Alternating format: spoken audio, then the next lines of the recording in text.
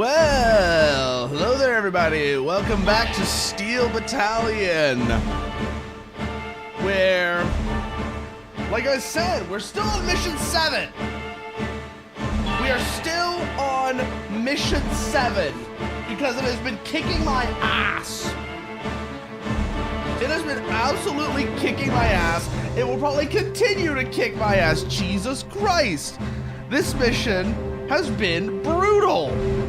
And it's entirely because it's the JAR NS.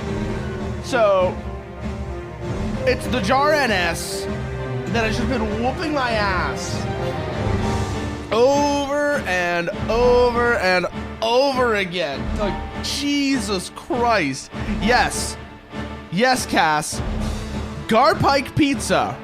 Or, ready in 30 minutes or less, or we'll pike you for free.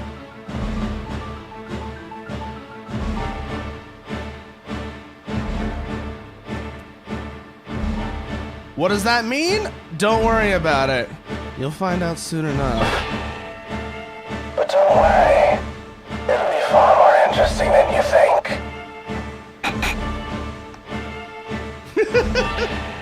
Gar's gonna pike you if you keep giving me lip. Okay, system is in startup mode, which is the thing I just wanted to check there real quickly.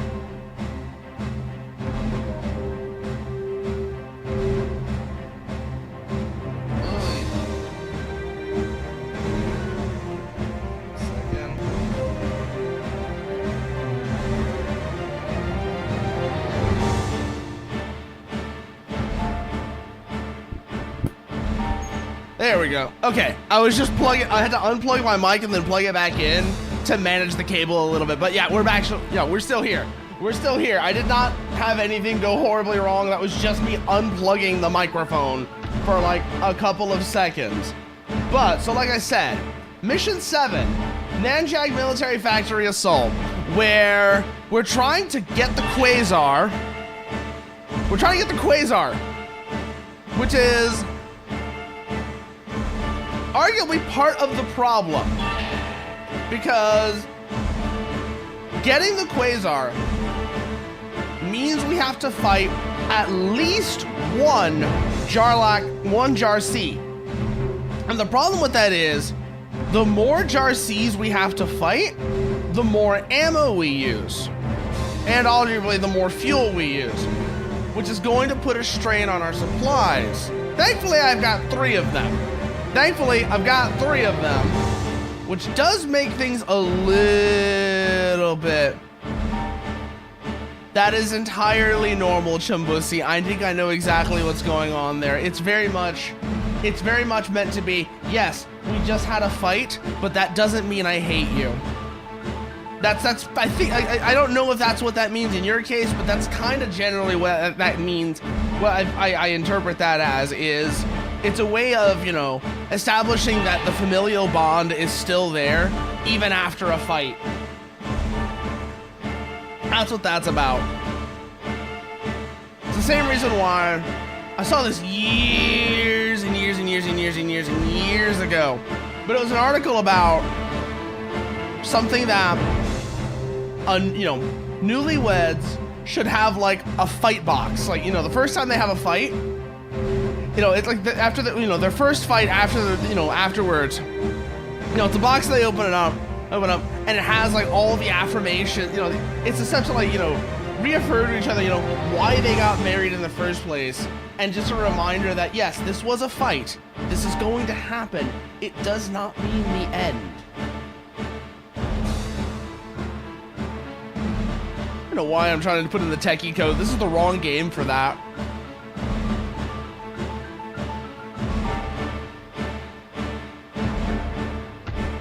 But, just to remind everyone what we're actually doing here, let's run through the briefing.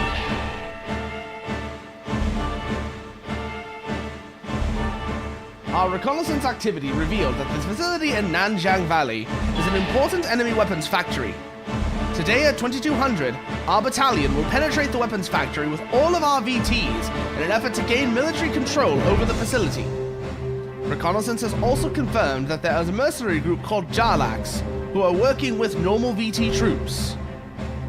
In some ways, the mercenary group could prove to be more troublesome than our normal enemies we're used to, so please, be very cautious. I mean, the thing is, it could be both, Chumbusi is the thing. It could be both. I don't know what it is in your particular context. My interpretation of it is definitely a lot less cynical, though. And that is entirely down to context. Also, this will be your first night fight. All of you should read the night scope section of the manual carefully.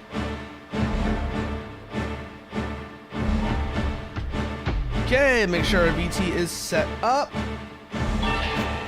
315. 2 racks of missiles.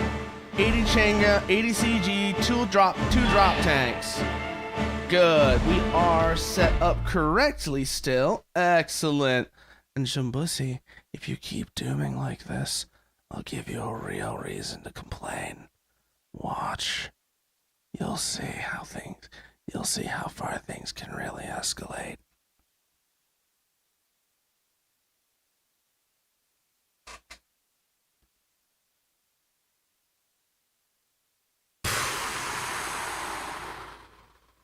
Okay.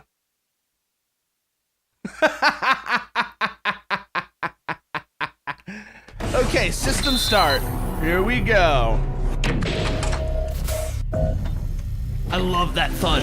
I keep saying I love that thud. Whoever did the sound design for the VT startups at Nude Maker was absolutely fucking brilliant. VT stand up. Good. Power on the night scope.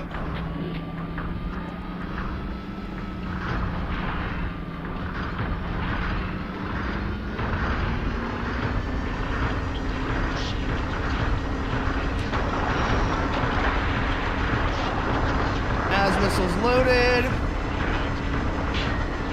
And let's get moving. No slack in this cable at all right now.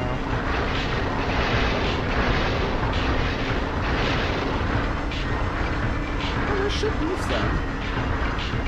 It's caught on something, I think. Ah, there we go. I was trying to adjust the pedals so they were a bit more comfortable. I was like, wait, did I not leave any slack in the cable? It's fine though. It's fine. The pedals are fine.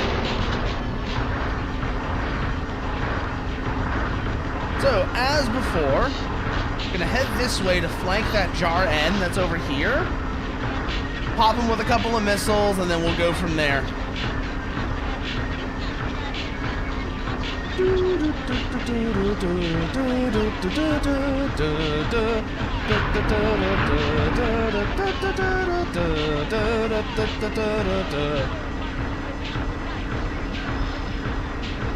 Okay, target's gonna be on the right-hand side.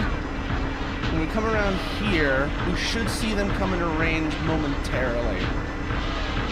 So, adjust our positioning just a little bit. Good. Ignore that orange blob. That's a first gen. We don't want to waste ordnance on them until the jar is down. Once the jar is down, things get simpler. We always gotta remember, be methodical with our engagement with the jar lax. Okay, missile away. Second one out. Third. Switch to the rifle.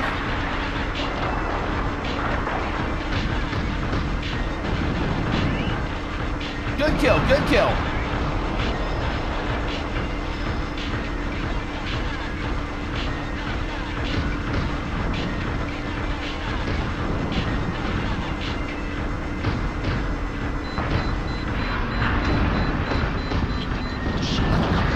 And he's down.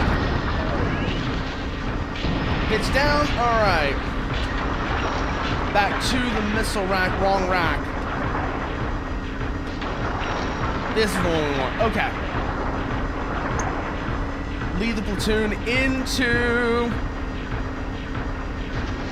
watching Get Back documentary or mythology book. What's a Get Back documentary? What's that? I'm not familiar with that one.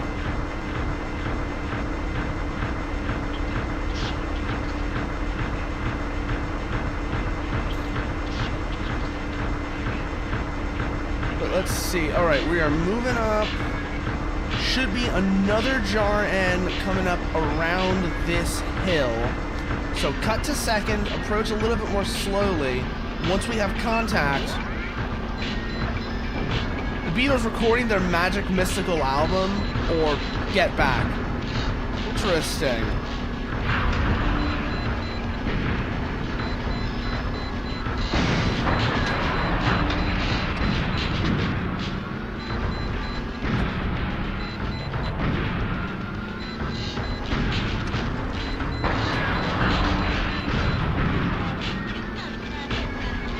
Their live show. Interesting. So it's about a live show called Get Back, I'm guessing from the sound of it.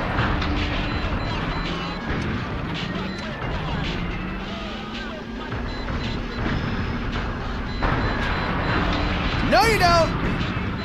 Oh, we're out of range. Okay. This is a problem. This engagement just got more complicated. They just closed. They just closed, now they're in range to use their howitzer.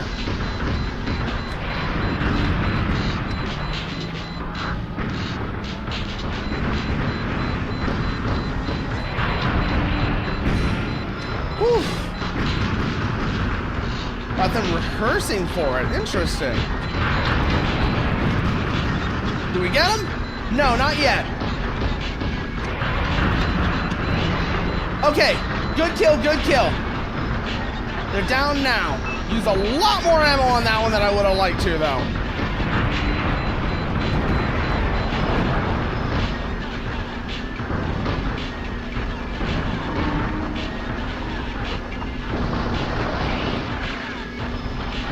That's the bitch down.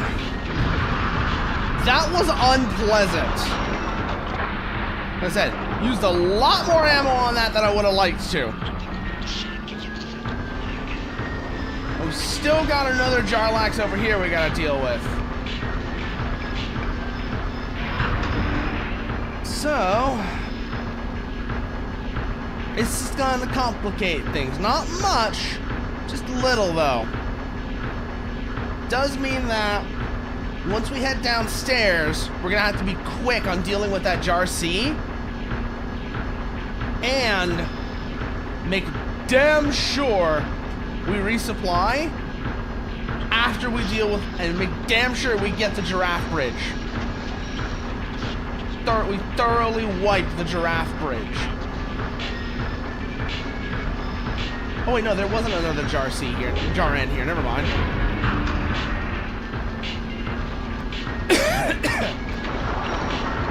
We are gonna have to do a magazine swap on our 315, but that's fine because that'll just get restocked when we resupply anyways. So, gonna have to clear the Giraffe Bridge from standoff. Otherwise, we're just not gonna have a good time of things.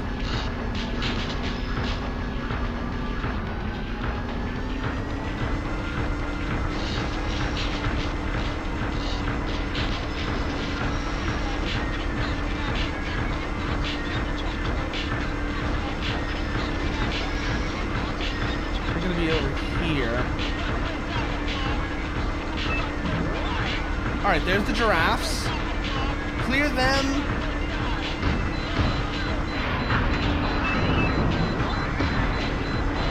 I'll say though, that bridge is made it very obvious that giraffes can be way more dangerous than you expect. You know, you typically think of them as like not being all that dangerous. It's not a real VT, so it can't really hurt you.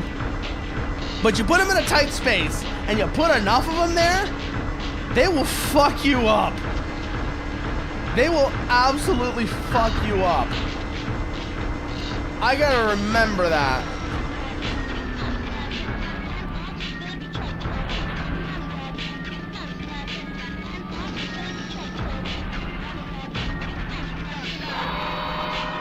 Okay, doors open.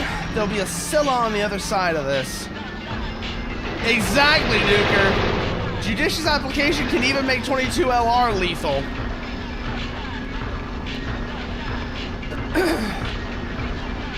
Okay, the Jar C is going to be on the other side of this door.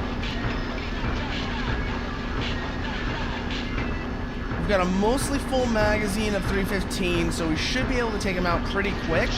Especially considering how this one tends to be a little bit dumb.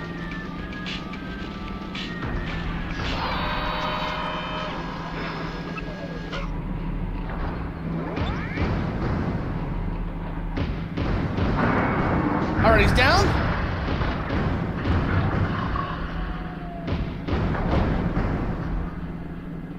Wait for him to stand up.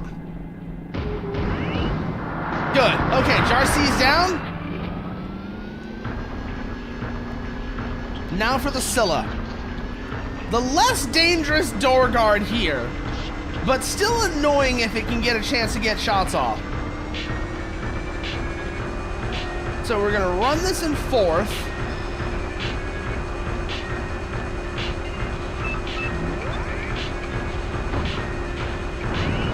And then just one-shot it. Bring ourselves down to 2nd.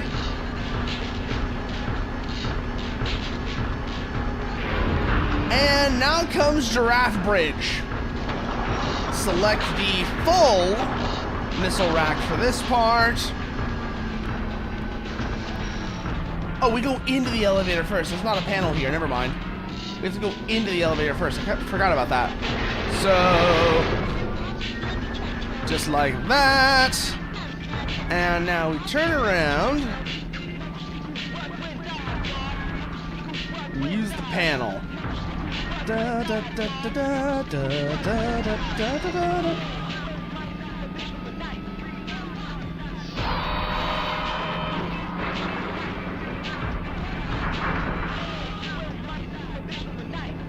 Hold ourselves in 2nd. Cut the manipulator control. We're not going to need it for this next part. And you will get to see a live example of what Nuker is talking about happened to one of the guys who came, one of the platoons that got here before us. Whoever this poor bastard is, he has a rough time with these giraffes.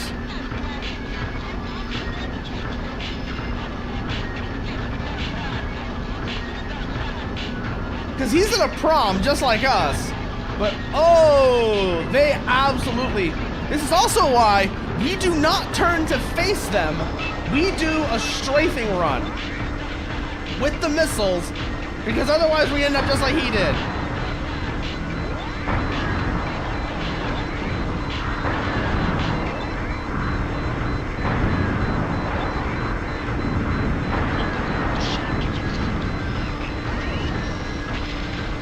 All right, 2 giraffes left. We're in cover, good. We could arguably just fight those 2 because it is only 2 of them, but I don't want to have less than 2 bars of integrity before we head back out. And these missiles aren't exactly going to be very useful down here anyways for the next part. Alright. The girl who screamed, "Adriana from Brooklyn loves you, Paul McCartney, I'm relating to you so hard." Oh no. Hey. Oh, okay, I'll say this much. Paul McCartney's post-Beatles career was significantly better than John Lennon's. The worst you could say about Paul McCartney is some of the stuff he did was kind of corny, you know, mostly the Christmas song. But at the very least, he wasn't a massive fucking narcissist the way that John Lennon was. Like, Jesus Christ. Yeah, that's what I say. The Christmas song is corny. The Paul McCartney Christmas song is corny. That's the worst you could say about it. Unlike, like I said, John Lennon, who, the Christmas song is the most famous example of this, but that man was just an unbelievable narcissist.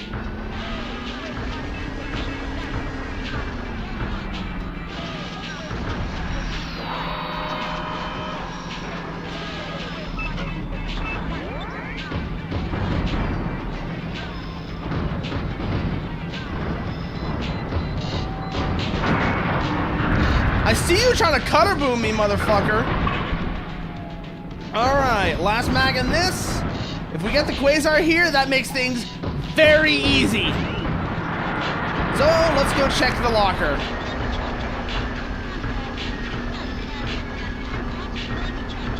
Clear the second room. Quasar or no Quasar? Once we clear the second room, we're going back up above ground to resupply, though. Because I do not want to have a repeat of that incident where I ran out of ammo while fighting the Jar NS. Okay, no Quasar here. Also, I remembered which VT it was that can do the HVM launcher railgun trick. It wasn't the Regal Dress. It wasn't the Regal Dress. I thought the Regal Dress could do it, but the Regal Dress can't mount the railgun. It turns out the VT I was thinking about was a Jarlax, specifically the Jarlax Macabre, which is only in line of contact. Which, that is one of the scariest fucking VTs in the game anyways.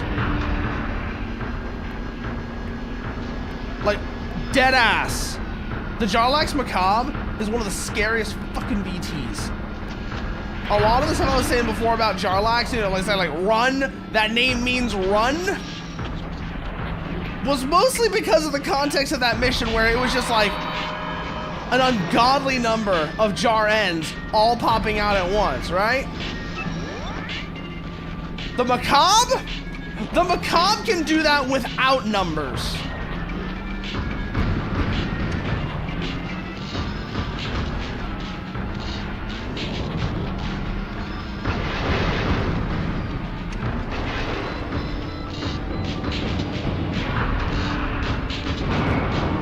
Alright, he's down. Can we get the kill, or are we not gonna have enough ammo? That's the next question. Got him, okay.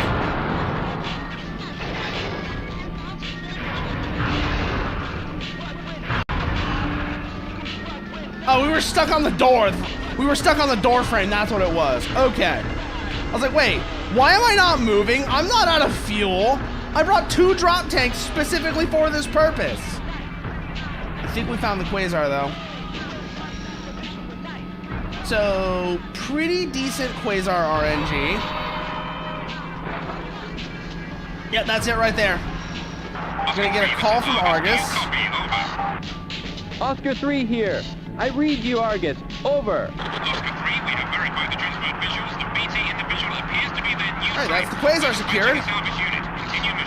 So now, I copy. back Oscar up above 3. ground we go. Because I am out of ammo. You look there, top left. No ammo left in the 315. I cannot fight the Jar NS like this. I tried it once. It was a terrible idea. It's also why I was saying before, what I said in like the post where I was kind of like promoting, you know, the post where I was like saying the stream was starting. This fight really makes me wish I had a Garpike right now. So the thing about the so what's the Garpike? What is the Garpike for people who've never played Steel Battalion?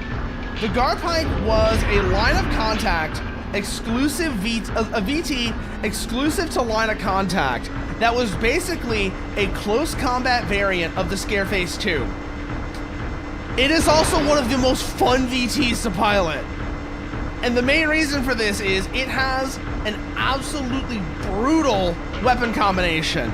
So you get the 270 AR, which is just a solid close-in weapon first off. 5-shot burst, decent damage per hit, decent rate of fire, etc., etc., etc. Bigger than that, though, is the Bang Needle.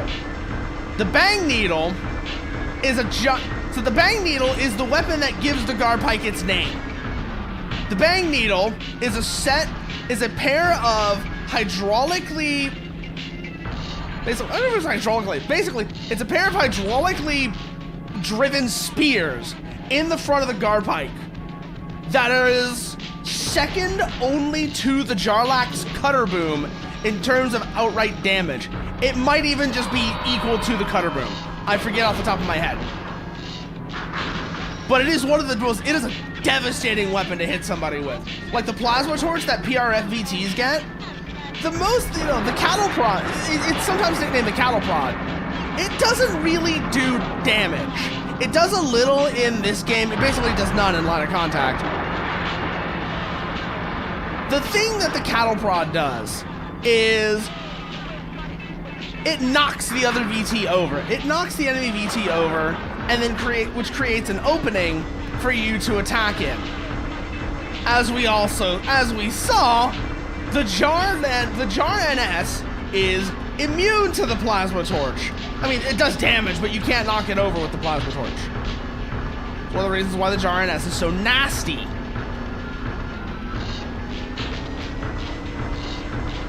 But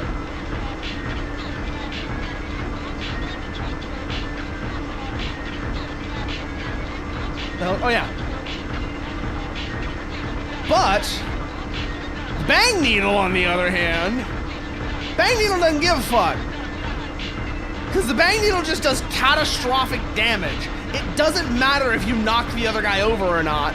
The point is, you have just stabbed him, and he's having a really shitty day.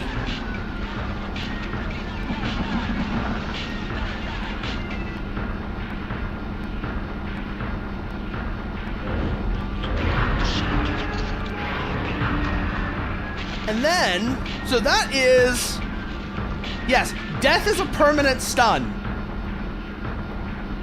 The other VT that might be interesting, but I'm pretty sure the Jar NS is also immune to it. It's not as devastating as the Bang Needle, and it is in this game, unlike the Garpike, which, like I said, is only in line of contact. Another VT that might be interesting, but I'm pretty sure the Jar NS is immune to it, Wagon is Master, the this Rapier. is Oscar 3. The Rapier has Over. a weapon called the Stun Rod. Oscar 3, The Stun Rod, so, like I said, the Stun Rod is sort of like an This is Oscar 3, intermediate requesting between supplies. the Send plasma supply torch on chopper one ASAP. end and the Bang Needle and Cutter Boom on the other. Because the Stun Rod doesn't really Wagon do Master, damage. this is Oscar 3. Do So the Bang Needle, so the Stun Rod doesn't do catastrophic damage the way that the Bang Needle and Cutter Boom do. But what the Stun Rod does is probably some of the most brutal psychological warfare that you can do to another player.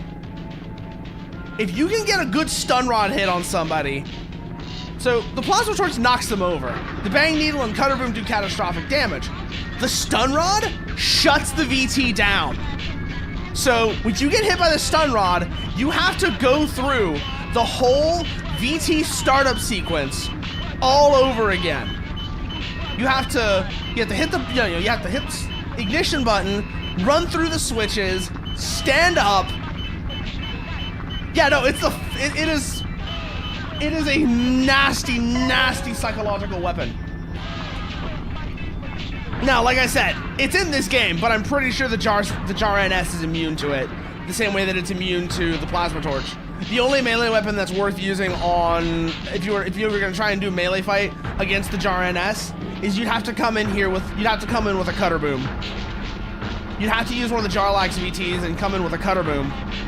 Otherwise, you're kind of just wasting your time.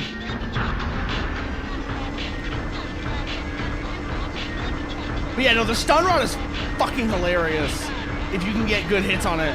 The thing with the Stun Rod is, only one VT, much like the Garpike's Bang Needle, only one VT carries it.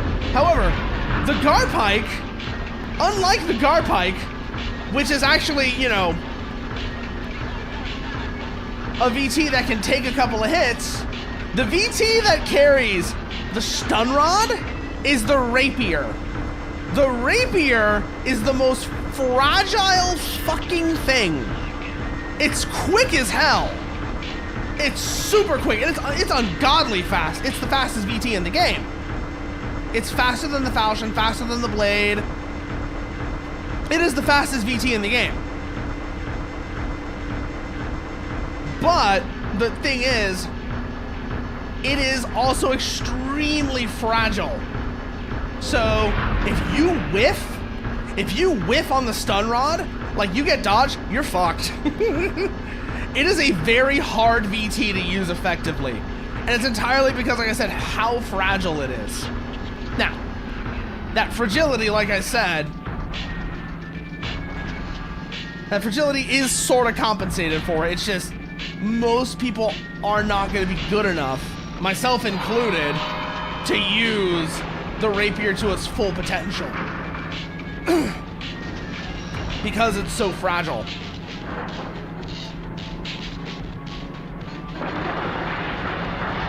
Huh. Interesting. Interesting you would say that, actually, Chumbusi.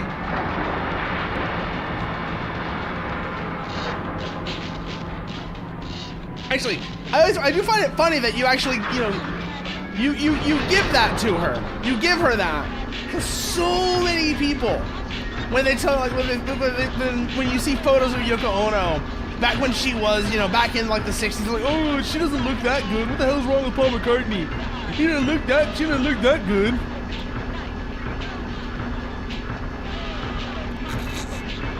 Here's the thing, I get it. I just thought it was really funny is all.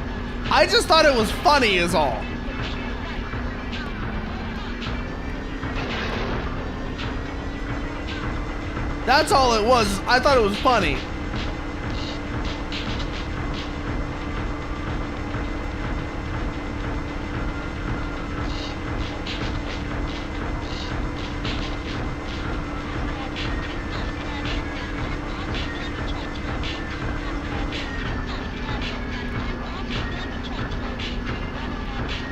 Alright, coming around this corner now.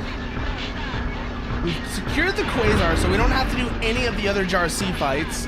We've dealt with the giraffes, so that really just leaves the two Scyllas down the elevator here.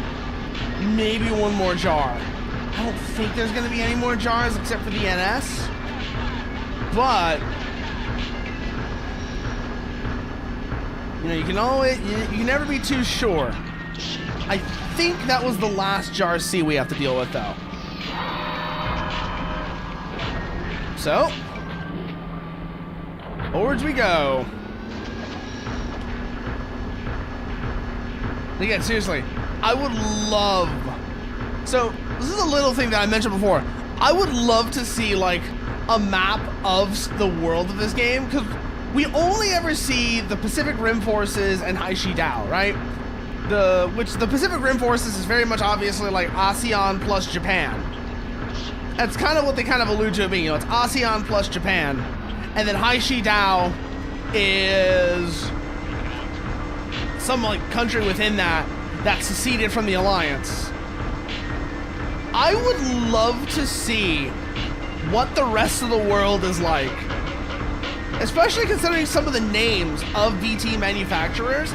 Lycoming, Goodman, Octader, which are very much either very obviously not from the region, or in the case of Octader, explicitly stated to be from a country outside of the PRF Haishi Dao region. It's very much obvious. It is explicitly said to be a German company. I would love to know actually, like, where are the VTs actually made? Komatsu is obviously Japan, and like I said, PRF is pretty obviously, ASEAN plus Korea and Japan. Think, Vietnam, Indonesia, Malaysia, Korea, Japan. It's like them combined.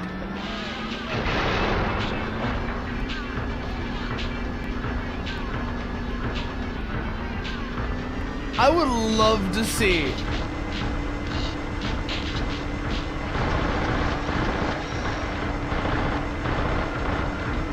Like I said, where are the VTs made? Because Lycoming and Goodman. Lycoming makes me think North America, because Lycoming is an actual company in the US that makes aircraft engines.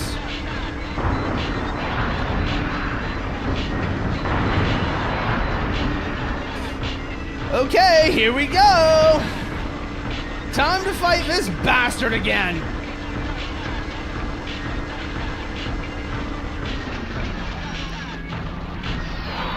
Spicy. Time for Spicy Boy. We've got a full ammo load, and our integrity is all the way full. So this is, you know, we've set ourselves up to have a good shot of it. It's just gonna be an interesting fight is all.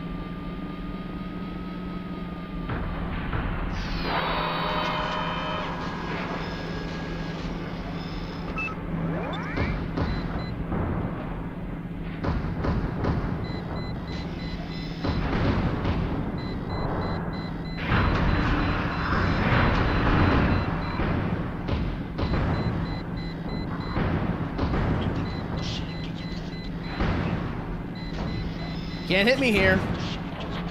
Let's back off from the door a little bit. So that, you know, he can't flamethrower us through the wall. Oh, he's got an armor modifier. I just realized that. He's like the... what the hell is it?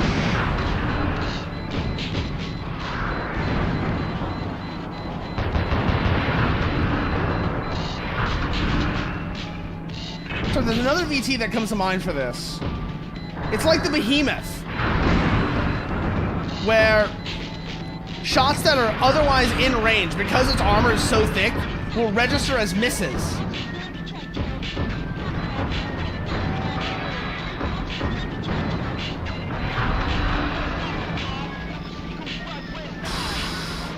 Give me one moment, I'll get that for you, Chimbusi, but we're in the middle of a pretty intense moment here. I need you to understand, this is a bit of a pretty intense moment here with this Jar NS. Ah, shit, there's the cutter boom.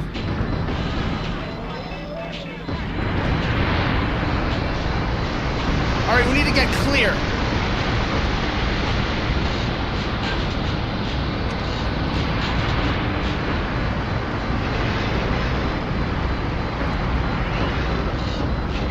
Last magazine, we got him! We got him! All right, that's the Jar NS taken care of. Woo! Oh, I hate that fight in the airlock so goddamn much. I hate that fight in the airlock so goddamn much. I don't think you understand how much I fucking hate that fight. Yes, sir.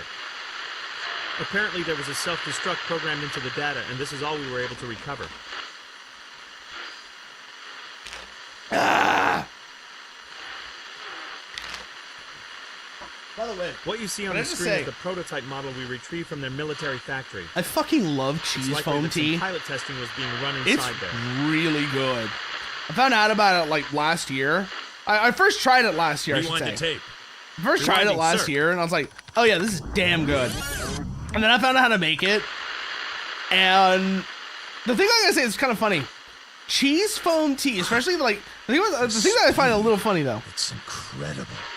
Green or light oolong tea with cheese foam on it looks like beer. Ability performance that is far beyond the conceptual realm of any current VT technology. I wonder how they did it. What is that? Wait, you know? It looks like a railgun.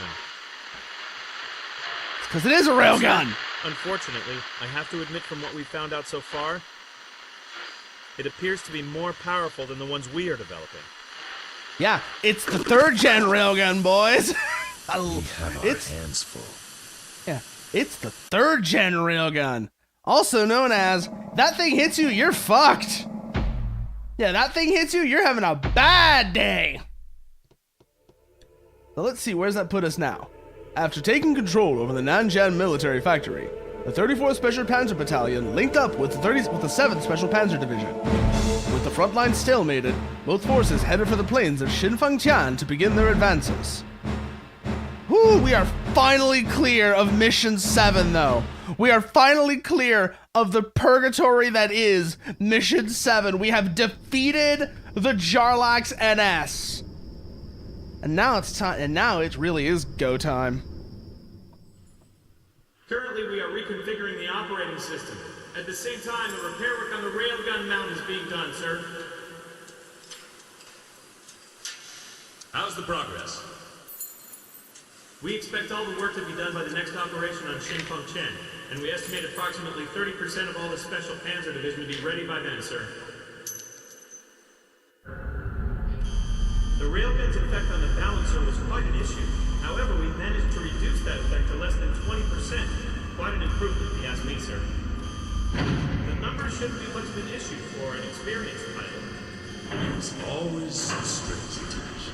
And so the Prom M1 becomes the Prom M2. I'm trying to think, was the Prom M3? I wonder if the Prom M3 exclusive to Line of Contact. Actually, I don't remember. Ah, we can't get the Quasar yet. We have the Quasar unlocked. We can't get it yet. Damn. Ooh, we could get a Jar C though. Really wanted to get a Jar C. We could get a Jar C. Let's see what the mission briefing is.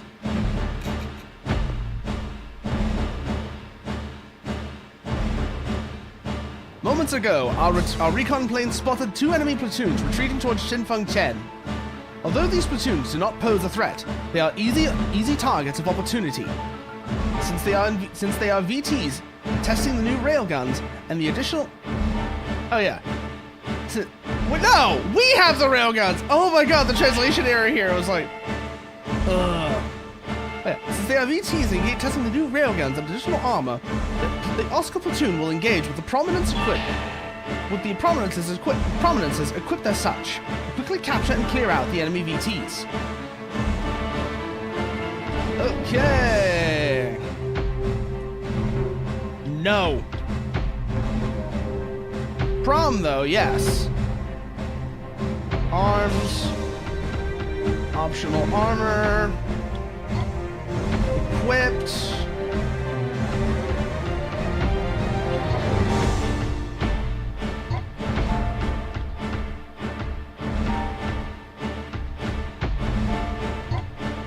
And then where is the railgun? Oh, that puts some weight on us.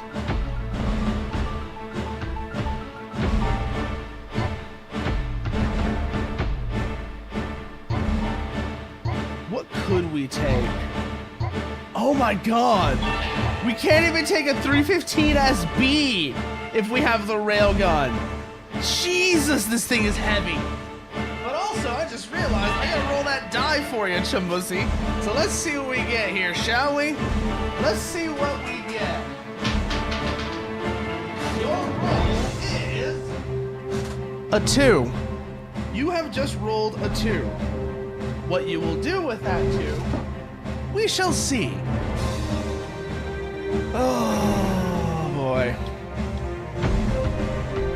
So it's basically optional armor or the railgun. What that tells me. Because like I said, we can't even take a 315 SB. Oh, we can. Oh shit. We can just take a 315 SB if we want to have the optional armor and the railgun. But that's it. This is our weapon load. A 315 SB, multi-missiles, and the railgun.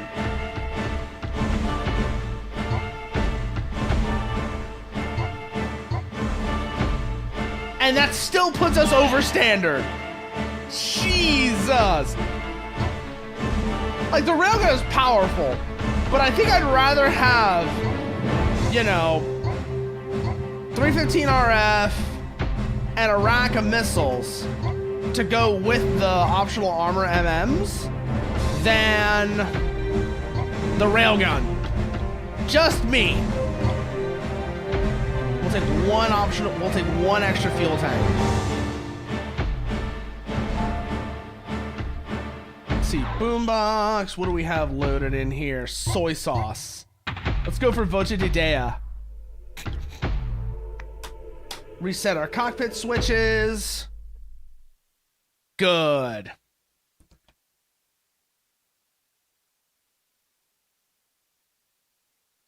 Oh, that's supposed to be the plasma torch on the left side. I just realized. I think that's actually what that might be. But, along with that, we've got the optional armor, which gives us the Death Blossom, which was kind of a, Death Blossom, which is kind of a signature thing for the Prom M2 in Line of Contact, because that's basically what we are right now. With the optional armor, we're basically a Prom M2. Now, the actual Prom M2 in Line of Contact adds a fixed mount railgun and changes the weight, performance around a little bit so that it can handle things. It can handle that load better. And then the Prom M3, what kind of potatoes? What kind of potatoes?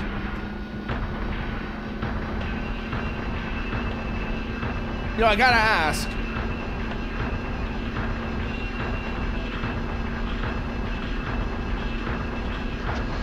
Did we bring the? Yes, we did. Okay, good. We did bring the ADCG.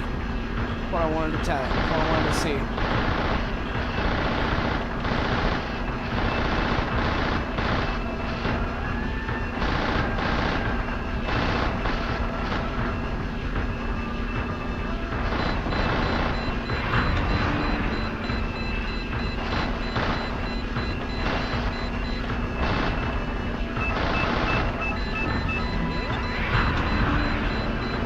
Okay, going into the engagement, we've got Vitch. Vitch is up ahead. Missile away.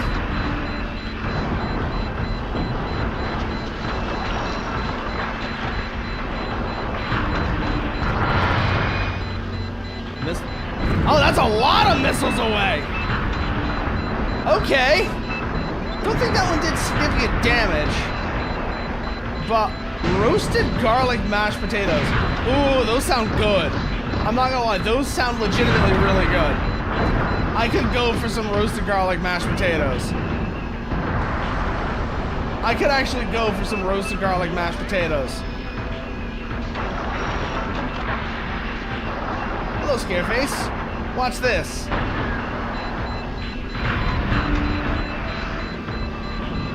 Alright, Scareface is down.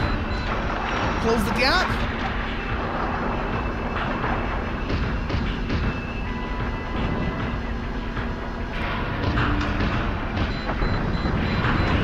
Ooh, almost got me with the 77 there. Not quite, though.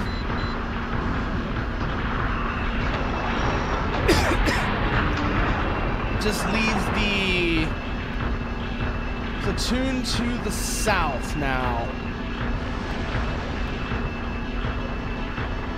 Good. Missiles are already selected, which means we'll be able to do our standoff shots and then transition into close-range combat with the 315. Set our sub-monitor to lock-on view so we can have a sweep around and see if there's any surprises that are going to show up. Oh, wow, that bitch just got rocked. I'm guessing somebody else with the platoon brought the railgun.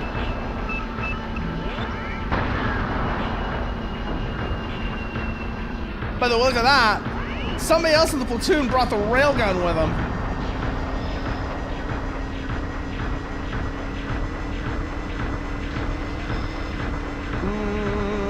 Nothing there, nothing there. You can't hurt me, boys. But you know what? I'll let you have some MM just for good measure. You can have some multi-missile just for good measure. Where is this last VT at? There you are. Another Scareface. Not even a good one. Not even a Scareface 2. It's just a bog standard first-gen Scareface. I feel kind of dirty here. But I think that's like, not feeling dirty, but that's kind of the point, is this mission is just meant to be, here, you have new toys. Here's a chance to get used to them. It's basically what this mission is meant to be. I mean, it's kind of what they describe them as targets of opportunity. Okay, cockpit switches reset. Let's see what they say after this. Dun dun dun dun dun dun dun dun dun do do do do do do do do do do do do do do do do do Mission 9. The 7th Special Panzer Division linked up with the 3rd and 8th Division that was already occupying the plains of Shinfeng-Tian. The High Shidao forces established their final defense line across the vast wetlands. 8-tracks are neat.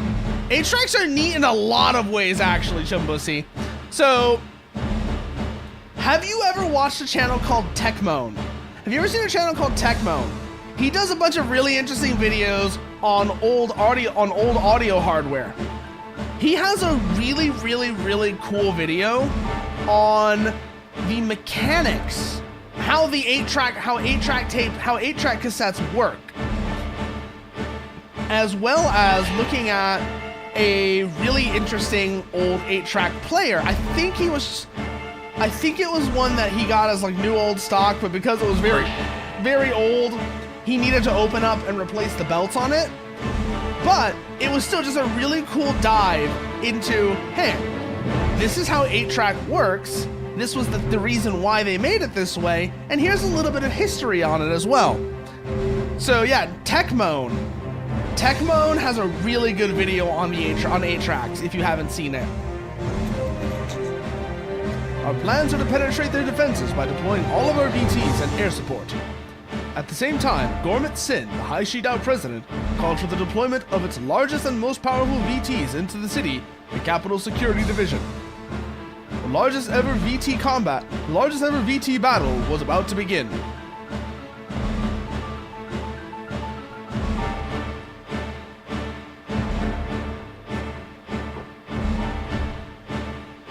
Reinforcements.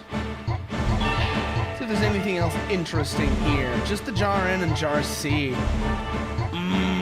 Kinda tempted to get a Jar N for this just to see what the performance on it is like. Admittedly tempted to get a Jar N or a Jar C just to see how they handle this mission. Oh, they're expensive though. They are expensive, motherfuckers. 10,000 for the Jar N, 12 for the Jar C. Oof. They are heavy VTs, which does make sense, but still, oof.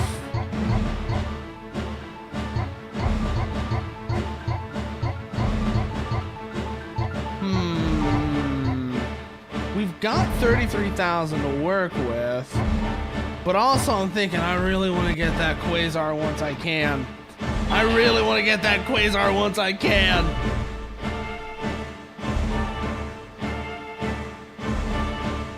At 0700 today, our forces will begin our operation on the Shinfeng-Tian Plains. Our division's mission is to destroy the VT troops that are concentrated at the center of their defense line. Information tells us that the enemy VT troops mainly consist of the Capital Security Division, with new type VTs codenamed Regal Dress. This won't be an easy battle, but we're confident that with an elite band of men, that we'll be able to pull it off. Good luck, gentlemen. Complete. No. Prom, yes.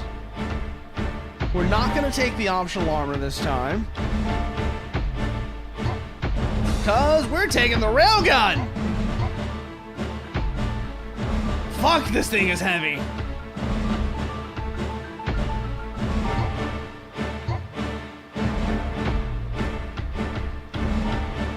We can only take the 315 RF and the 80 CG. This is our weapon load with the railgun. How much ammo does this thing have? 10 shots! Gonna have to make them count! We got 10 shots, make them count.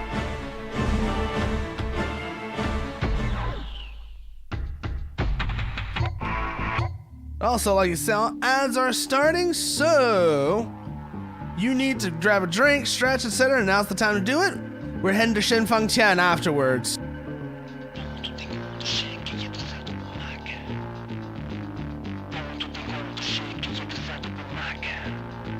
Broke it out.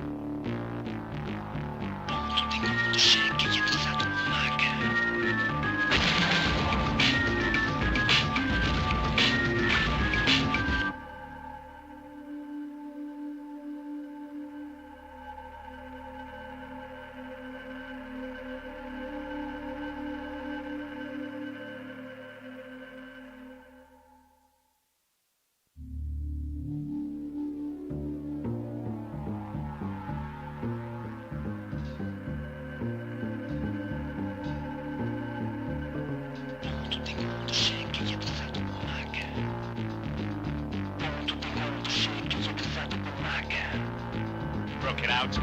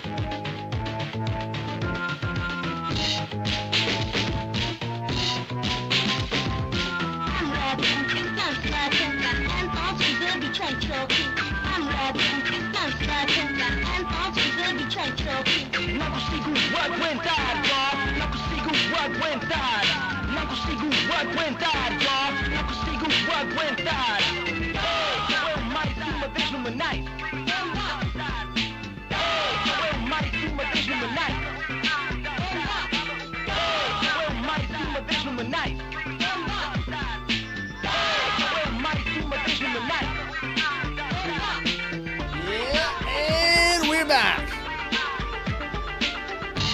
So let's see. What have we not listened to actually?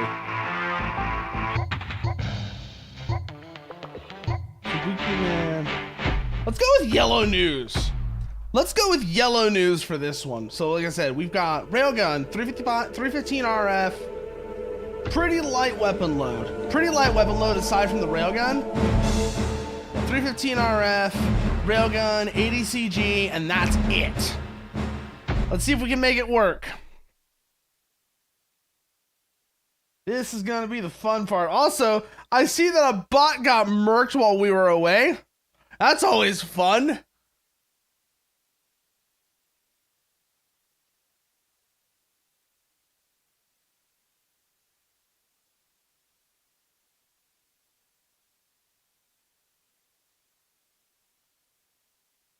Let's head back. By the way, let's head back into it. What do you mean it's so nice that it's aware? What do you mean it's so nice that it's aware, Chabuzi? What is that supposed to mean?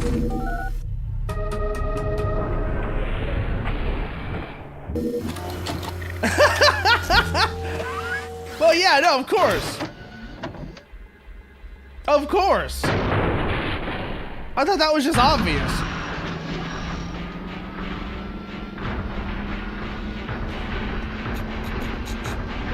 So ammo consumption is going to be interesting here. Need to be careful not to like blow, fire the railgun at every single VT we run into.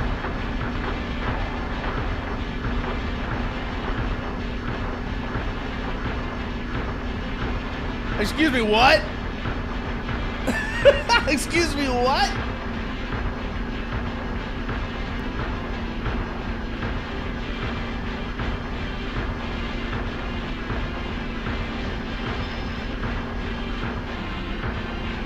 Third, okay. Back into it now. Scan for... Okay, we've got contact front scare faces. Nothing dangerous yet. Keep an eye out for those Regals. I don't know where they are.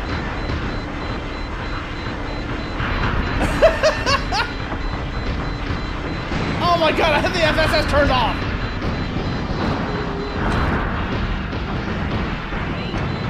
That would have been a good idea to check to see if I had that turned on or not. Probably had that turned off the entire last mission as well, now that I'm thinking about it.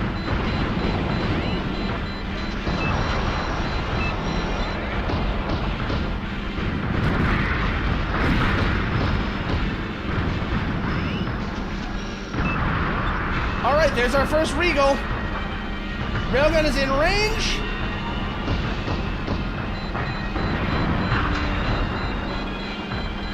Still cycling. These are Regals though, so they're not the most dangerous VT. Magazine's empty.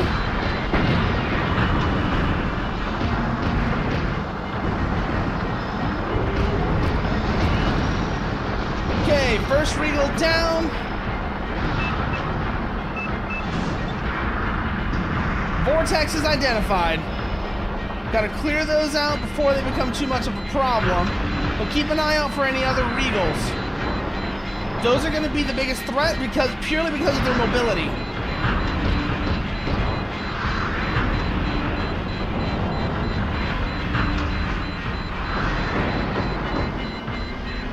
They're faster than any V2 we've dealt with aside from maybe the Jarlax.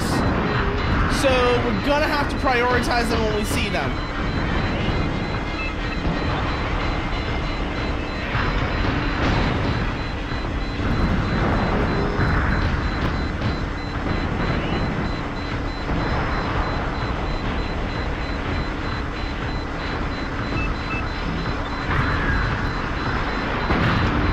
But that's alright, it's a helicopter, okay.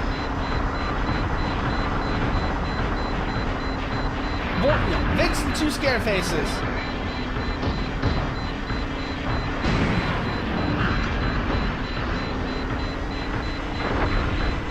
Magazine swap.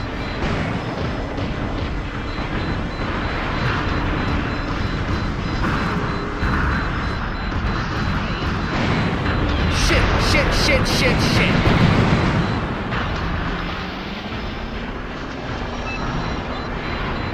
Oh, we are actually kind of in a bit of trouble right now. We need to get clear and resupply.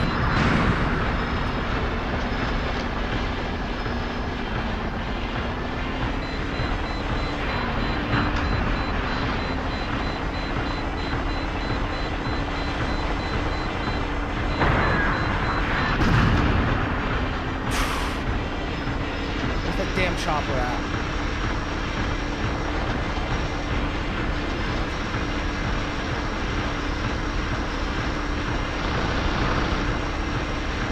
Okay, chopper's gone.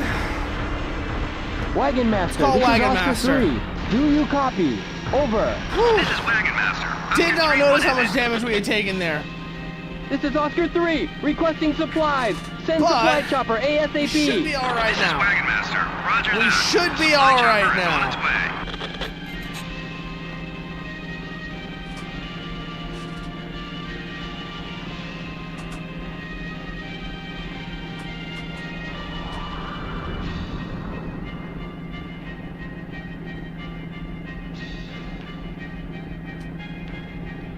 So, get resupplied, and then we'll get back in the fight. I think we've dealt with most of the first gens now. Let's see. We already are in the zoomed out view, so I can't quite tell.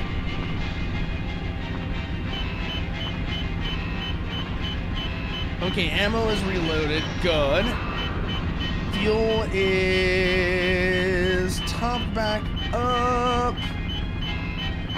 Now, okay. Time to get moving.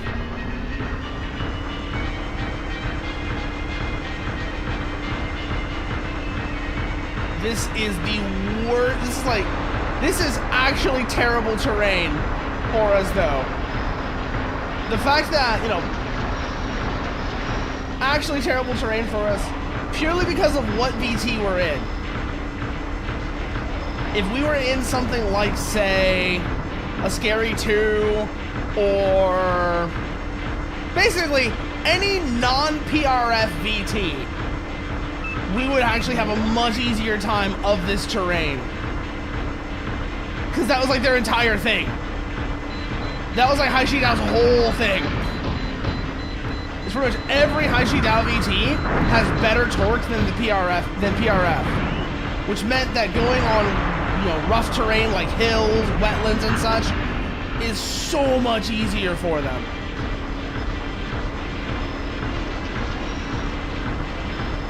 Okay, I'm not seeing any Regals just yet.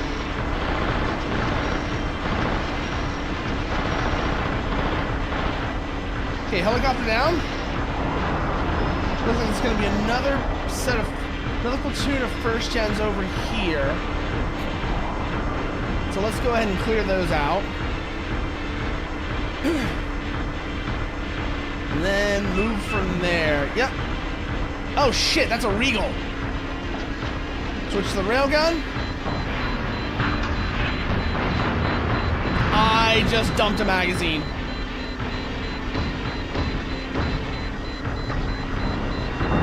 Good hit with the railgun.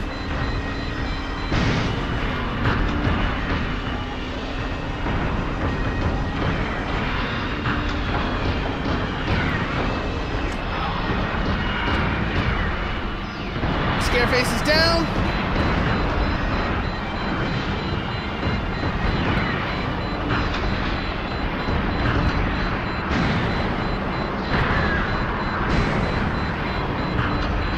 Oh shit, that's why. I forgot. The railgun needs power. Punch out, punch out, punch out. Whoo.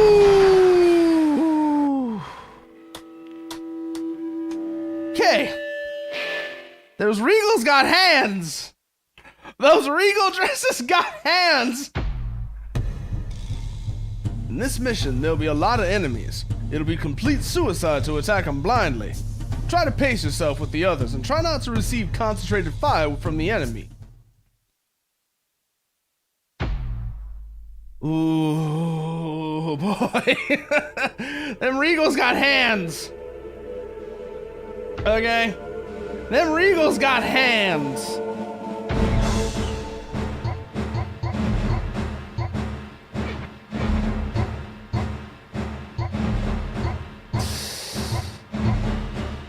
Also, I'm thinking the railgun might not be all that great of a thing.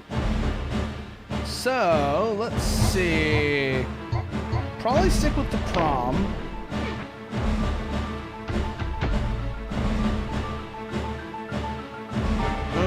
Actually, no, because the railgun is actually really good at dealing with pretty much everything but the Regals. Sure, it's only got 10 shots. But being able to quickly... No, the railgun just... It eats up too much weight. So... While I like it... I like that it's how powerful it is. We're gonna need to... We're gonna need to leave it. Now, the only question now is... Do we want the optional armor? To which the answer to that, I think, is yes. I think we do. And that also allows us to take... at least one rack of missiles. Yep, one rack of missiles. We're over standard, but that's fine. Can we get a second? No. They weigh 5. Damn, the optional armor's heavy. Not as bad as the railgun, but damn, it's heavy. On the plus side, it'll help us clear out a lot of those first gens and other just lighter enemies, which means that we won't have nearly as much harassment and we can focus our attention on the Regals. So that is a plus. Good. Cockpit switches are good to go. The real question is going to be whether or not we'll be able to get a Quasar for mission 10. That's going to be the really interesting thing. That'll be fun. If we can get a Quasar for mission 10, if we can use the Quasar in mission 10, that'll be fun. Because that is a fun fucking VT. That is a fun fucking VT.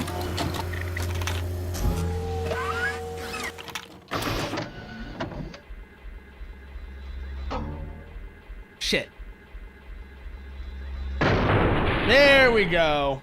That's what I was looking for. VT stand up. All right, we're good to go now. Switch over to the ADCG.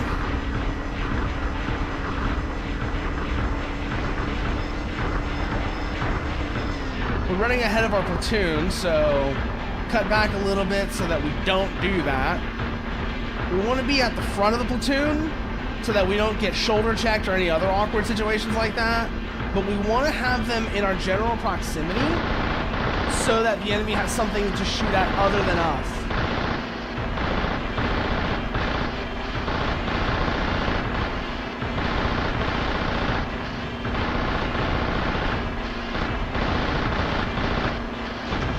All right. First VT platoon is going to be on the left side. Make sure we have FSS turned on. Oh boy, here I go killing again.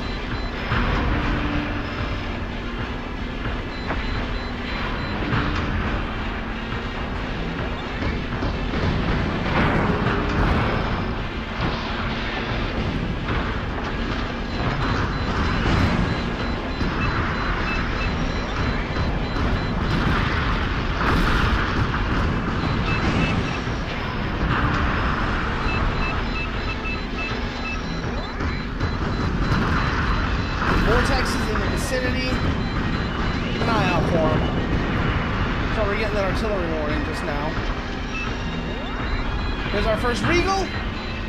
Never mind, it wasn't actually. Oh, it's a Regal A! Oh, that's weird. Explains a lot, but strange to see one of those. Very strange to see one of those.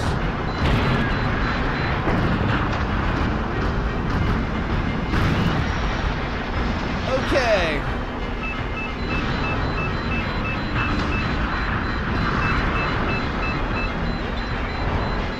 Actually, kind of a surprise to see Regal A's. The artillery version of the Regal dress. And just an odd VT all around.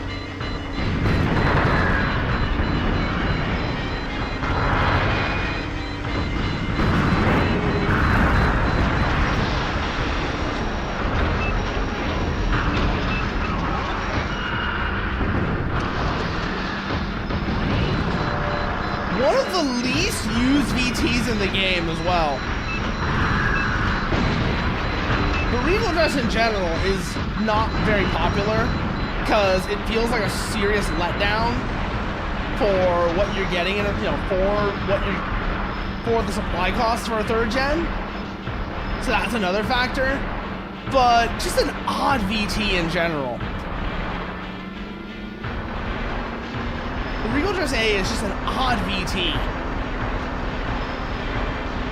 Because, it's a relatively medium lightweight third gen, which is already kind of strange because most of the third gen VTs are heavyweights, are on the heavy side. They're things like the Juggernaut, the Earthshaker,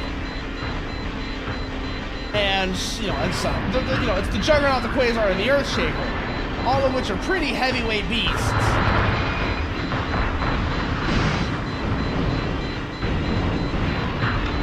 Oh shit, I think that's a Regal N. Yeah, I was right, that's a Regal N.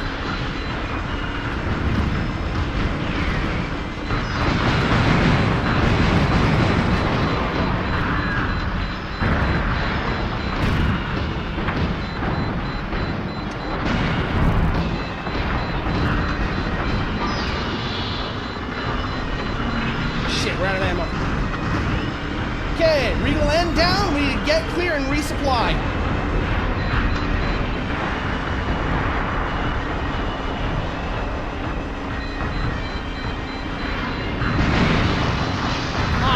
Damn it.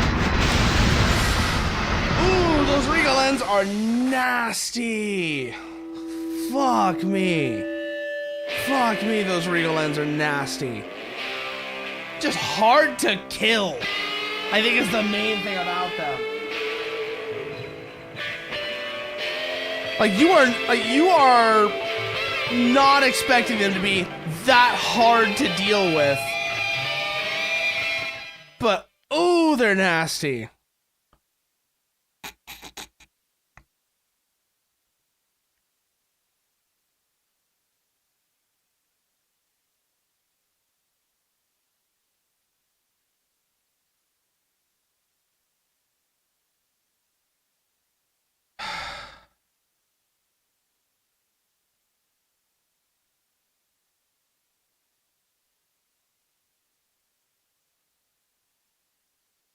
Whew.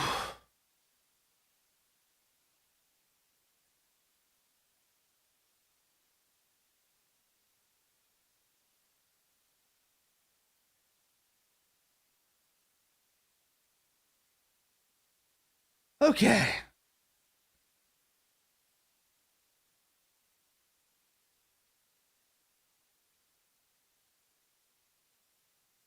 Okay, let's try that again. Let's try that again. Let's try that with the railgun, because I think the railgun was working better than the optional armor. So let's see here. Oh no, we gotta actually get a BT first. So let's do that. Thankfully, we have enough supply points that it's not like apocalyptic. It's gonna be death by 1,000 cuts if we fail here. Correct.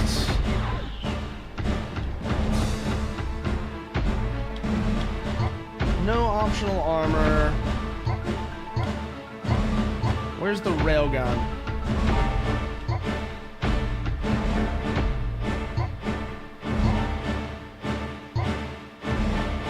I think we will take the RF just because it lets us do some trickery here. And I'm not sure.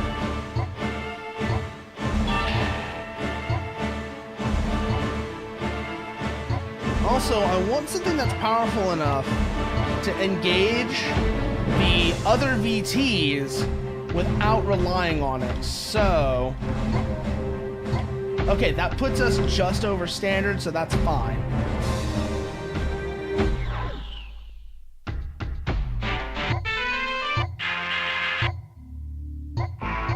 You know what? Let's just go for soy sauce. Let's just go for soy sauce.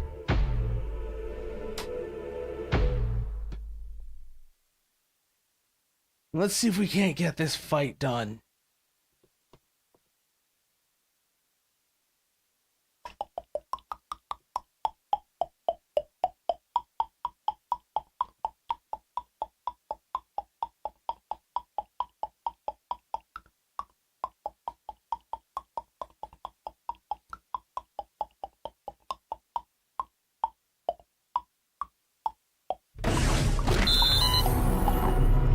Alright, here we go. You know, I'm thinking, first of all, a remake of this game would be an absolute bitch to do. But second of all, if they were to do a remake, if anybody was to do a remake or a spiritual successor to this, the thing I think would be like, one of the big changes I think that would happen is I do think you would see, rather than cockpits being separated into VT generations, you would see like a greater variety of VT cockpits. So each individual model of VT has its own cockpit, which, I mean, arguably a bit overkill, but that would be like one of the things that would be useful, like get people's attention onto it. Is each model of VT has its own cockpit.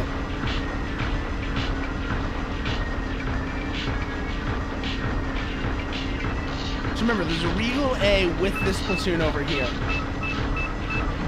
You can't see them, but they're here and they're gonna cause problems.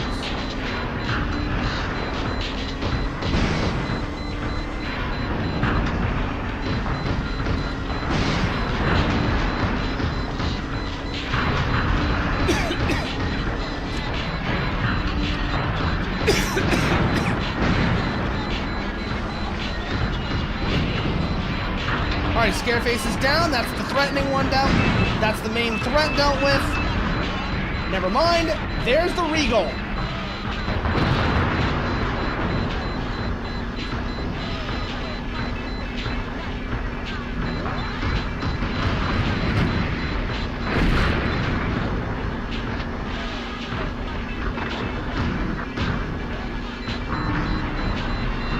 Good hit! Good hit!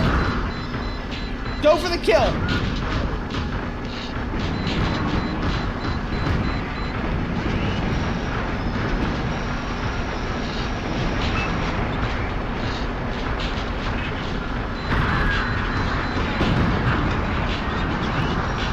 Alright, that's the Vix down. Regroup with our platoon. Let's drag these helicopters back towards them.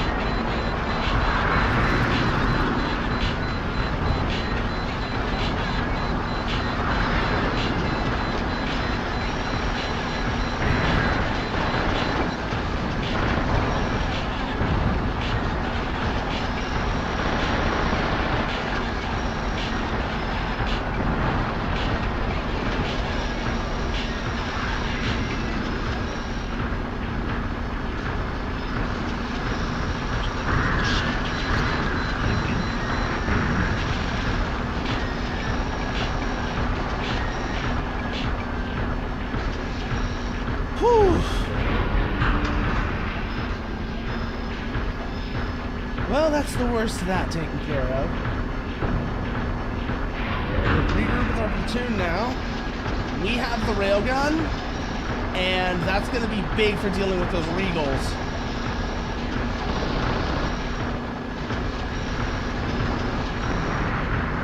Which I'm seeing there's going to be another one over here, based on those missile warnings.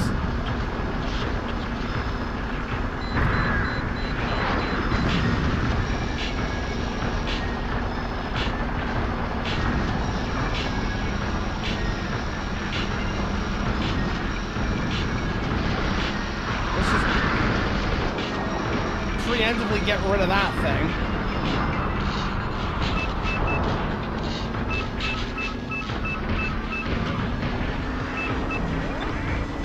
Okay, this is the Vortex platoon. Not really all that dangerous.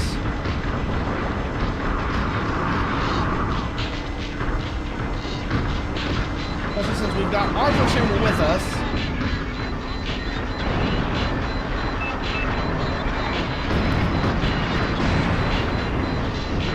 Okay, that wasn't an eject warning, that was just a fire extinguisher. That had me panicked a little bit for a second there. I thought, did we seriously take enough damage to have to punch out? Not yet, okay. There's gonna be probably another Regal over there. We're down to 2 bars of integrity. So let's pull back, radio Wagon Master, and resupply.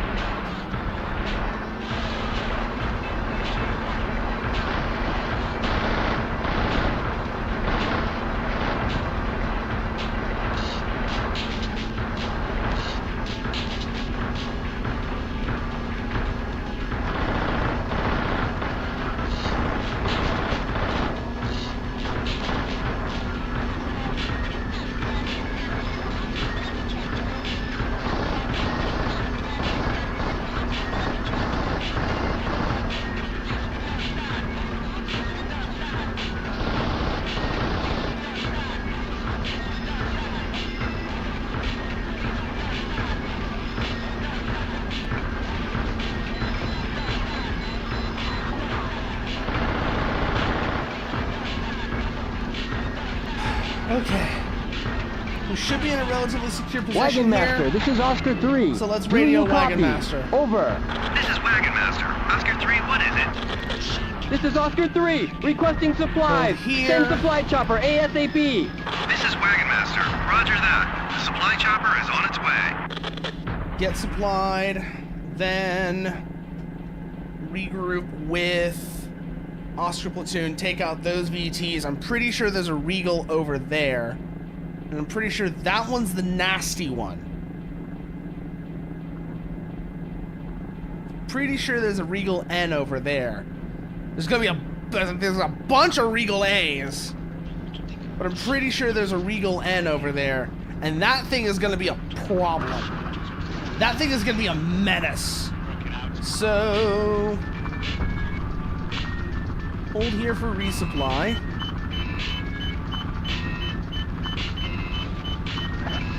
Load up the railgun. Alright, let's get moving. They'll probably be able to take on those first gens without too much trouble. But the bigger problem is going to be, like I said, the bigger problem is going to be those Regals. Because they've got, fuck, what do they got on them? I'm trying to think what the Regal Dress N has on it, weapon-wise. Pretty sure it's got the 430 SB, which is punchy as hell.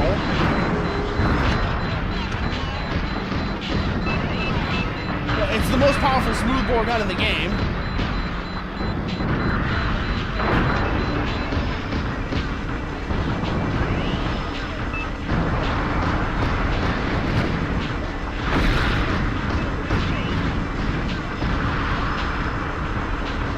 Okay, never mind, no Regal N over here, or if there was, it was dealt with. Which, if that's the case, I'm definitely not complaining. If the Regal N was here but it was dealt with, I'm not complaining. Seriously, those things are nasty. So I know the idea of how to fight them, but knowing the idea of how to fight them does not necessarily mean I'm good at fighting them.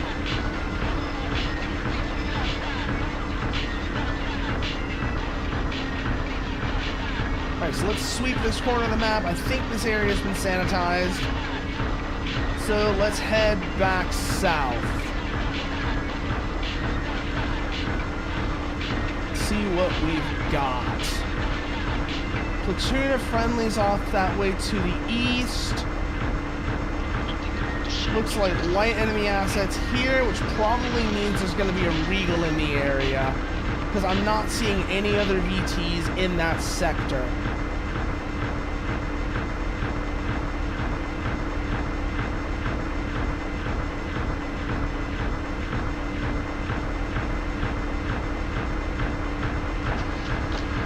Switch over to the ADCG for a second so we can sweep out these lighter forces. And then prepare to panic the moment we see a VT box show up.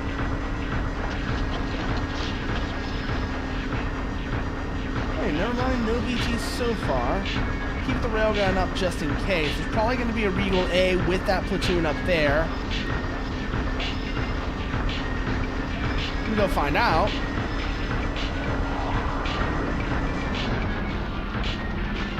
Or we can really do, if we want to be smart, is hold here, let friendly forces catch up with us, and then prosecute the engagement. That looks like a group of first gens there on the move. Okay, they have engaged. That's a Vortex platoon. Okay.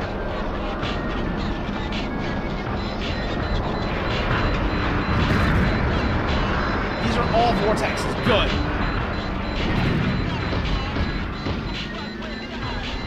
That means we're much less likely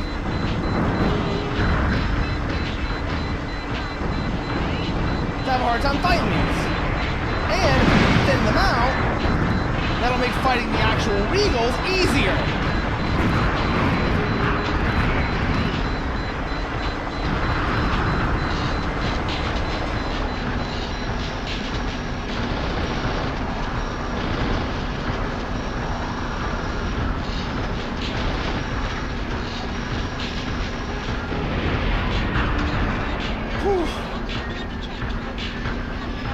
multiple helicopters over that way, and lighter forces as well.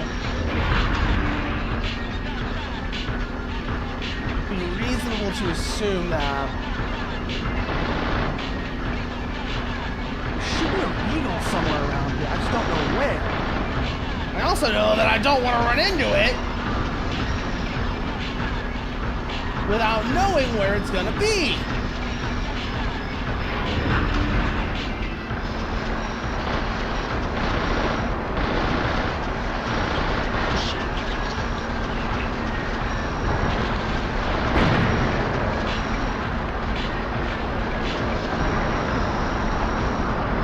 Oh, that's a lot of aircraft passing over right there. But that's not the attack helicopters. Those have been dealt with. Good. Okay, I think we've ID'd one of the other Regals. I was correct. Swap over to the railgun. Let's start the engagement.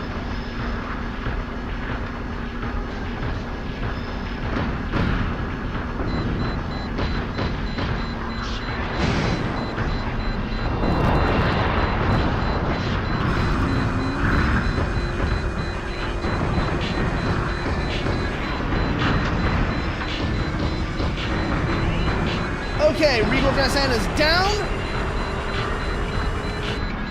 Cut override. Get some distance.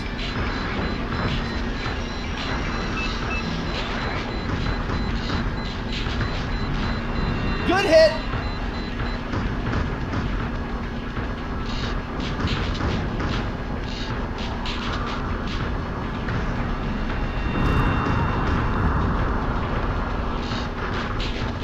Swap magazine.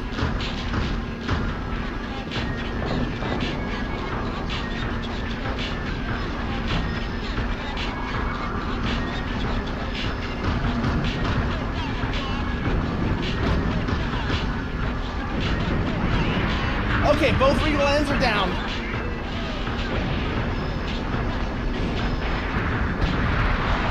Just leave you now.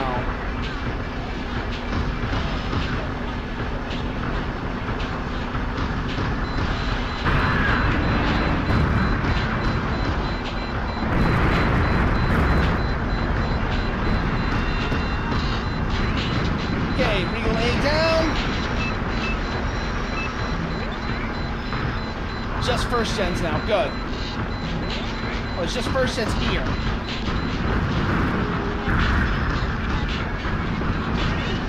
Get a kill on that one. Let's get clear, call Wagon Master for supply. Wagon Master, this is Oscar 3. Do you copy? Over.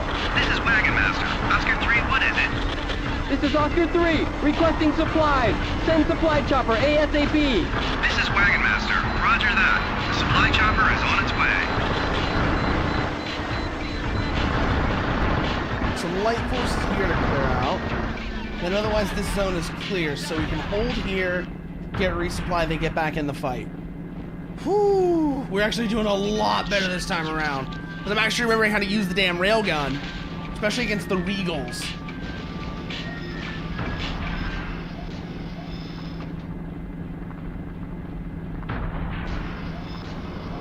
Okay, so the supply chopper is going to go to its spot, and then we have to meet it there.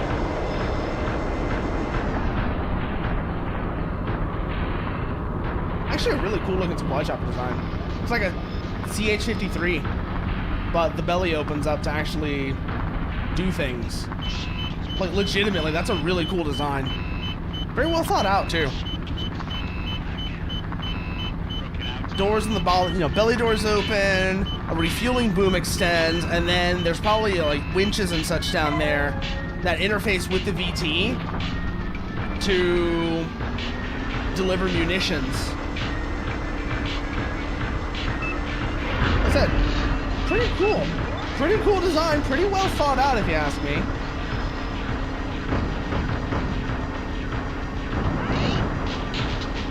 Let's see.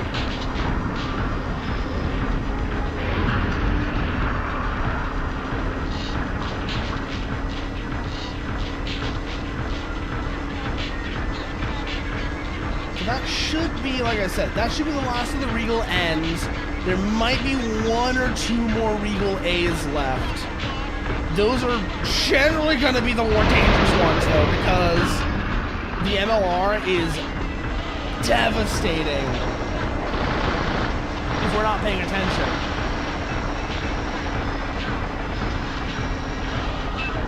Keep an eye out for him. That's a Vix. That's a Vix. And that's a Scareface. Okay.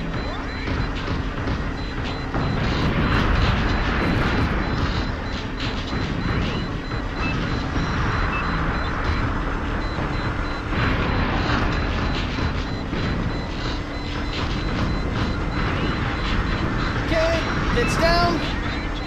Lose the Scareface.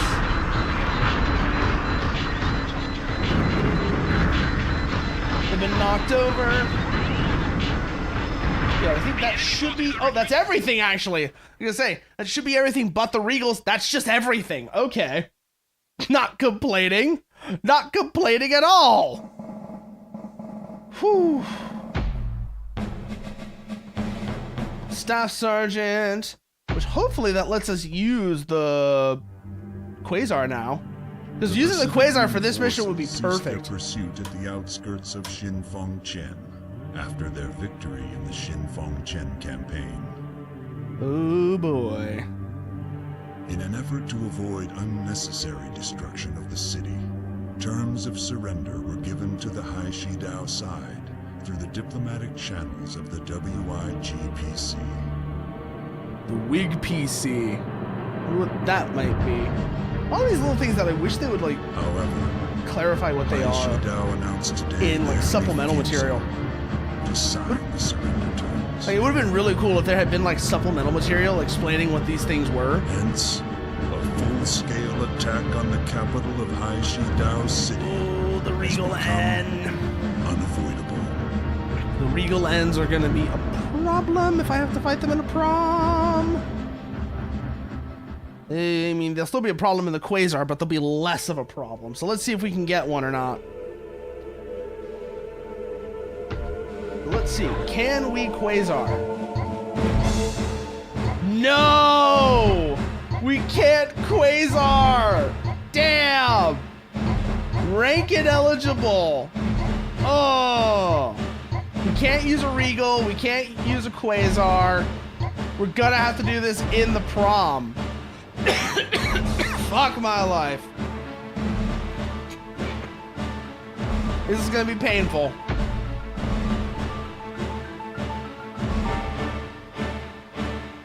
Beginning now, in order to suppress enemy resistance, our forces will completely clear out all remaining enemy forces that besiege Shinfeng-chen.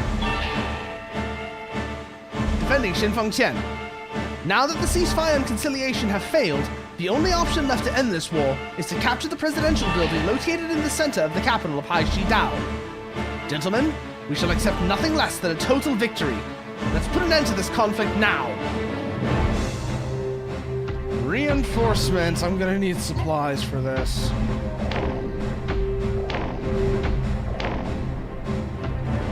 I don't know if we're gonna need that many, but we're gonna need supplies.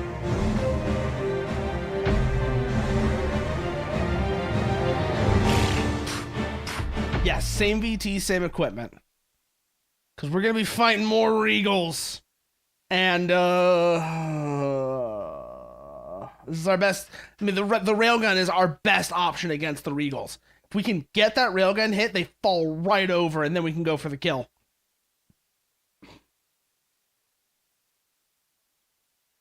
So, we're gonna do it.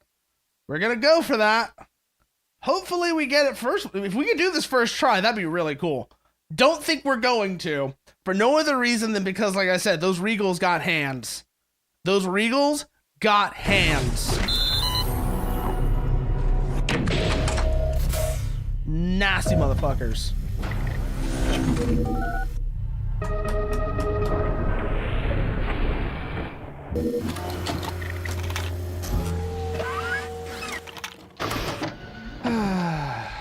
Here we go. One last time in 2080, then it's the 2082 campaign.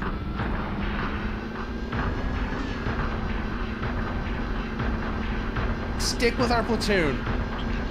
Because otherwise we're going to get caught out, and that's how we die.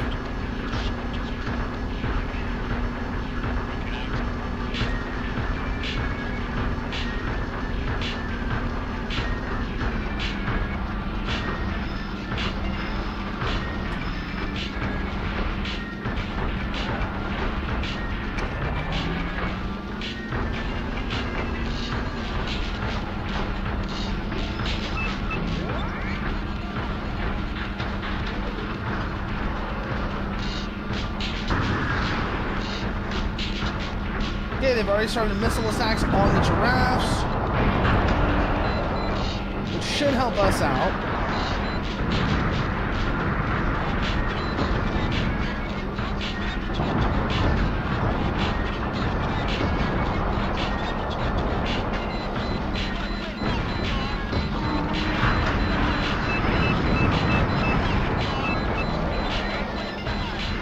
Scan up. I don't want any surprises.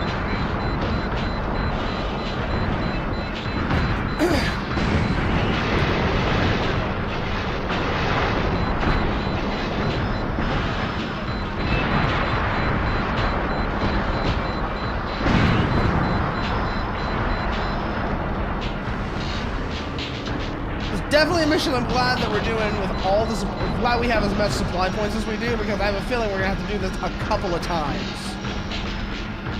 Because I'm seeing now just how dense the actual, like, the map, how densely packed the map is. This is gonna take a while.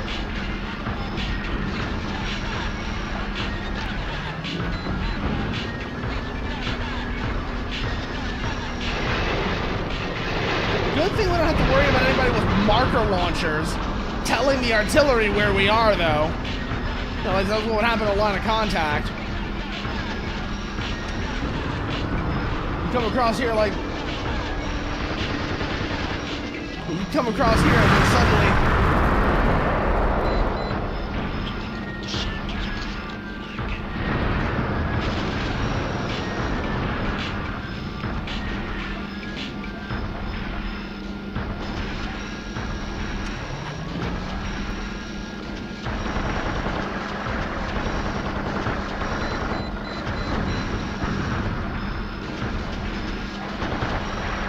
You come across here like that, and then suddenly, yeah, you just get a little tag on you, right? You get a little tag on you, you get like a normal shot that hits you. Doesn't really do much in the way of damage, and then suddenly artillery is raining down on your ass because you just got pinged by a marker launcher, and now you're having a very bad day.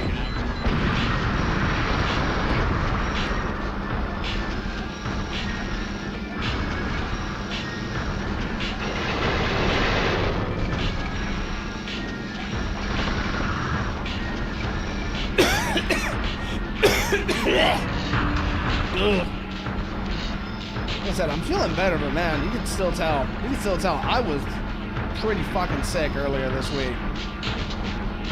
Feeling like just purging out the remnants of it.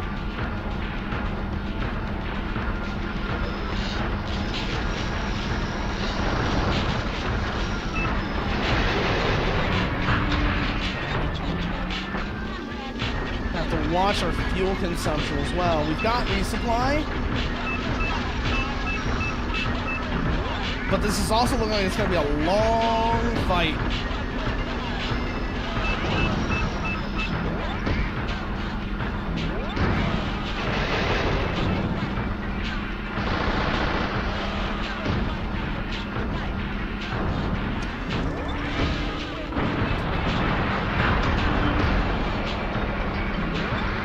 Lots of collateral damage too, just trying to hit anything.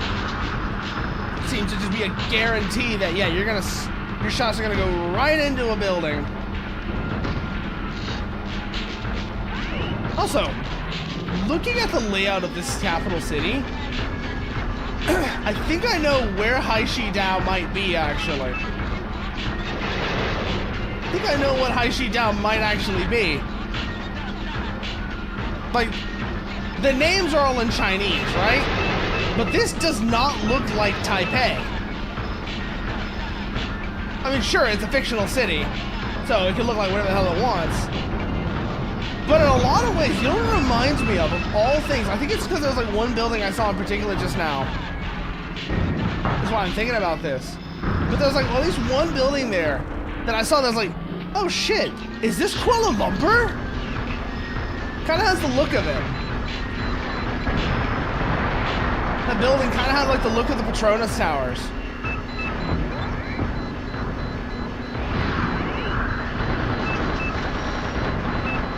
Was my first thought. Not sure what that building actually was, but it had the look of it for whatever reason.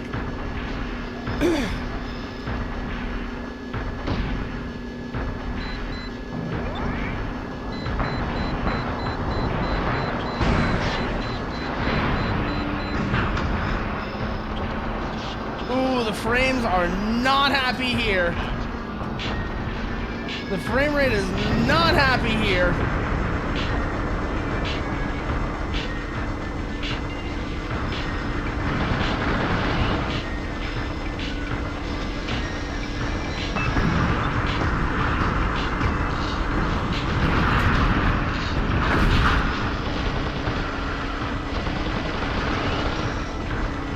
It's down. We are isolated from our platoon though, so we need to fix that.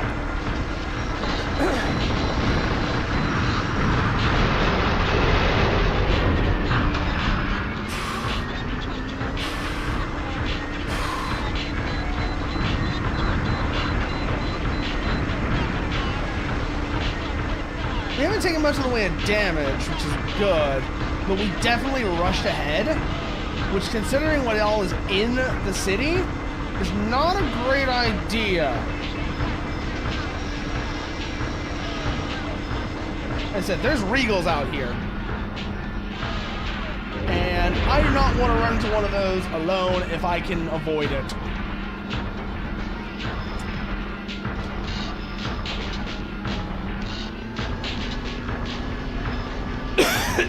There aren't many Regals, because they're just a rare VT in general, but they're here, and I'd really rather not run into one alone. Could I win that fight? Yes. It'd be a lot easier if I didn't have to do it alone, though.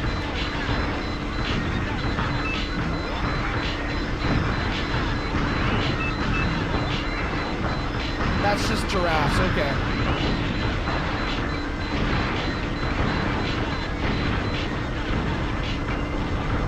They aren't really hitting me, so I don't care. Another enemy VT. Well, as it looks like more giraffes.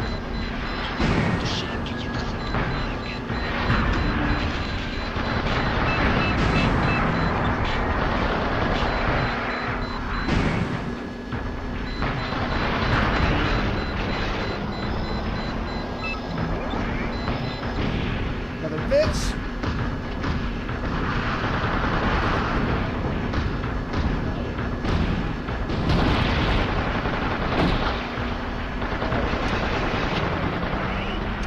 Alright, Vitz is down. We're down to 2 integrity though, so time to call Wagon Master. Wagon Master, this is Oscar 3. Do you copy? Over. This is Wagon Master. Oscar 3, what is it? This is Oscar 3, requesting this supplies. frame rate is Send supply not chopper good right ASAP. This is Wagon Master. Roger that. The supply chopper is on its way. Clean off our main camera. Wait for Wagon Master to get here, and then back in it. Because we have plenty of ammo, but we took way more damage than I would have liked there.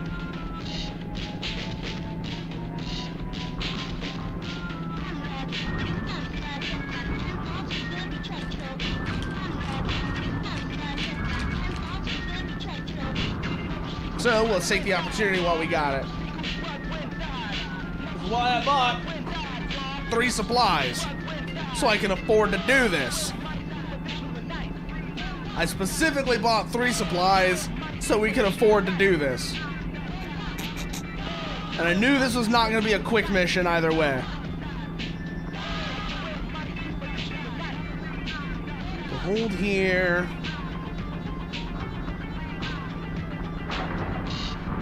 Friendly platoon's already engaging there. So they should be able to sweep out a lot of the chaff and let us head for that main area where the Regals are probably going to be waiting for us.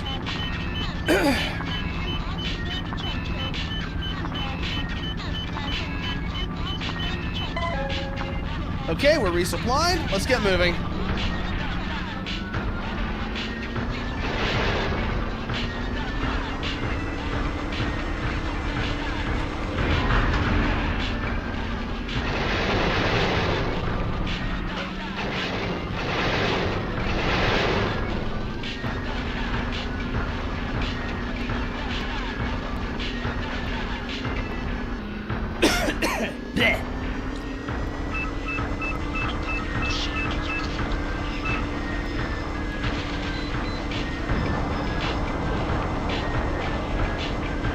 Turn in on...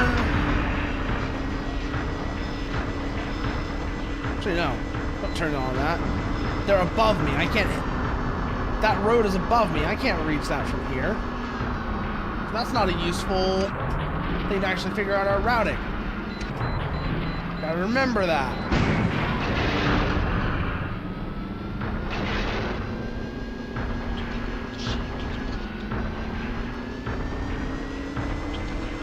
Ooh, the frame rate is terrible! This game was way too ambitious for the hardware it was on.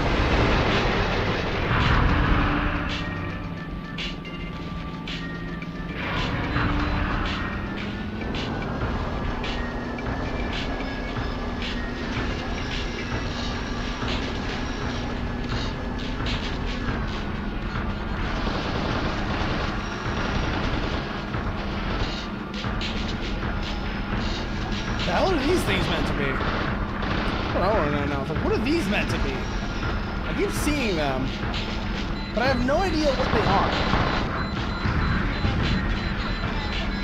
But there's giraffes behind me are trying to take shots.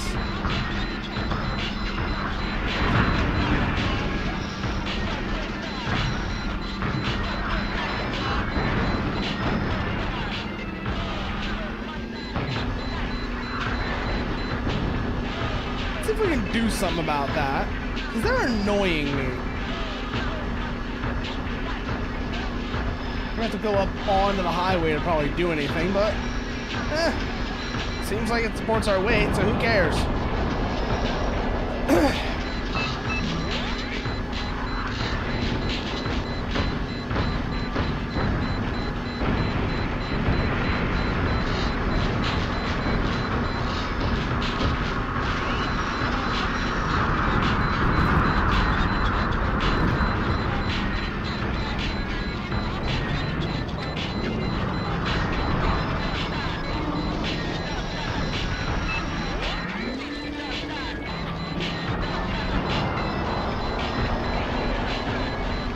Okay, coming around. Watch it, watch it, watch it. We're in a vulnerable position right now to deal with these giraffes.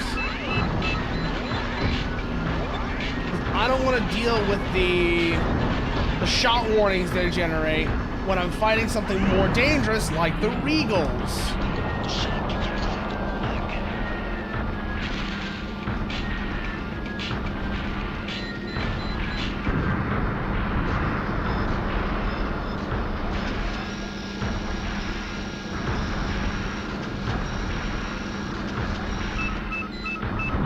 Just dangerous enough to worry about, but not dangerous enough to be priority, which makes them a pain in the ass.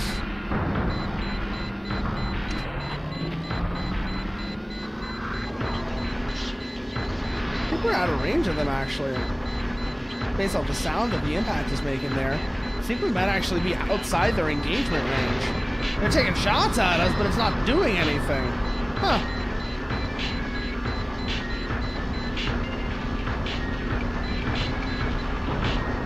Alright, we're down and clear.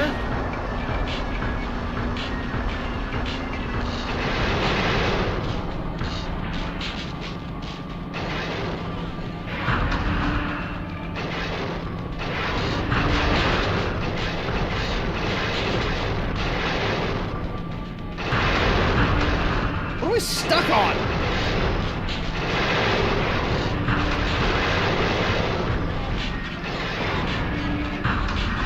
Yeah, I did, Quack. We finally got past mission 7. And now I'm stuck on something. Yes, I did. I can't use it, though. Which annoys me. Okay, we managed to unstick ourselves. Good. We managed to unstick ourselves. That's good.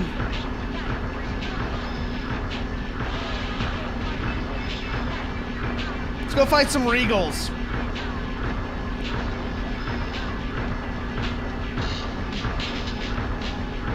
There's probably some over here, but I don't know where.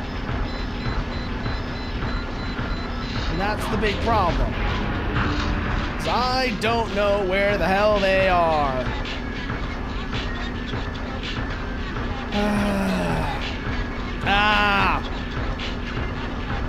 I don't know, I didn't get enough combat points. That's what it is. Okay. Well, that's kind of annoying.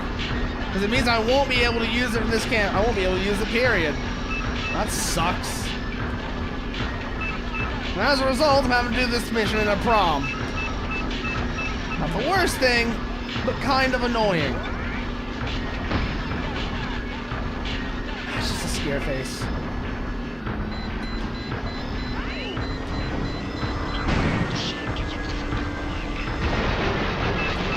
See if you can't identify those Regals.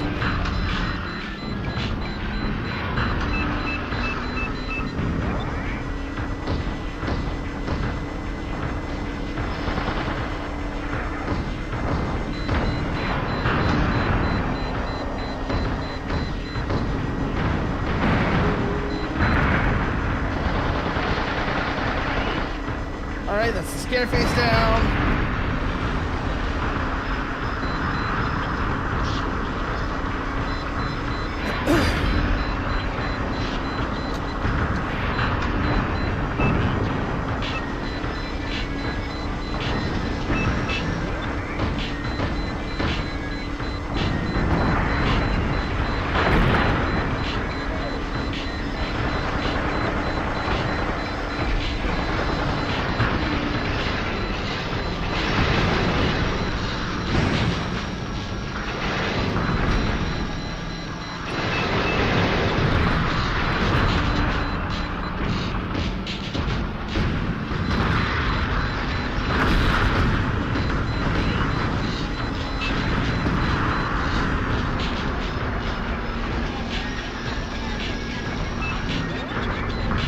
Shit, magazine's out.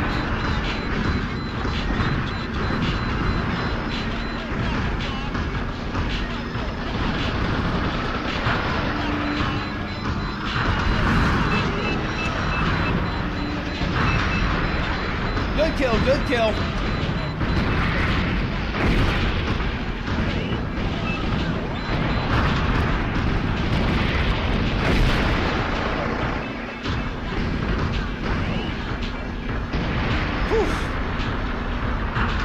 Integrity's looking a bit rough. So, time to call Wagon Master again. Wagon Master, this is Oscar 3. Do you copy? Over. This is Wagon Master. Oscar 3, what is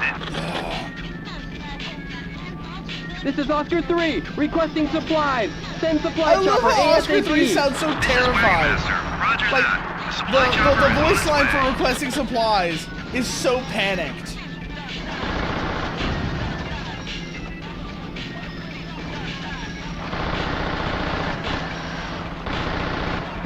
Man, I can't wait to do this as X-Ray 1. I can't wait to do this as X-Ray 1 and just listen to how fucking sad, pathetic X-Ray 2 and 3 sound.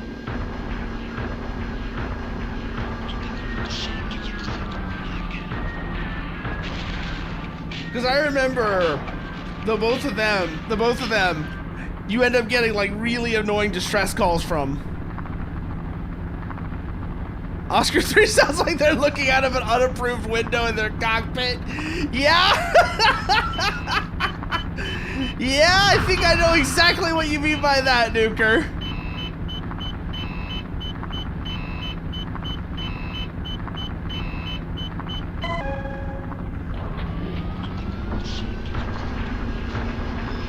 snooze ads again.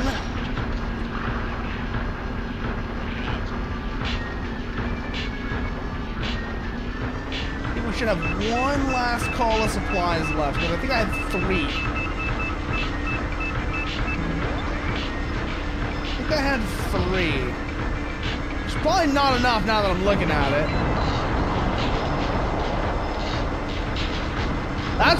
That's certainly a way of describing them, chat. Quack. That is certainly a way of describing them.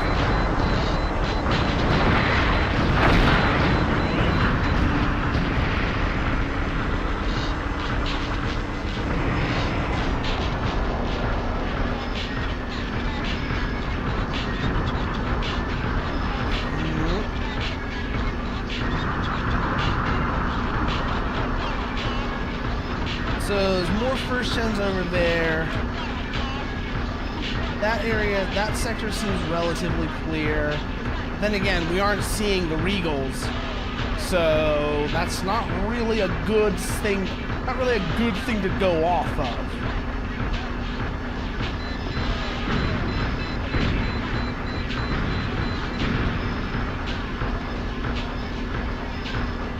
We can't see the Regals. So that's not really a good metric to go off of. You know, whether or not I'm seeing anything on the radar. There's VTs over there.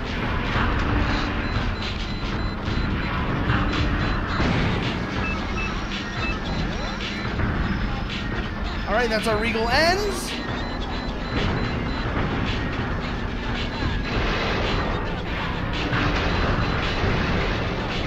Okay, they can't hit me from here. I can't hit them from here. We're gonna have to move around, find a new path.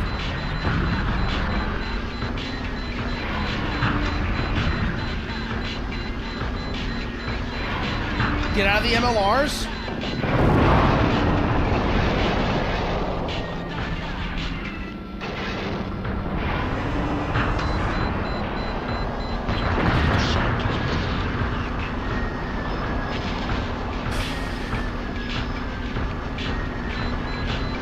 Well, I found the Regals.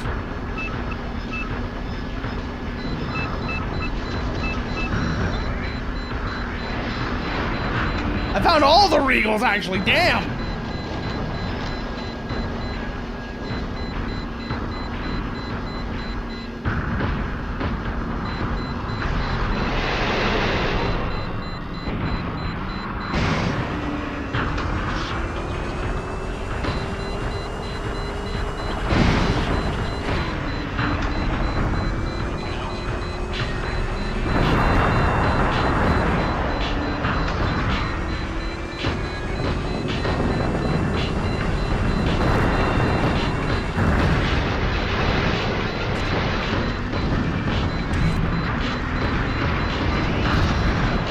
One down.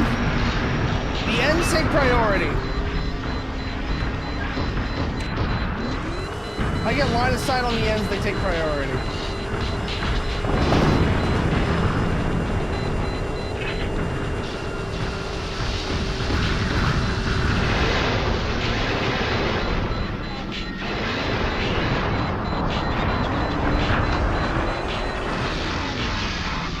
Shit.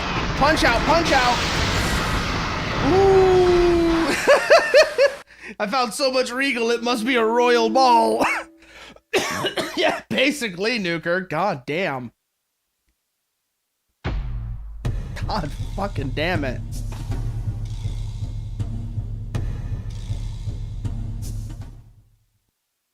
Ugh. So many things you get stuck on here is the other thing I'm noticing about this mission. There's just so much shit to get stuck on.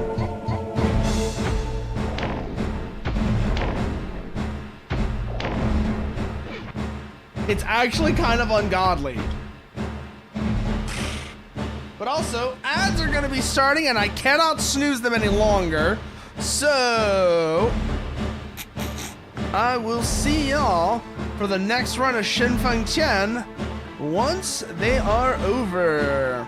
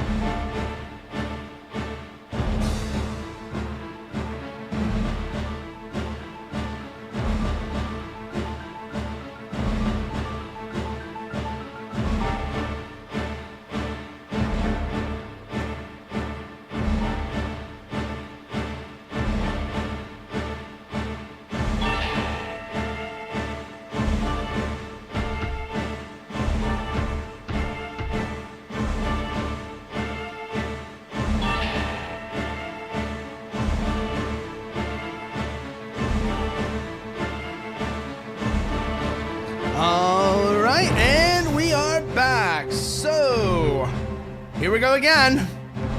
This might be where things end for us, but ugh. We're gonna try and do this. This is the best setup we can run because, like Quack said, I didn't get enough combat points to be able to use any of the third gens, which is kind of annoying. You gotta basically just shoot all the random little, tanks and bullshit targets to be able to use something like the Quasar or the Regal dresses. At this point. Because I didn't get promoted up. I probably had to be like lieutenant or something like that in order for that to be the case. I'm guessing is what it is. We can do this though. If we can do this, well then we're gonna do it again. I'll show you what we were missing out on. Because third gens are neat. You believe that's the case? You're probably right that's the case is the thing. You're probably right that's the case, Quack, is the thing. Just the fact that, we can't use any of the really nice VTs kind of annoys the shit out of me.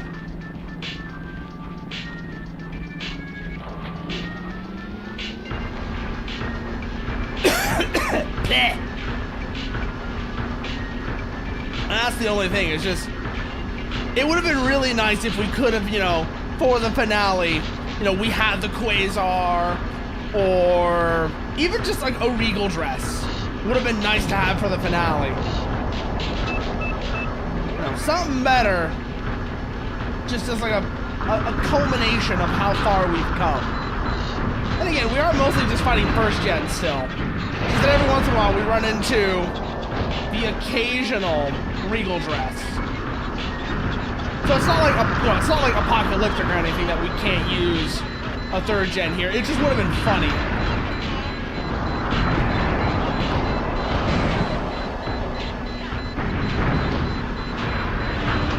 Woof!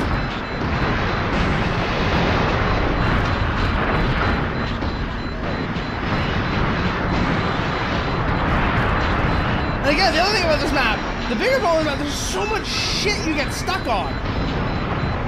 Like buildings and shit. You get stuck on them.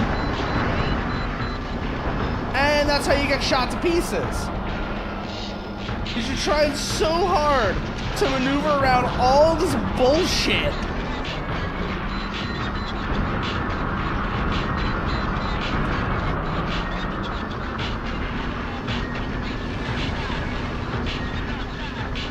Especially when the frame rate just, and then I'll tell them at the moments where like you're doing that, and then the frame rate decides that that's the best time to just die. Oh, that's why this is one of the reasons why I said I want this game to be freed from original hardware. I want this game to be freed from original hardware so it can actually run at a decent, consistent frame rate.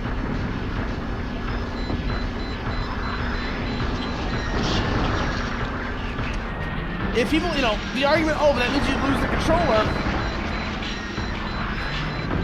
Oh, how's that going for you? How's that going for you?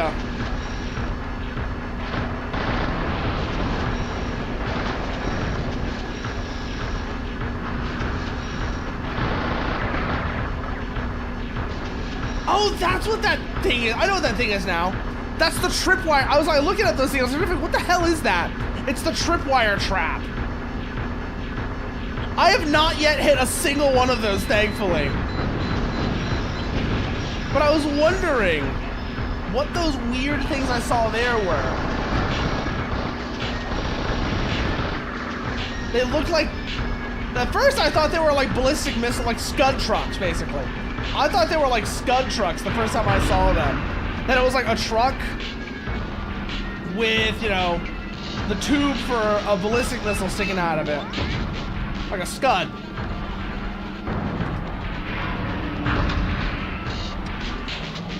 Oh, I think I know what those are now. Yeah, those are the tripwire traps, aren't they? Ooh. Insignia or Kai? Because if it's Kai, I might pop up. Probably not, but I might try and pop up. But if it's Insignia, then yeah, no, I'm not going to be able to, unfortunately. Like I said, I still have the mod. Oh, we're not going to be able to get out of here. All right, unstick ourselves. Unstick myself.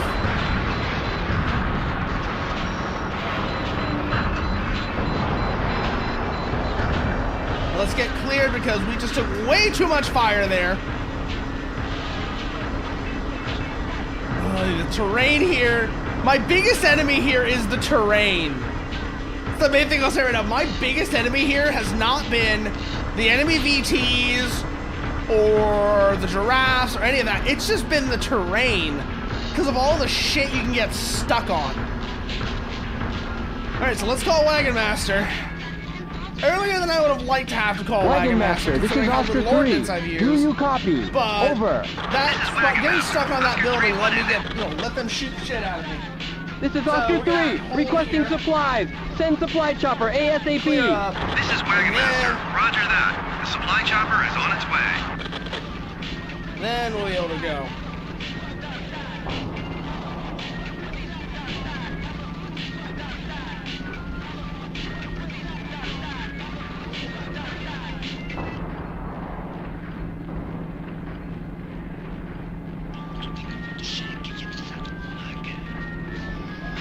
There's the chopper.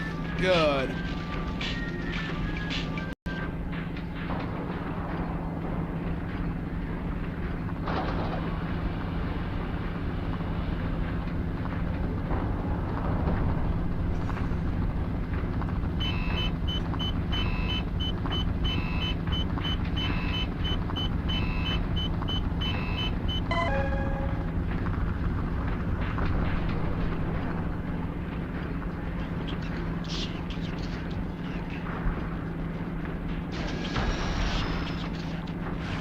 Okay.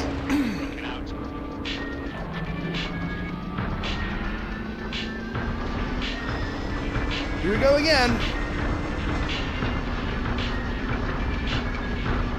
Weren't able to get a full repair, but hopefully next time we call Wagon Master, we won't have lost more than 1 bar of integrity. So we should be able to get back up to a full repair with that call.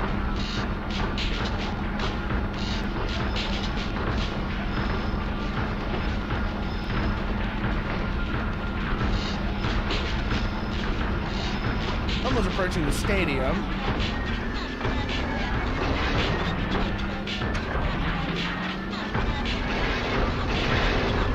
Try and move up with them.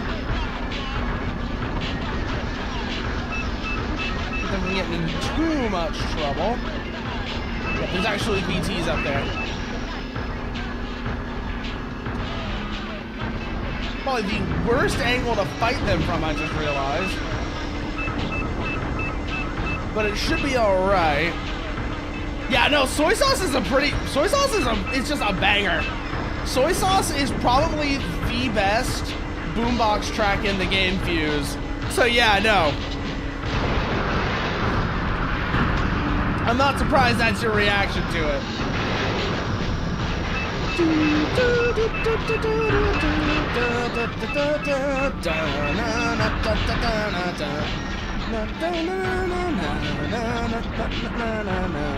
You can't climb that hill, sir. Believe me, I've tried.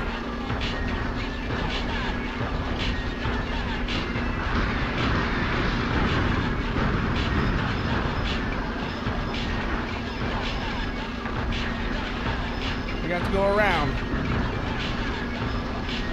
Good news is, they can't really hit you here either. Those giraffes are going to be a bit of a pain, but they shouldn't be all that dangerous. There's 3 of them, which is, you know, enough where they start becoming a threat. Even in a 2nd gen? Oh, just.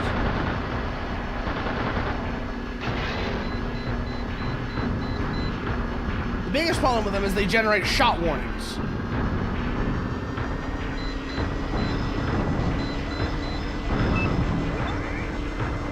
more of them here on the way towards the stadium road, so we're gonna have to clear those out.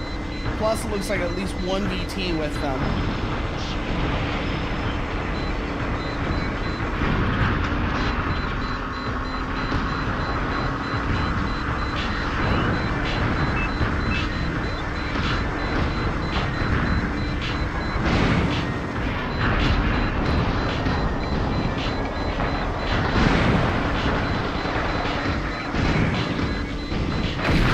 Shit. So I'm gonna say we get the shit shot out of us now. And we gotta punch out.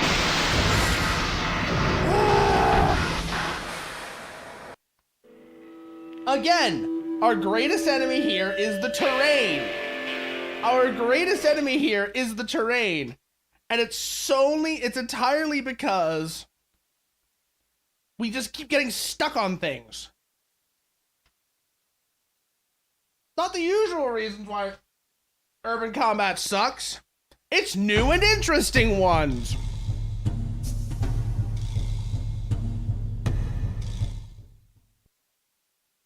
Like, finding new and interesting ways to make urban combat suck. Am I surprised? Not really.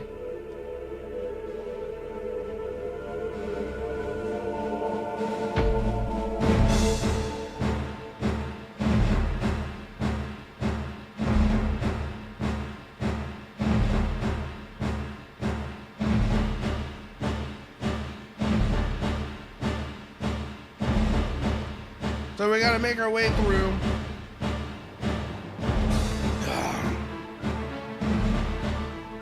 A maze.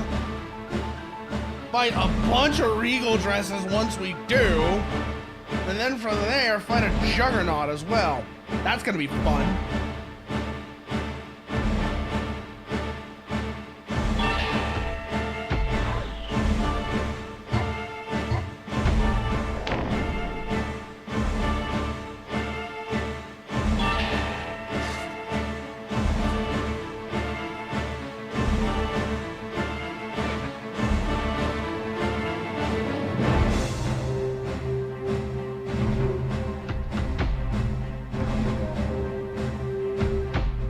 This setup works weapon-wise.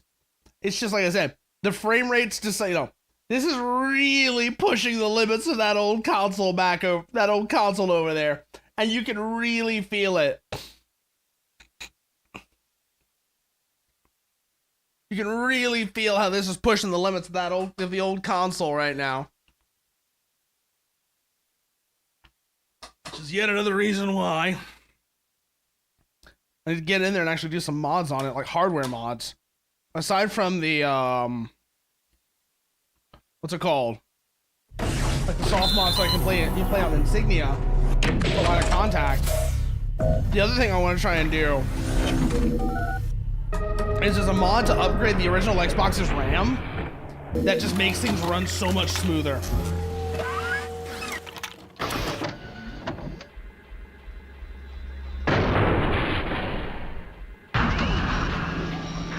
Like, it is not even fair how much smoother things run when you apply that mod. I saw somebody like doing that a while back and it was like, okay, this is actually really impressive.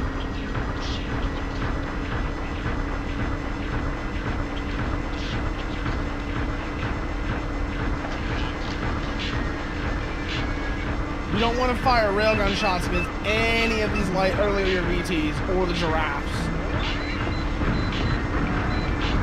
For that matter.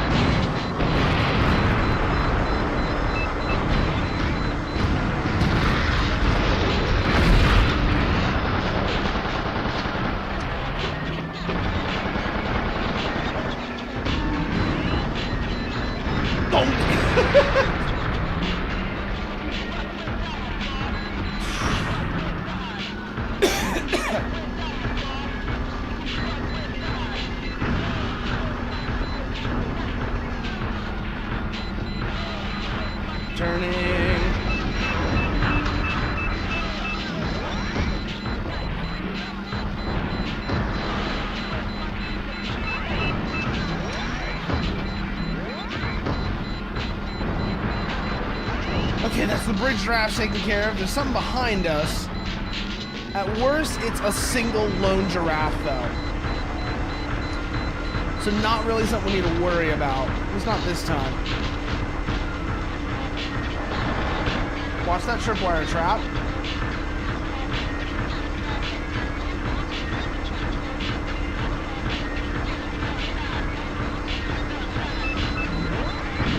DT platoon's gonna be off to the left. We'll try and engage them quick, and then work our way up towards that road to climb up into the stadium.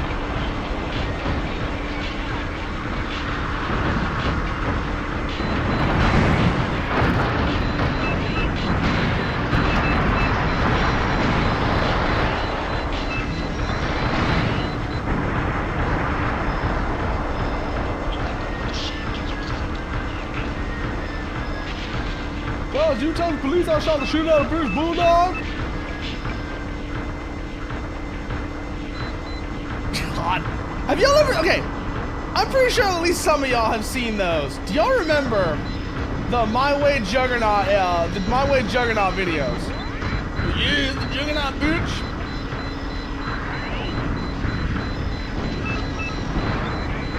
Because I feel like sometimes I'm just delusional for remembering that those existed.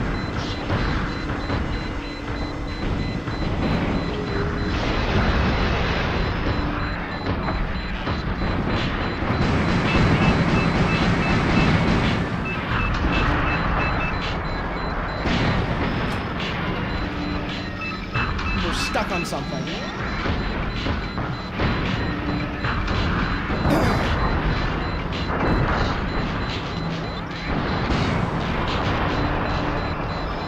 What? Are we just stuck on this hill because of the problems of exceptionally poor torque? I think we are. Oh! Immediately off that. Ugh. That one just sucked. Wow, that one just sucked.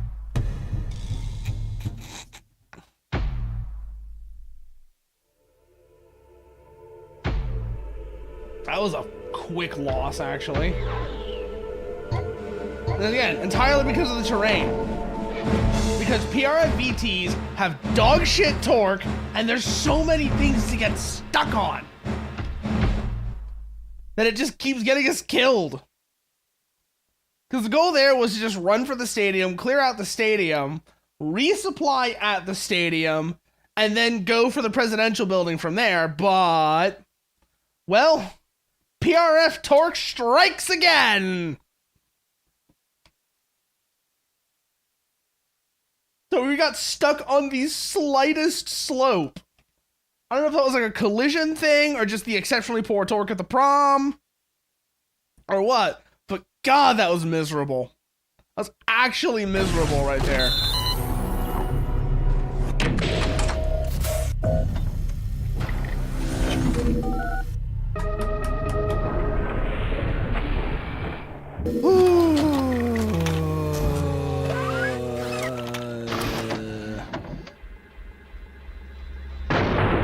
VT stand up? Alright, let's try this again.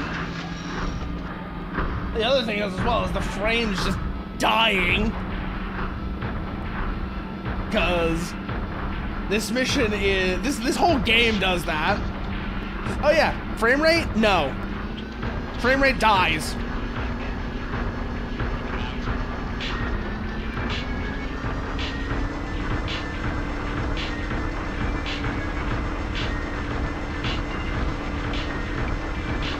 Yeah, it really is unfortunate, Tetsu.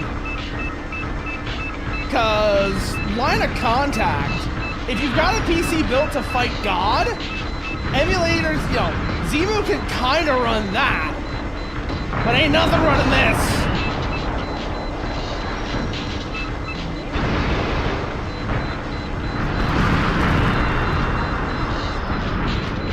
And millions of dollars versus uneven terrain.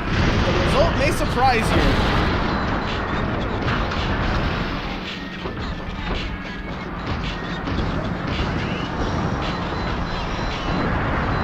Also, I spent a railgun shot just now. I didn't even realize it. Ugh. Good news is, it's not like once the railgun's gone, it's gone. We can resupply and it'll be fine. But it is annoying.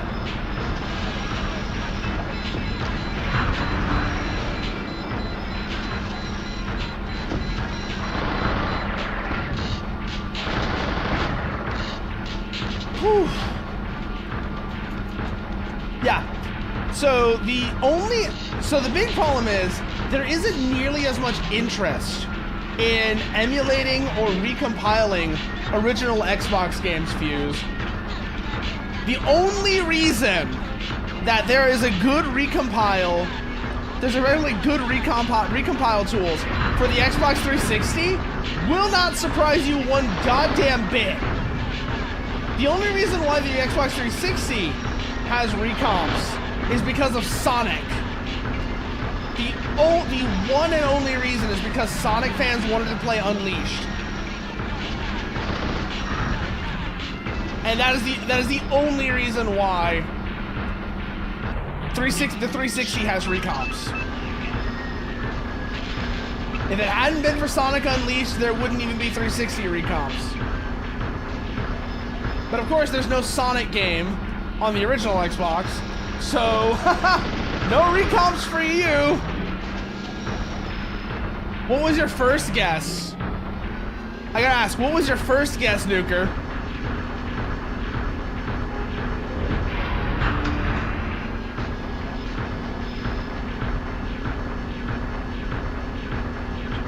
Sega, hear me out! Hey, yo, Sega, hear me out!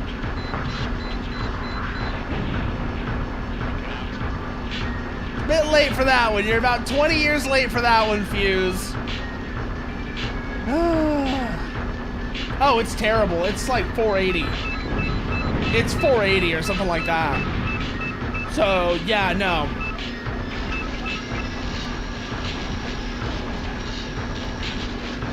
Now, okay, so first of all, it wasn't porn that let VHS win over Betamax. Believe it or not, it was football. VHS didn't beat Betamax because of porn. VHS beat Betamax because of football. What do I mean by this? VHS has more recording time because it's a bigger tape. The bigger tape cartridge. And the size difference meant that, at the very least, on the slower recording settings where you sacrifice quality for recording time, a VHS tape can record the full duration of an American football game. A Betamax tape cannot.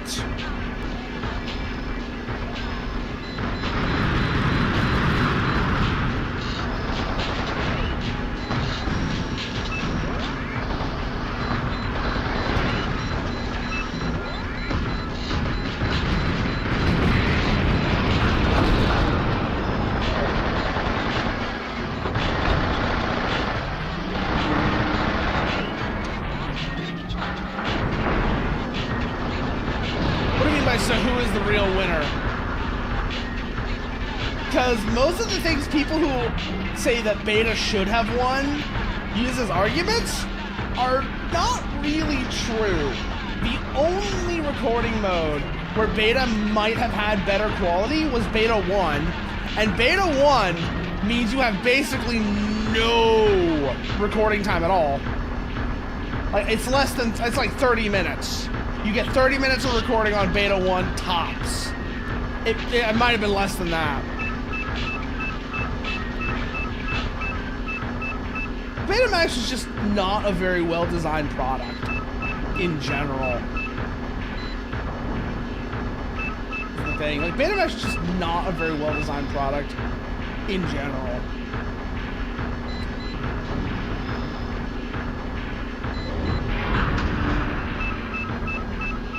When you actually look into Beta versus VHS, yeah, Beta was just not very well designed at all.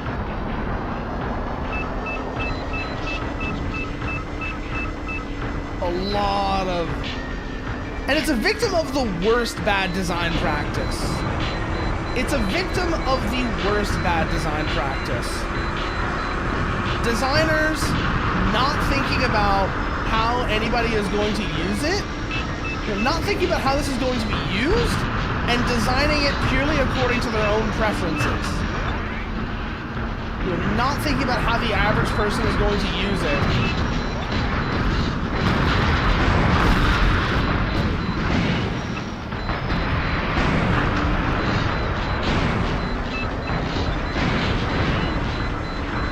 Whew, okay.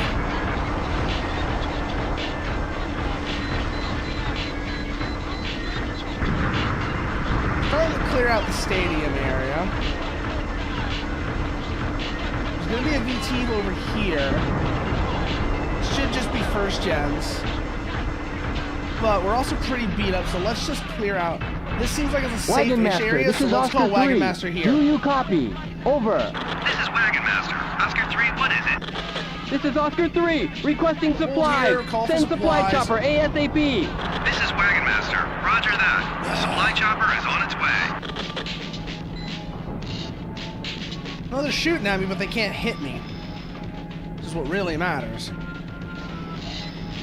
You know what actually would be? If you were to do like a spiritual successor to this game, do you know what would be a really good thing to cross it over with? If you wanted to do a spiritual successor to Steel Battalion, you could cross it over with like Earth Defense Force, and that would be fucking hilarious. That would actually be fucking hilarious.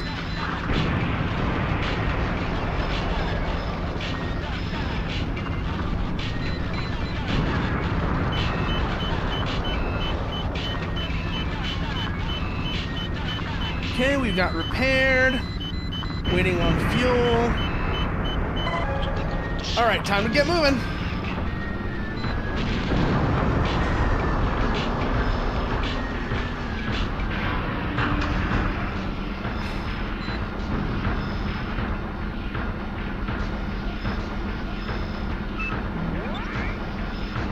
It's just a bitch, so we can just deal with this guy quickly. Clear them out, and then we won't have anyone trying to like hit us from behind.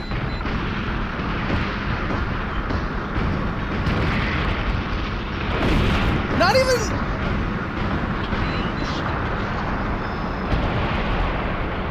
Yeah, piloting a Barga the same way you pilot. Not even like crossing over the settings, Nuker. Just imagine piloting a Barga the way that you pilot VTs in Steel Battalion.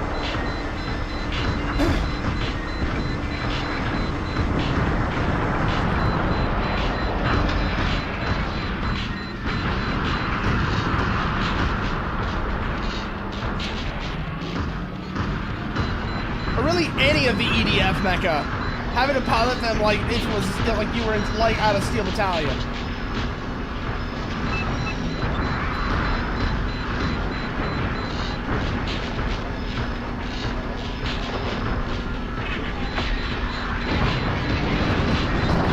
The other thing that comes to mind that would be a really good crossover for this sort of piloting style, or if it wasn't for the fact that it had been like a terrible product, or less so this game, more so the one that people tend not to like to talk about, Heavy Armor, because it was Kinect and therefore terrible. But Heavy Armor minus the Kinect, that would actually be a pretty good setup for, hear me out here, War of the Worlds. A War of the Worlds game that takes place like 15 years after the Martian invasion. Humanity has reverse engineered the tripods, and now like you and 3 other people all together have to control one of the aforementioned reverse engineered tripods. Give it like a high speed setting where also give the Earth tripods a high speed setting where normally you're walking on 3 legs, but then you put it into high gear and now you're running on 2. With the risk, but the trade-off is, by running on 2, you also risk falling over if you turn too hard. Like what happens in Steel Battalion.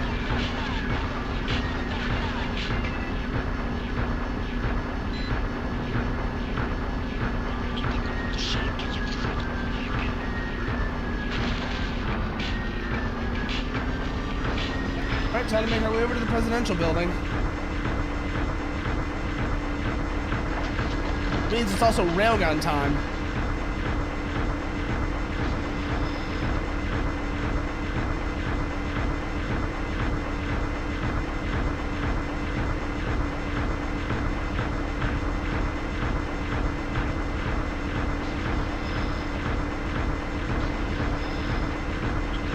But yeah, but also like the thing for that one, I wouldn't want that to be like a single seater. I would want, if you're gonna do it that way, I would want it to actually be like you have a crew, so things are all split up.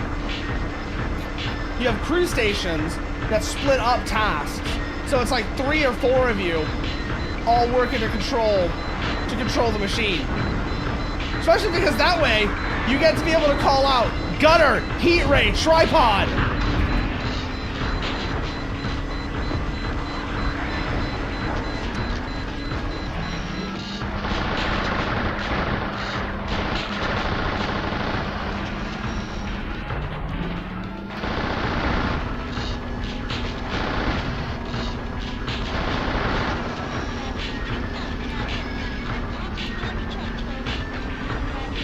Alright, we're actually approaching the presidential building now. We should start seeing the Regals soon. There's one of the A models.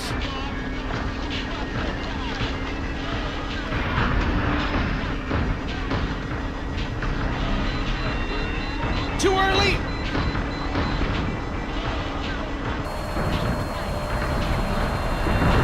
Okay, good hit, good hit!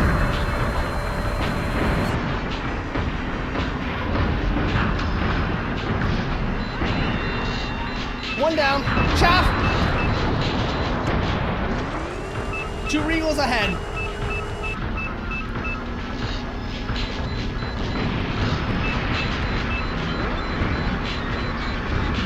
Looks like at least one of them is an N model.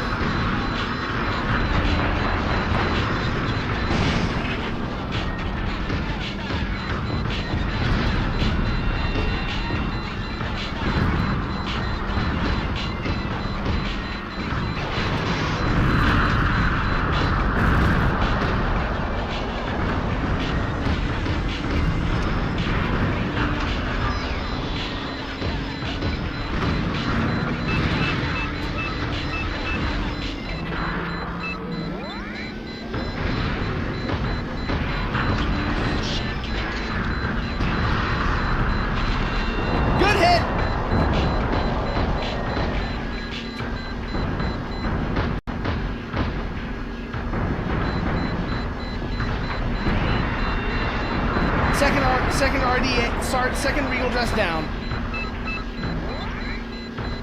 These are all A models. No, there's the N model, never mind.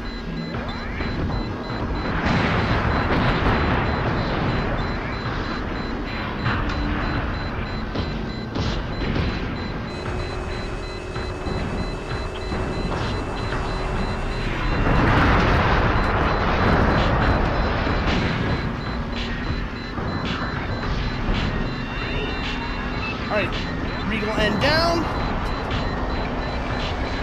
That's the last of our 315. We're gonna have to pull back and engage. Pull back and resupply.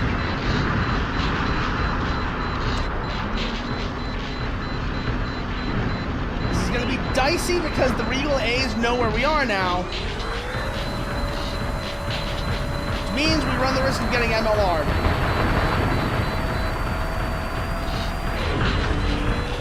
Also, with how close I've gotten, I'm surprised I haven't seen a Juggernaut yet. Maybe it only shows up in higher difficulties. That would be nice!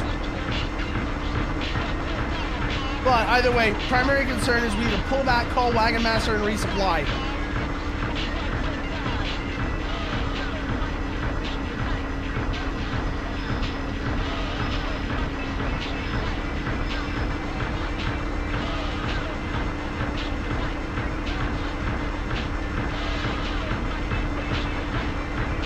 Get behind that tower, that way in case they do start tossing MLRs, we're not immediately in any danger.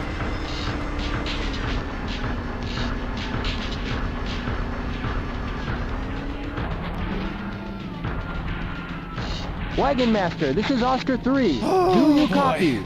Over. Kind of doing it now. This is Oscar 3, requesting supplies. Send supply chopper Take out those ASAP. Regals. This is Wagon Master. Roger that. Supply chopper Once is on from its there, way. it's easy. Yeah, take out those Regals. That'll be the hardest part done. Looks like it was an N and 2 A's. I think we got the N though. I think we actually got one of them. I think it was the N because I do try to prioritize those when I see them, because they can actually direct fire. You know, they have all the nasty direct fire weapons: 430 SB, 370 SR. I think they get the HVM launcher, but even if that's the A, that's still a less nasty weapon than everything else the Regal N gets, because the Regal N can carry quite a bit of firepower. Let's just put it that way. Regal Dress N is the weakest 3rd gen VT. The Regal Dress is the weakest 3rd gen VT. But also,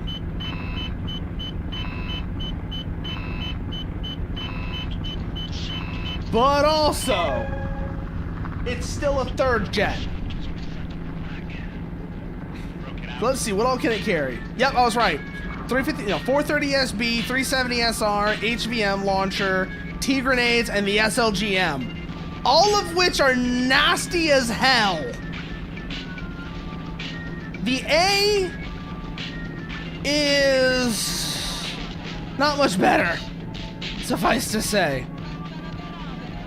The A is not much better, because the A probably still gets the HVM launcher, which is just a bitch of a weapon to deal with. And then, of course, it's also... Oh, it doesn't actually. Never mind. It gets the land area rockets, but not that. Huh. I thought they would have both gotten the HVM launcher. Small mercies, I guess? Small mercies, I guess. That... I don't have to worry about things like...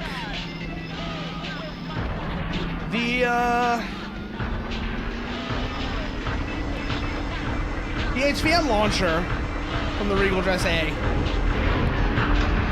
They're still nasty, but they don't have that particular flavor of nastiness.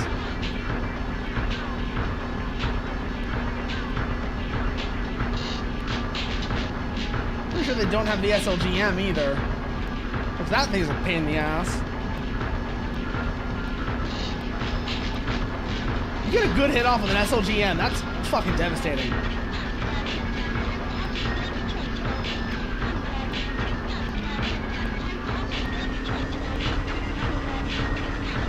But here we go again. Once more into the breach.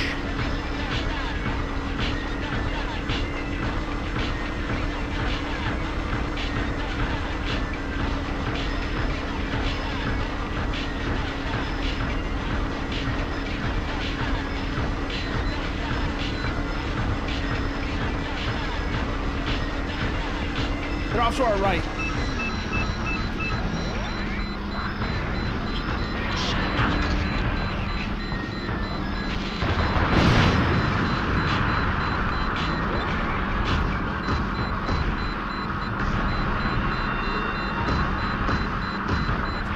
You have range?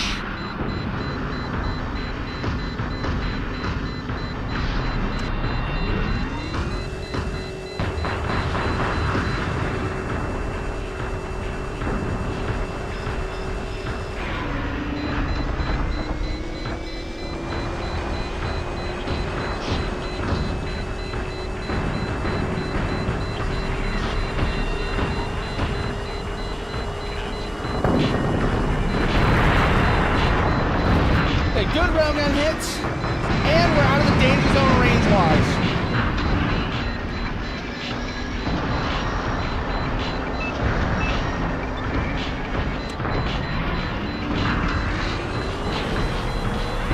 Good kill.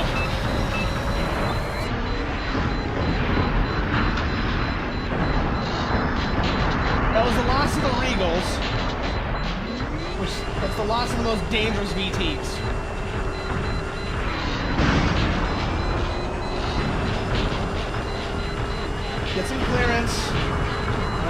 that we just called Wagon Master.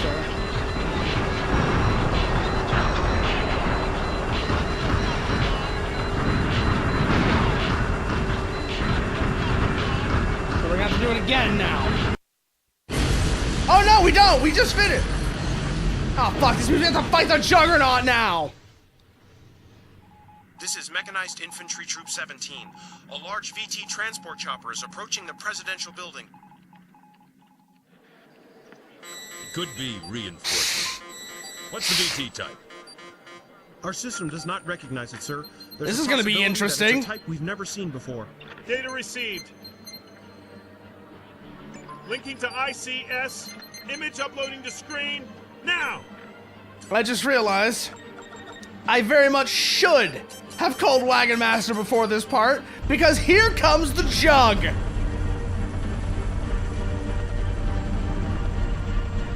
So, remember how nasty the Regal dress was? Remember how nasty the Regal dress was? Yeah, this is that on crack. Because this thing has a railgun. I know how to fight railgun armed enemies to a degree. But also, I have to fight a railgun armed VT while my own VT is in critical shape. This is gonna be bad. I am probably not gonna be able to do this. Wagon Master, this is Oscar 3. Do you copy? Over. This is Wagon Master. Oscar 3, what is it? This is Oscar 3, requesting supplies. Send We gotta supply run like chopper hell right ASAP. now. This is Wagon Master. Roger that. The supply chopper is on its way. Oscar 3 here. I read you, Argus. Over. The VT deployed by a chopper earlier appears to be commander class. Search and destroy it immediately.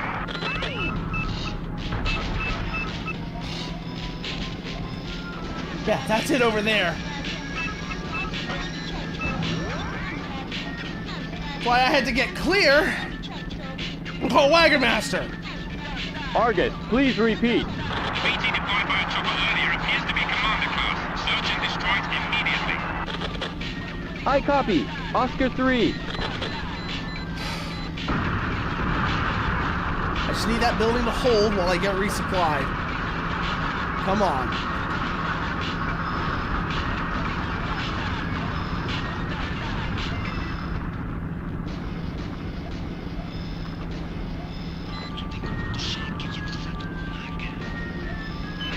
Come on, Wagon Master.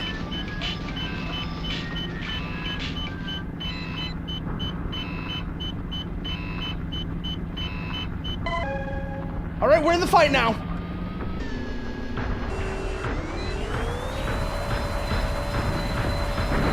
Fight's on.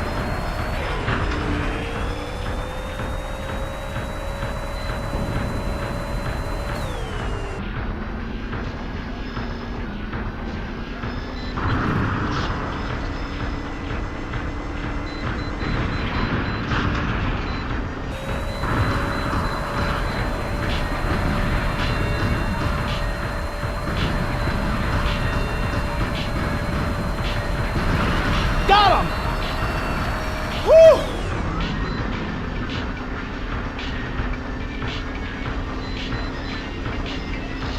Well, that takes care of the Juggernaut at least.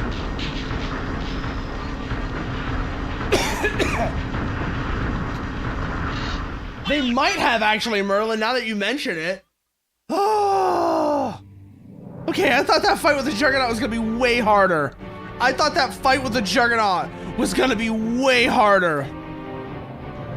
The capital of Haishi Dao, Shinfengtian, falls. With a second intervention from the European Union, a ceasefire agreement was made between Haishi Dao and the Pacific Rim Organization. Ooh. So, that's the 2080 campaign.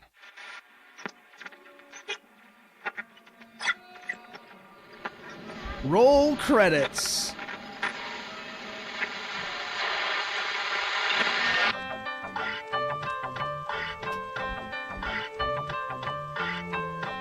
It does. the art style on it is just so good is the thing, Merlin. A lot of it is the art direction on this game absolutely fucks. The art style on this game absolutely fucks is what a big part of it is. Also, you'll notice I did not say that's the end of the campaign. I want you to keep that in mind. I actually, also, because I think I also did explicitly mention we're gonna go into 2082. Yo, the Fallen Decider with the unit markings on it.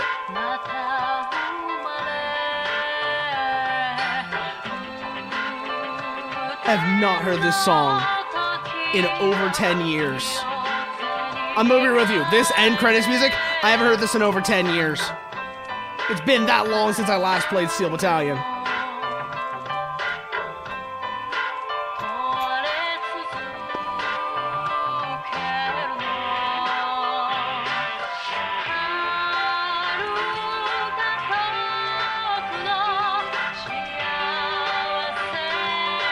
But also, how sick this game looks for its age, Merlin, that is a big reason why I am so upset that when anybody ever mentions, like, a mech sim type game, they default to Mech Warrior.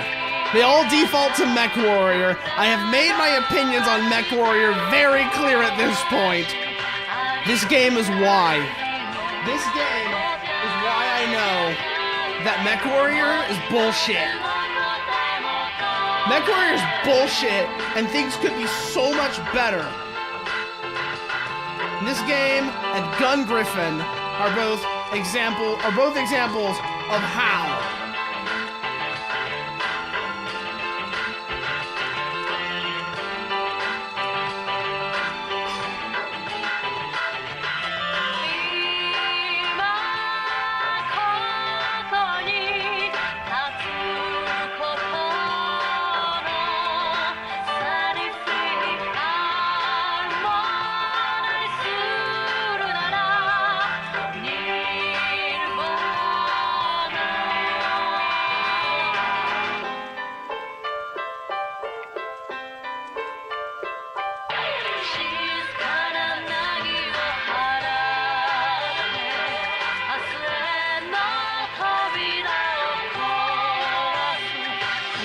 Like, here's the thing. I don't have that same beef with Battletech.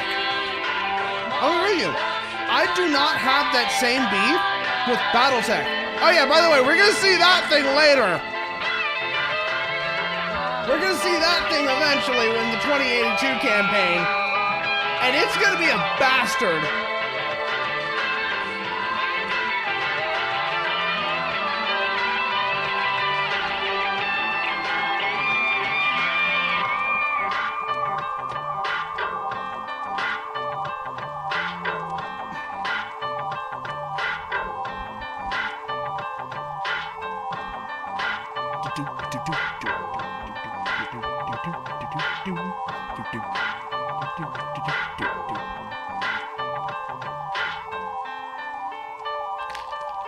And also, like I said, a lot of the people who worked on this game would later go on. So I was a bit wrong about Platinum Games. Platinum Games didn't come from a Nude Maker, but it came from the Capcom studio that was working with Nude Maker to make Steel Battalion. Those were the people that would later go on to be Platinum Games. That includes Atsushi Inaba, though. Your distinguished efforts in combat on November 20th, 2080 have contributed very much to the victory of our force, our expeditionary force. Your valor and flourishing morale demonstrated...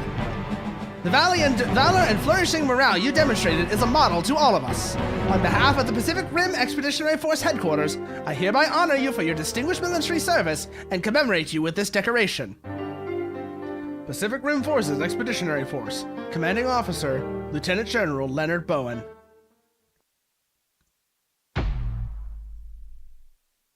(2082). This is August.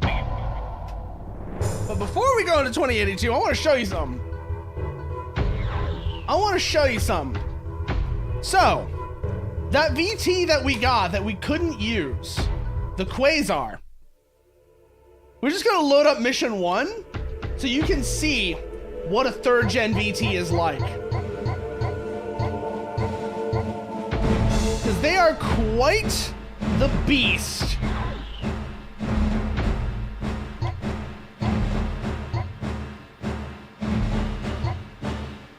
Oh, we can't even take the 35 RF. Damn. He's not with the railgun. Okay. Well, actually, no, we're not over max. We're just over standard. Which, I don't remember how bad that is for the Quasar.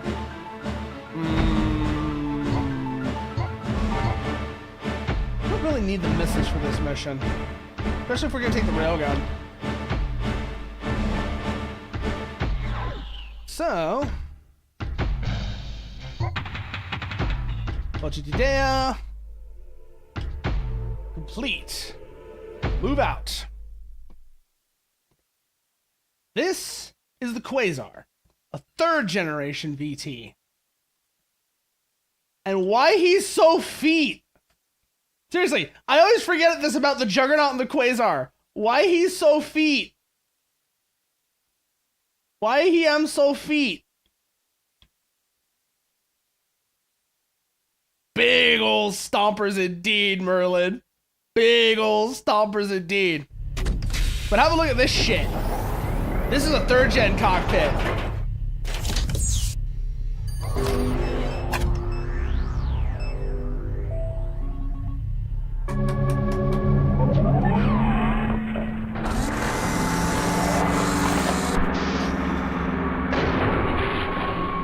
There we go. Match the line color to the rest of it.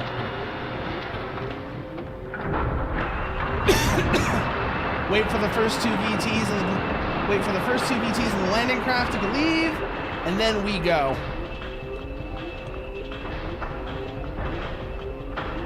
Biggest change of 3rd gens.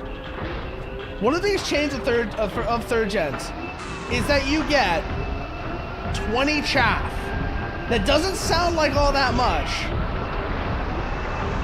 It's not the only thing that happens on 3rd gen. But it is one of the more notable features of a 3rd gen VT, is that you get 20 chaff, which is actually huge.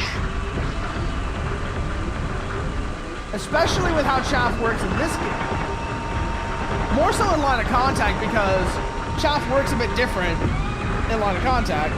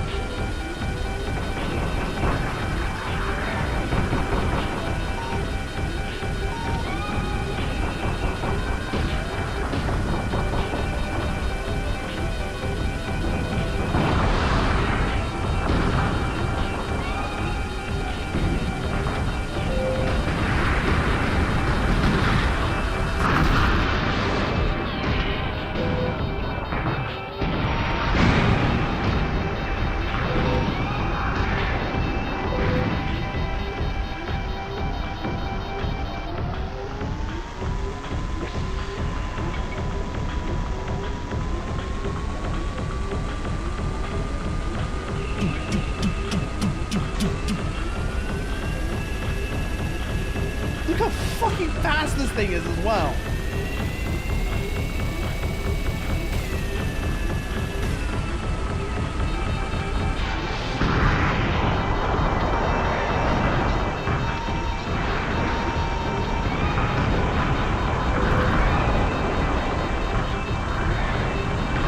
Boom! Dead!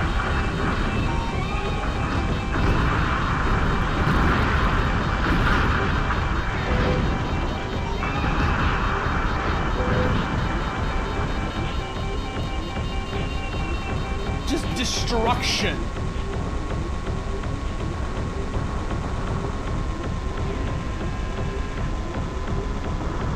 That is what comes with the 3rd generation VT.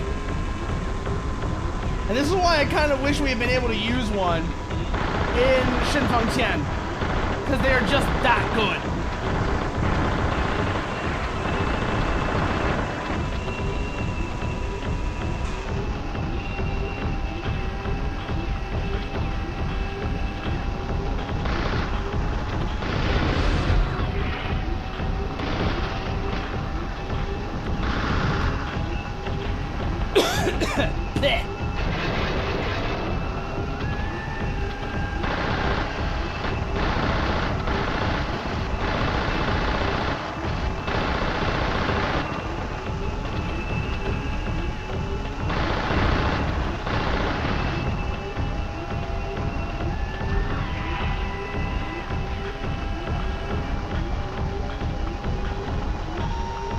that's why.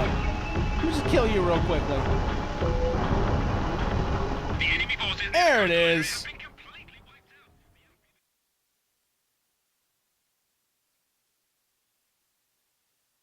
But that is the Quasar, the VT that we didn't get to use because I didn't have enough rank for it.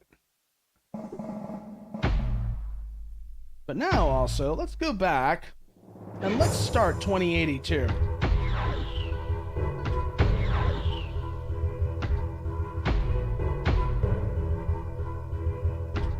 Aishi Dao 2082. Here we go. Things will be a bit different this time. Mission briefing. Our battalion will now begin the amphibious operation on Shawan, on the Shawan coast of Haishi Dao, via assault landing craft. Oh my god, that translation was so mangled there. There will be 3 enemy platoons near the landing point consisting of VTs and mobile cannons. In addition, it's reported that the Shawan garrison troops occupying the coastal area consist of a tank troop and 2 coastal gun batteries equipped with 8 48cm guns. Our recon planes report that there seems to have been no increase in enemy strength. However, there may be some potential resistance from the coastal guns and field battery units occupying the northern coast. This operation will commence today at 0130. At 0300, after preliminary bombardment by the 8th Joint Mobile Unit, VTs will be sent out from the assault landing craft to strike the enemy garrison troops. From this mission, you are in command of the new X-ray platoon. Just in case, look over the section on leadership of the manual once again.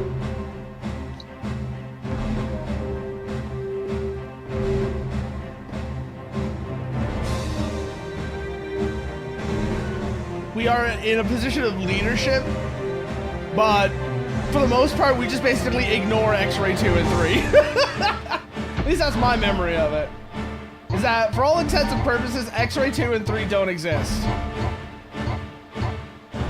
You know what? I want to run something a little different this time. So let's grab ourselves a Jarlax.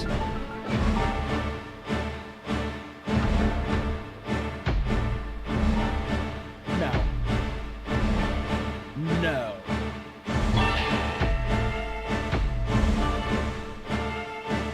Arms. What all can you carry on you? 140 mg as missiles.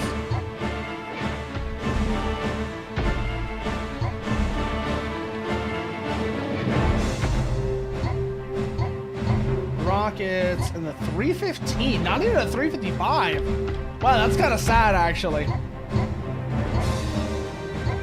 Cutter boom, napalm, flamethrower. Okay.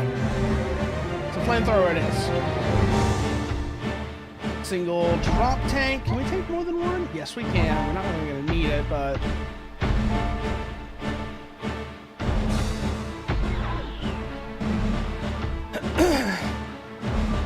Repetition, receive, repetition, supply, backup order. Okay.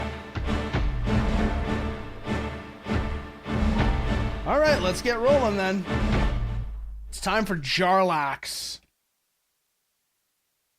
It's kind of funny, actually. The lore for this thing, the lore for the Jarlax VT mentions that they were designed as originally a support and artillery VT for PRF units, but the PRF decided for whatever reason to go with the Decider Volcanic. And let's just say, the less said about the Decider Volcanic, the better. That thing is an abomination against God. And I will not, and if you have any idea, if you have any understanding of why, you're probably looking at me like, that's an understatement. That is putting it lightly.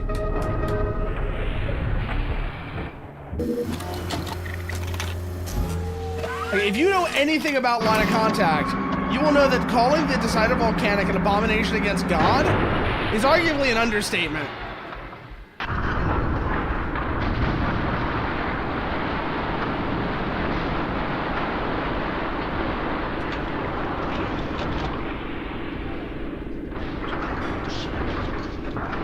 So we gotta wait for these VTs to clear.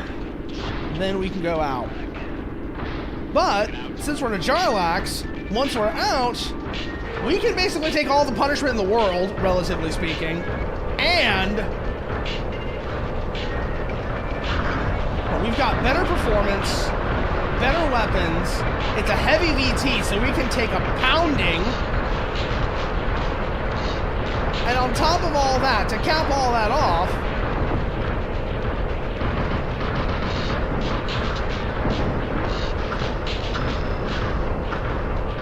we also have the Cutter Boom. Which this will be a fun weapon to show y'all what it can do.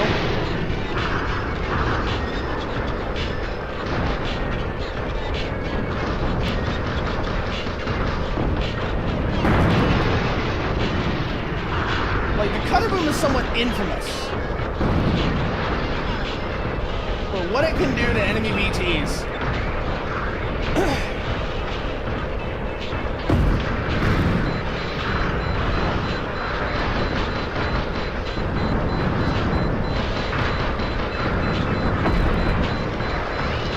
Okay, switch to Cutter Boom. Now watch this.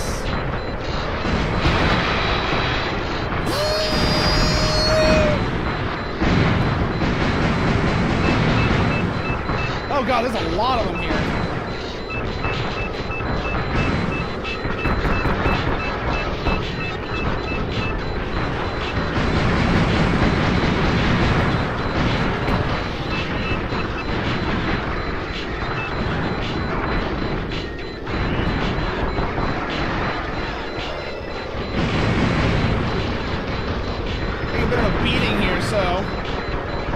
That was funny, but that was definitely something we did at a cost. That Cutter Boom strike was definitely not optimal.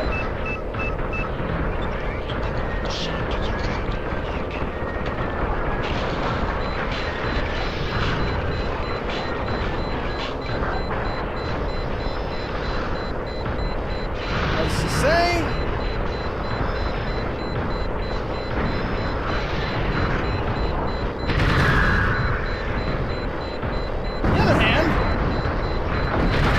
funny. So I don't even mind, honestly.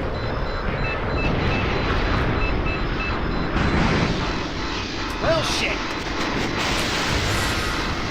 Yeah, no, that Cutter Boom shot cost us pretty dearly. Okay, that Cutter Boom shot cost us pretty dearly. That was a very dumb move to make. Ooh, boy. Do I actually have the manual for this game? I know I have the manual for Line of Contact, but I'm curious if I have the manual for this one or not. I don't think I do. No, I don't. Okay.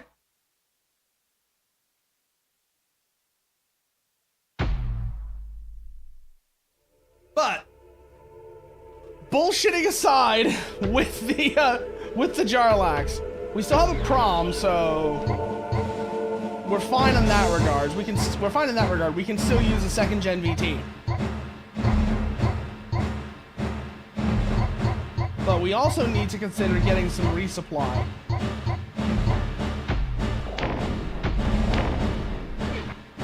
Just in case. But they want you to use the Decider here, obviously. But given the choice, I think I would rather not.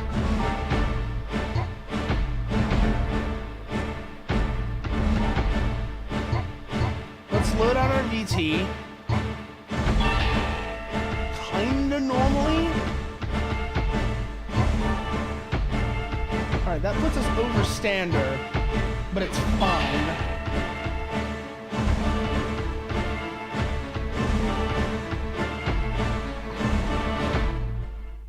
Okay.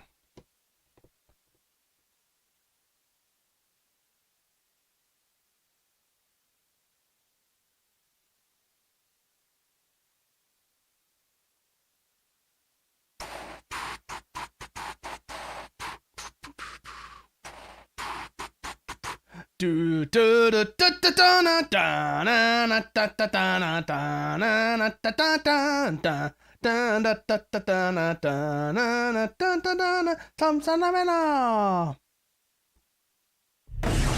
Okay, start the VT up. Once again.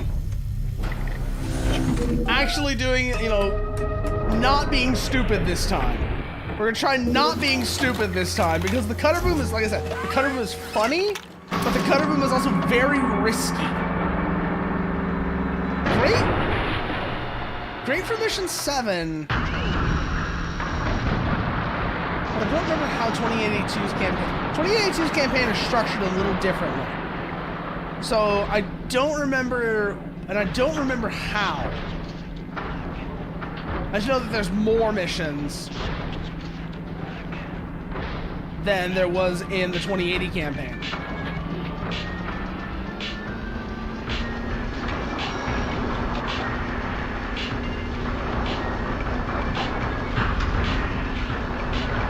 And also that the multi-missiles are actually really useful for this early section to clear out a bunch of the chaff shit. Because it's 12 shots, 12 shots, self-guiding, and they just work.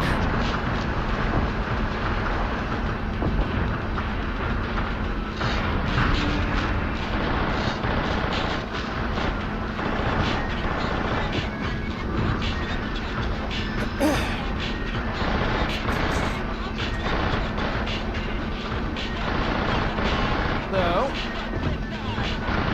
I'm clearing some of this shit.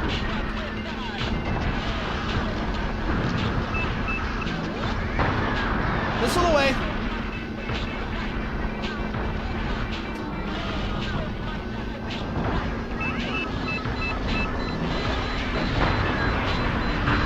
Second one out.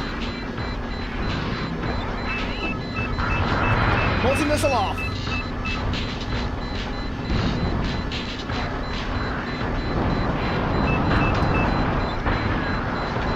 Switch back to the 315 now.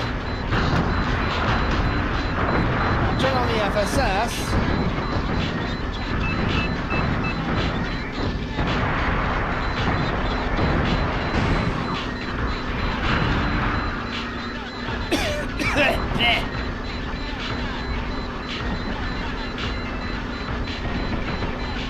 X-ray 2, this is X-ray 1. Do you read? Over. This is X-ray 2. I read you. Over. X-ray 2, I'm going in. Cover me. This is X-ray 2. I copy.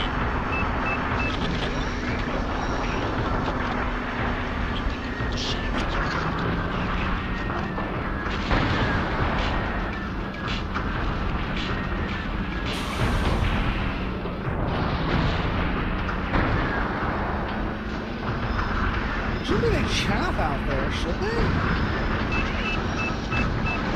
I don't know, but it felt like there was for some reason.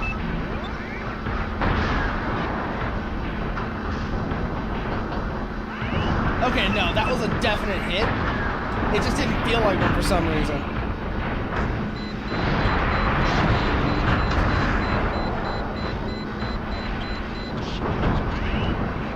Okay, second bitch down. Start working these guys over now.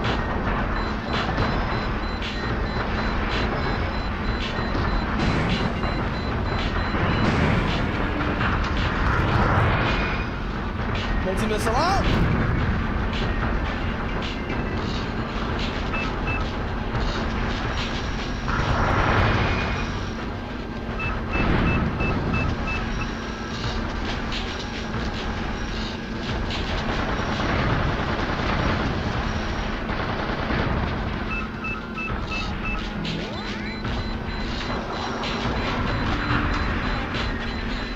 Oh, they're too close for missiles. Too close for missiles.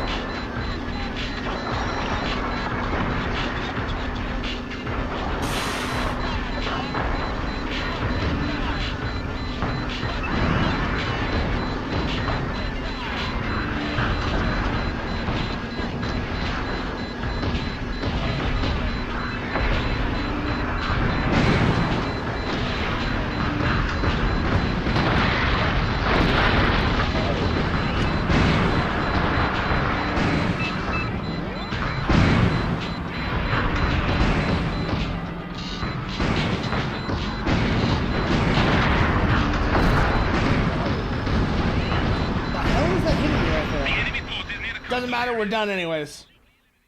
Okay. I actually made it through that time. Thought I was gonna go to shit there at the end, because I couldn't see what was shooting me in the back. But you know what? Don't mind. Oh shit, there were MVITSs out there! There were MVITSs out there! That explains a lot! Huh. Weird. Sergeant Major, okay.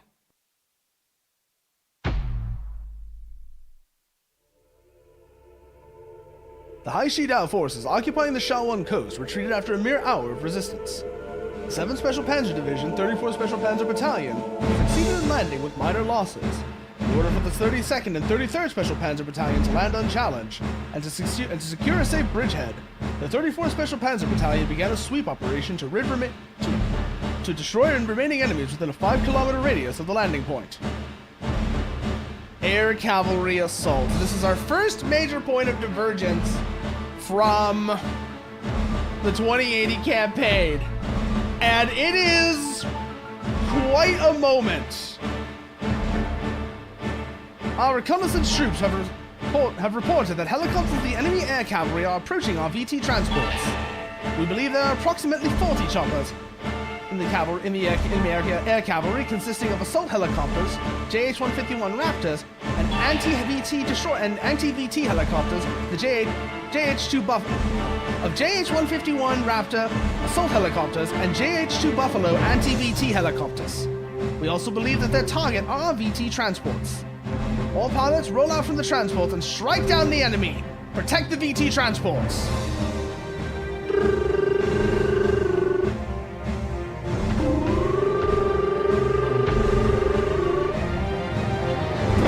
Bum bum bum brun dun dun dun brun dun dun dun.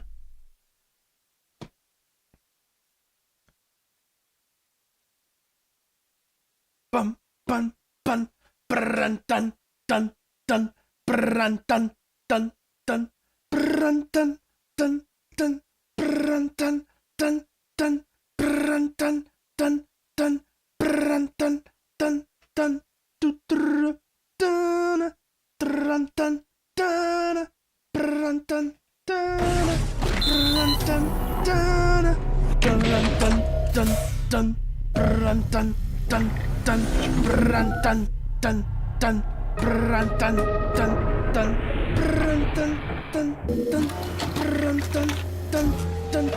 dun dun. Okay, here we go. I can hear them outside. Shit. Bad start. Okay, good. VT, stand up. Gotta wait for the door to open now. There's the helicopters outside.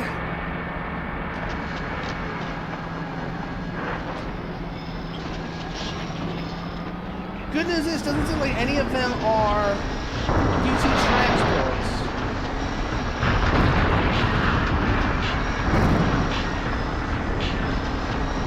That would be the thing that would worry me if I saw them.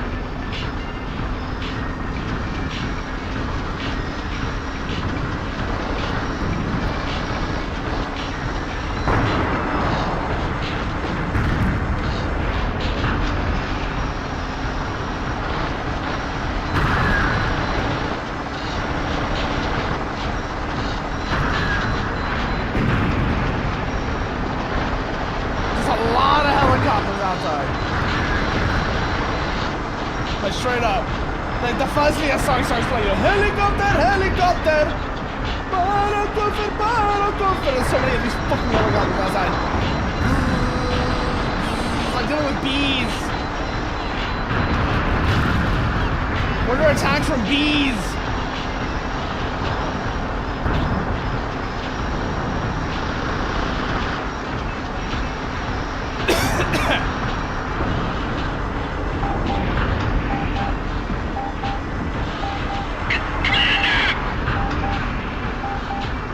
X-Ray 1 here.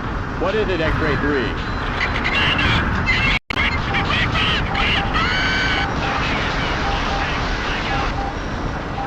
Did X-Ray 3 just die? This is X-Ray 1. I copy Argus. Over. X-Ray 1, all VT transports are under heavy gunfire. I'm working on it.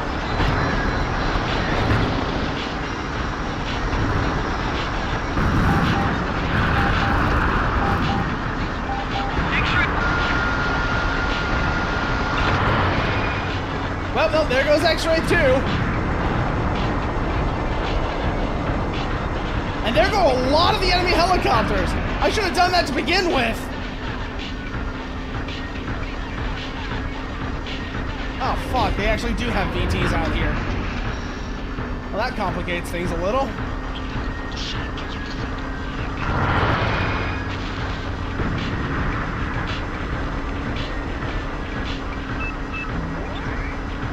Still just MVITs, but still a nuisance.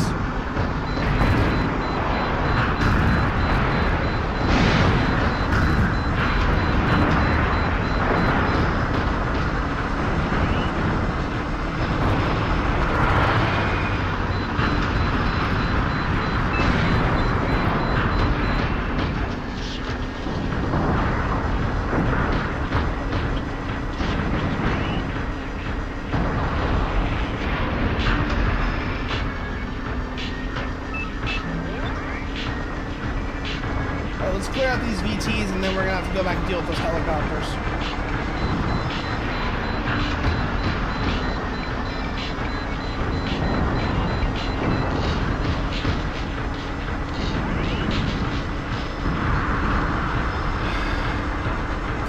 Annoyingly, I've spent all my multi-missile shots now.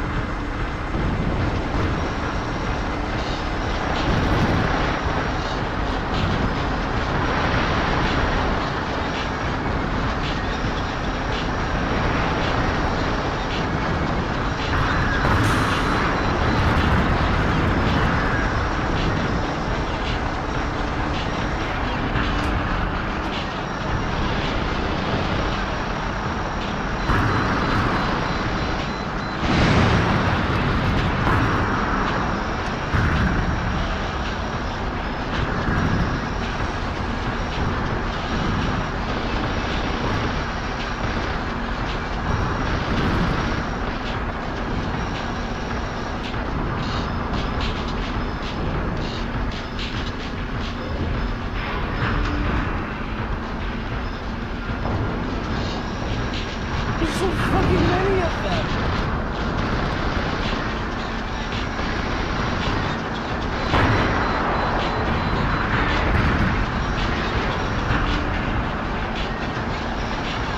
Holy shit! There's so many of them. He really is just like swatting away flies.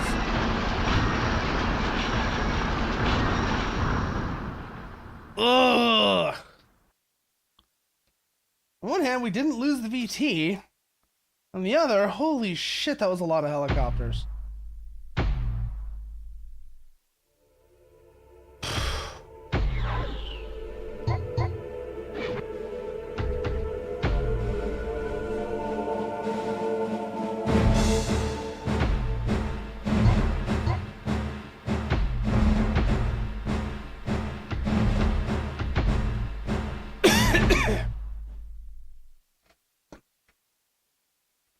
That was a lot of helicopters.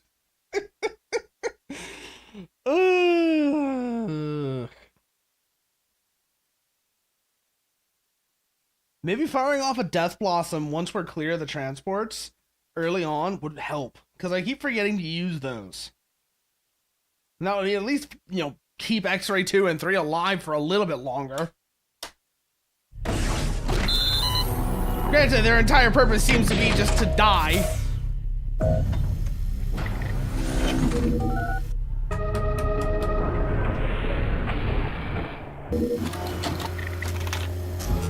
So who knows? Who knows what's gonna happen with those two?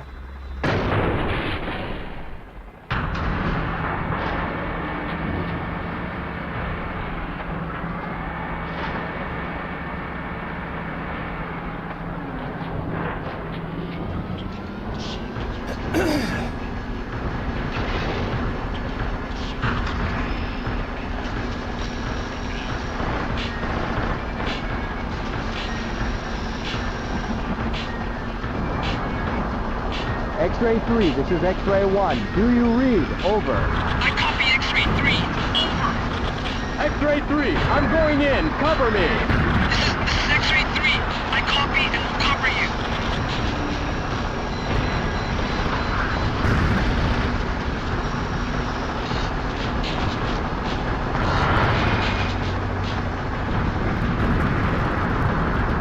Start thinning out those helicopters now. Good.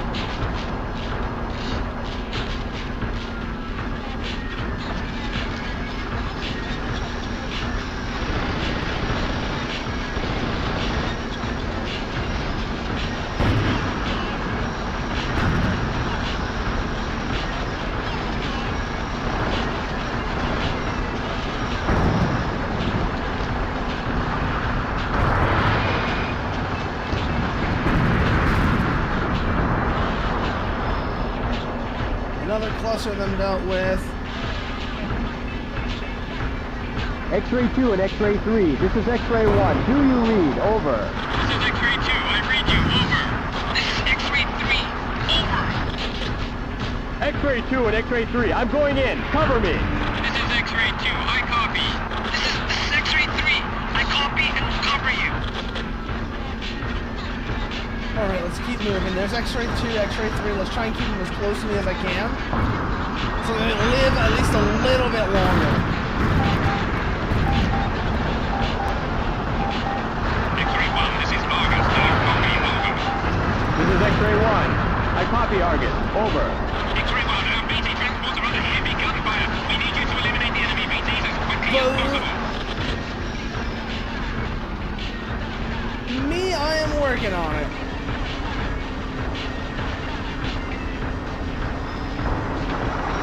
Switch over to the AS missiles.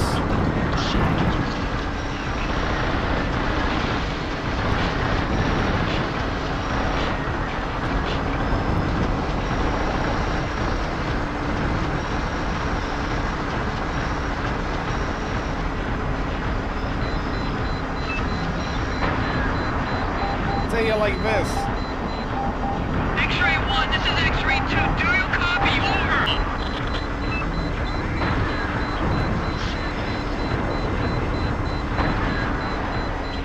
Oh, there's chaff out. There's chaff out.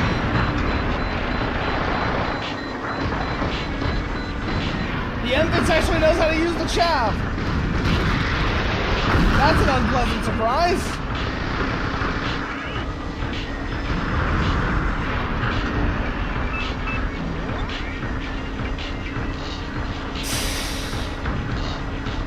Not, you know, gonna make them win. Not gonna make them, like, stop me. But an annoying thing nonetheless. Alright, that's the main enemy VTs dealt with. The helicopter's out the ass.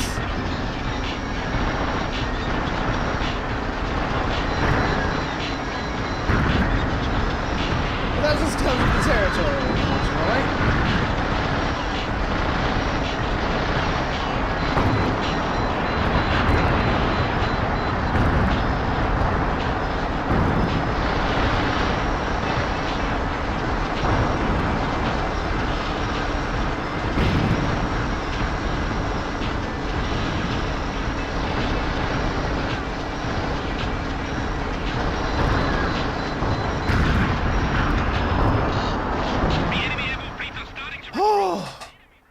Okay, we somehow did it.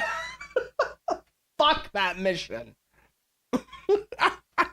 Fuck that mission entirely because trying to hit those helicopters is a pain in the ass. It would probably be fine if I had both hands, but still. Ugh.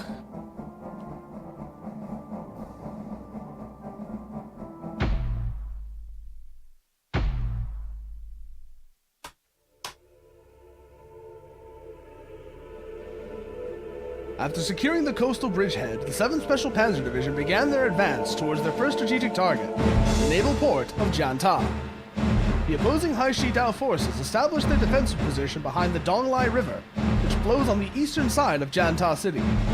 By jamming radar using ECM systems, they repeated their surprise attacks to hold off our division's advances. Oh. No. 2082 Janta. I remember this mission sucking.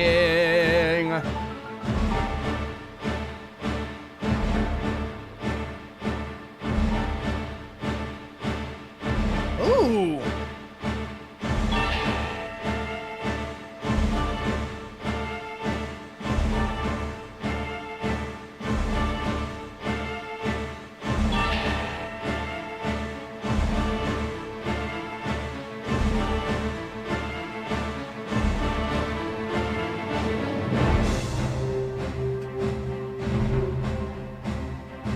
Okay.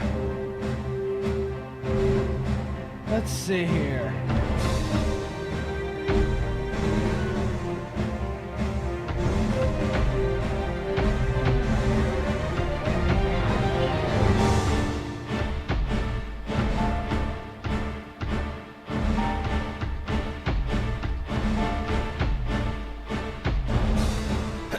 Okay, that takes care of that problem.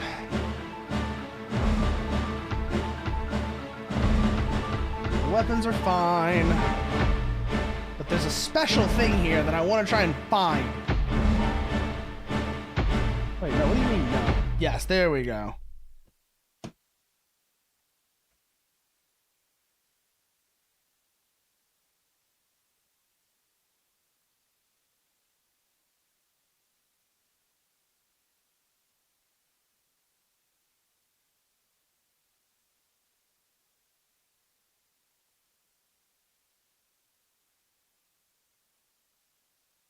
All right.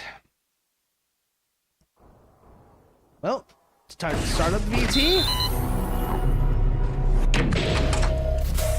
I'm trying to remember if it's this mission, if it's this game or another game that has you. I think it is this. Yeah, it's this. Not this. It is the 2082 campaign. There is a mission where you pull the same shit the Juggernaut did at the end of the other one, at the first campaign. Where X-ray 2 and X-ray 3. This is X-ray 1. Do you read? Over. This is X-ray 2. I read you. Over. This is X-ray 3. Over. X-ray 1 to all tanks. Disperse and attack. X-ray 2. Copy. X-ray 3. hey, Dr. Anime. We finished the 2080 campaign, and now we're doing the 2082 campaign of Steel Battalion, which has some interesting differences.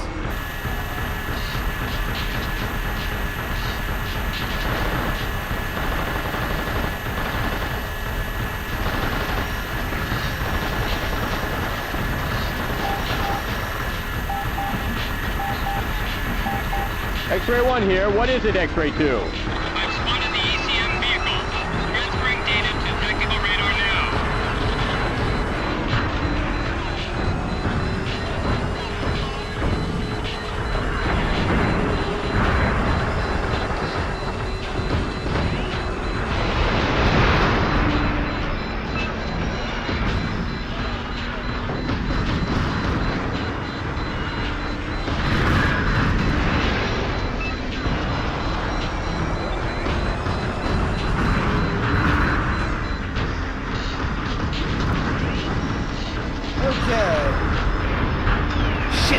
Shit. Get back up, get back up, get back up! I copy. X-ray 1.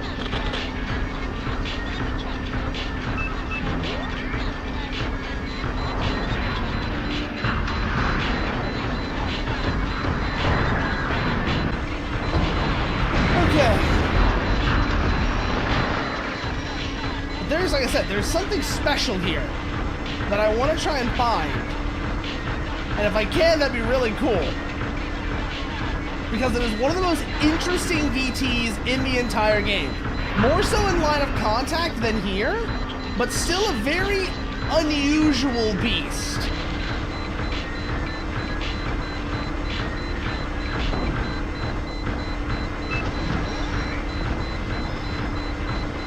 Another vortex.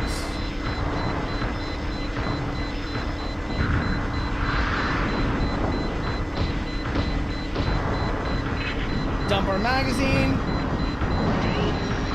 Takes care of them.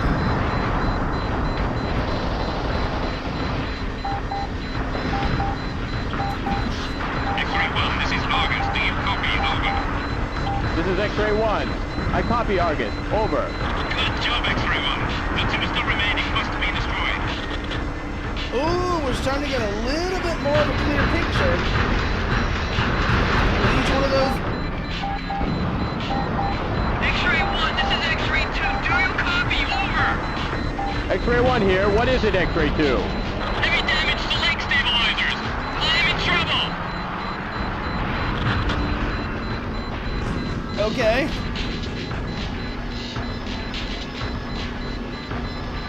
So then we're still getting artillery fire from somewhere. I know what that somewhere is. X-ray 1 here. What is it, X-ray 3? Frontal armor has been completely razed. Requires permission to disengage.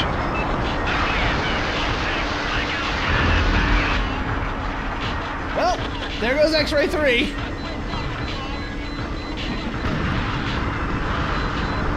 I'm pretty sure I know what got him too. Because there he is! The boy himself!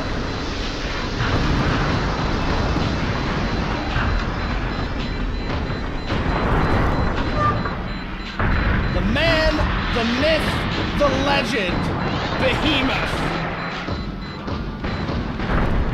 Tough son of a bitch is what it is.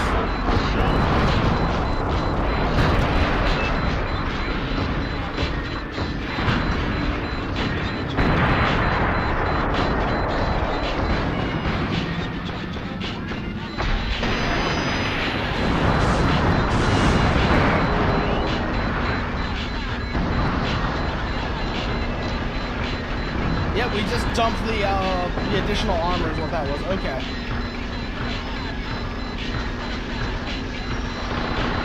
I don't think we even used these, the funny thing.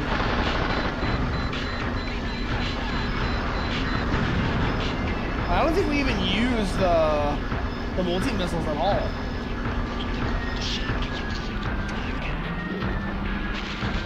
One of the jammers looks like it might be over here. So let's move over this way, because we're getting flickers. I'm not sure what from is the problem. Let's go find out if I'm right at all about one of the jammers being over here. Unlikely, but we're going to check. Oh, there's another vortex. That's a big problem.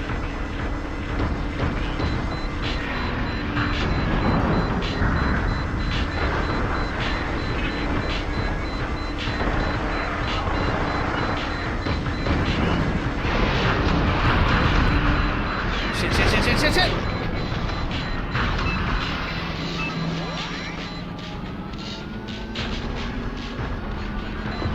Alright, we're clear.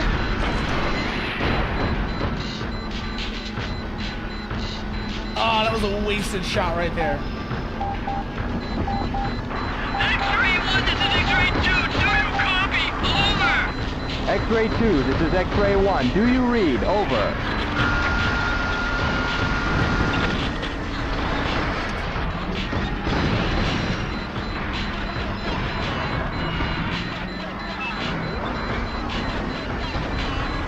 I was about to say, oh fuck, did we just find another behemoth? But no.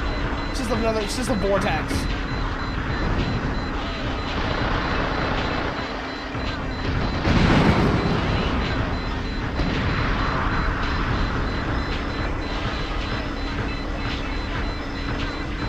Another VT to be dangerous, mind you, but nothing special.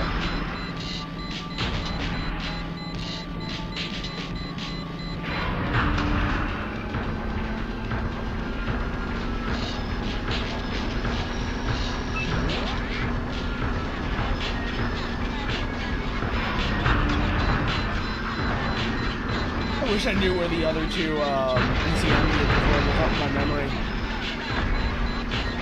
But, I cannot for the life of me remember where they are.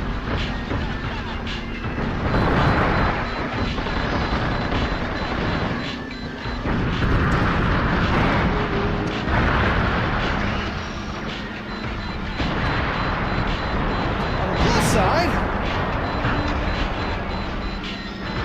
hopefully that was the last of the enemy VTs that we really gotta worry about. Although, actually, by the look of it, it won't be.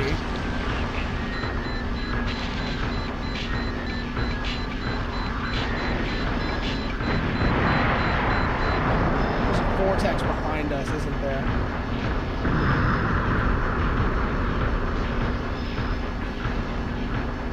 Wagon Master, this is X-Ray 1. Do you copy? Over. This is Wagon Master. I copy X-Ray 1. Over. This is X-Ray 1, requesting supplies. Send supply chopper ASAP. Oh boy, let's This is see. Wagon Master. Roger that. The Okay, supply good. We chopper is can on still its way. resupply. We can, in fact, still resupply. That's good. I was getting a little worried we might not be able to. But no, we're good. So now we just hold here and wait for the supply chopper. We're in a safe spot. So... just... hold here while we wait for that to arrive. Wait for that to arrive. Once it does, then we'll be good to go, hopefully.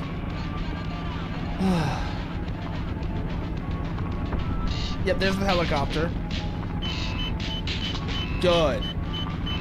That gets, now that that's here, we can get our ammo back restocked. With our ammo restocked, we can get back in the fight, find those two other ECM vehicles. Wherever the hell they are.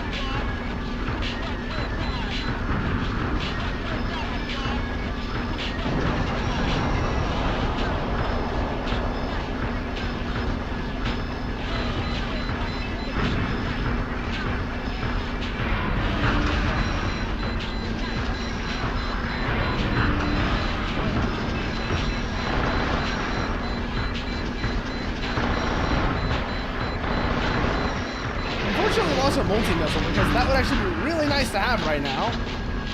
But oh well. Oh well, so be it. So just gotta find those other two ECM things now.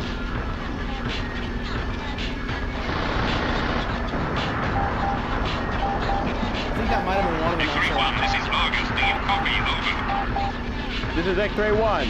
I copy Argus. Over. X-Ray 1, there is still one ECM vehicle remaining. It must be destroyed. We're counting on your unit. Oh, that was actually it. Okay. I did not think that would be it. Sure, fine. I won't complain. That's the map boundary, so we don't want to cross that line. I think I see where it might be. Now that I know what I'm looking for, I think I see where it might be.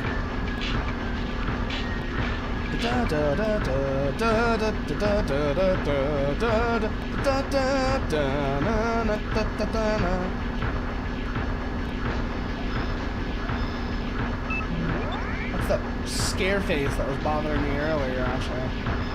Actually, that's not a scare. That wasn't bothering me. It was a vortex, I'm pretty sure, that was bothering me earlier. Probably be on my right. If there's gonna be one in the area, it'll be on my right. Did I not have that on this whole time? Like, did I not have the movement prediction on this whole time? I wonder I kept missing so many shots.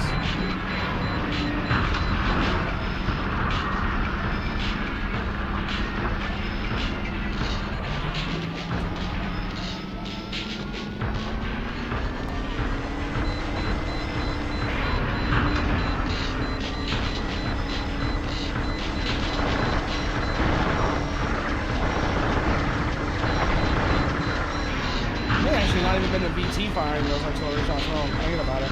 It may have just been one of these self-propelled howitzers.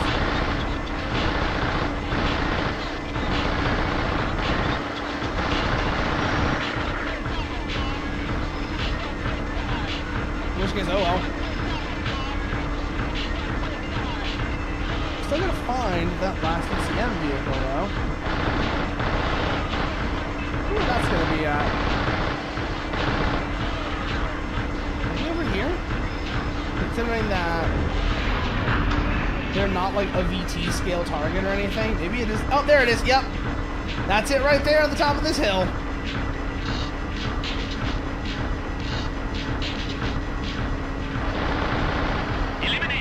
So we managed to get all of that. We basically wiped out the enemy VT force, and we bagged the behemoth, which I don't know if we're ever going to really use that thing, but we got it. So that's something. Especially because it's a funny VT, actually. The behemoth is actually a funny VT. At the same time the X-Ray platoon succeeded in destroying ECM vehicles, the 7th Special Panzer Division began their advancement. After a fierce battle that lasted 5 hours, they had succeeded in penetrating the enemy line of defense. However, the 7th Special Panzer Division also suffered losses which resulted in their failure to surround and attack enemy forces. Consequently, over half of the enemy Panzer Battalion retreated back to the naval port of Garpike. Here we go again! Garpike 2.0! 2 ships this time!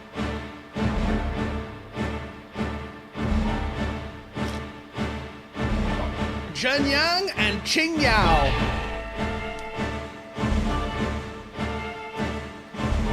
Today, our division will commence the full-scale attack on the naval port.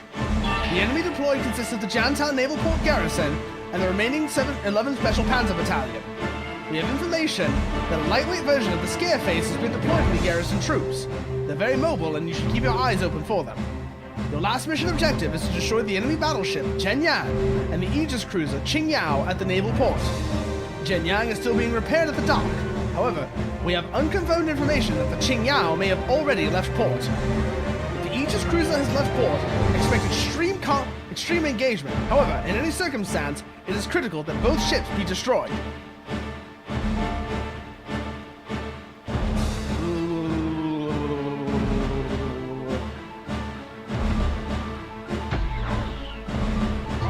We're probably not going to use it, but I want to show you this thing. So that right there is the behemoth. The behemoth is hilarious. Mostly in line of contact. The behemoth is hilarious in line of contact because it lets you carry an absolutely staggering amount of ordnance. Like, dear God, the amount of ordnance that the behemoth can load onto it is ridiculous. You can have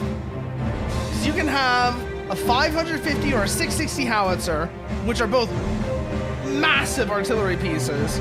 I'm pretty sure you, even with the 660 howitzer, on the behemoth, you can also load an MLR and land area rockets for self-defense. So it is quite the beast. The result is that it is quite the beast. It is quite the impressive arsenal on it. But let's see what we gotta do here now, shall we? 2082 Garpike Port.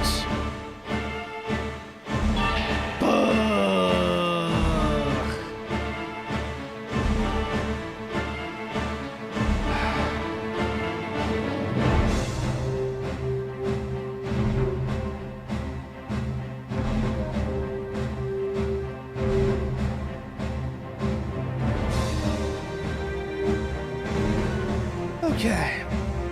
This will probably be the last one for tonight, but let's head into it. Can't get the behemoth, can't get any of the 3rd gens yet, which again, still mildly annoying, but whatever. And I'm not masochistic enough to do this in a 1st gen. I am neither skilled enough nor masochistic enough to do this in a 1st gen. So, prom it is.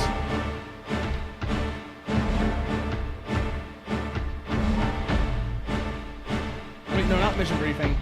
Reinforcements, we're gonna request another supply box.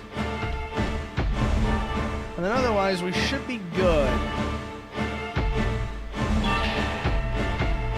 I meant to hit yes, actually. Yes, move out.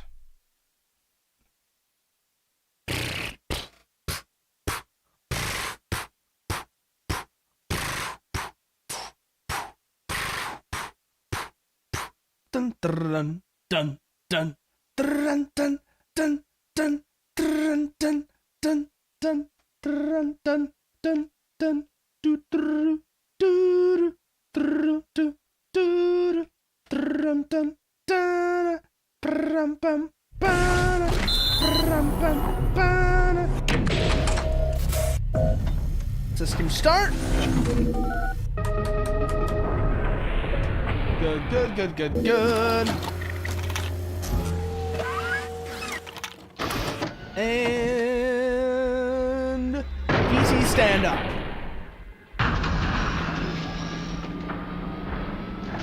Every time I hear that, I think about that one, that game, Cardfight Vanguard. And how, like,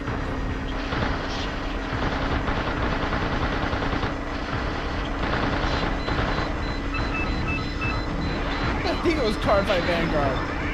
It has all like stand up the Vanguard spiel in it.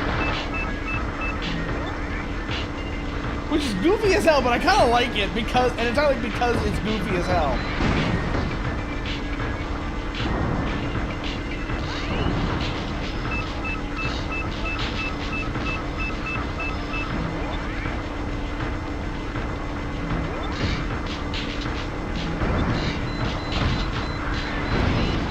S-tier giraffe pilot. What a fucking waste of resources. What a waste of resources. You have a pilot who's that good, why would you put them in the giraffe? Put them in literally anything else.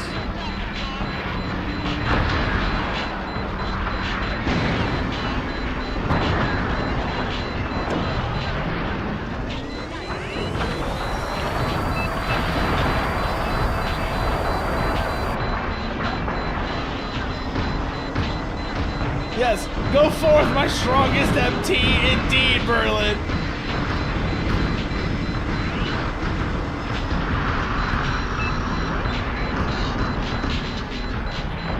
It's like putting a pilot of that skill level in a unit that shitty is the kind of logic you would expect to see in somebody out of a war game, out of like a war game airline, somebody playing war game Red Dragon.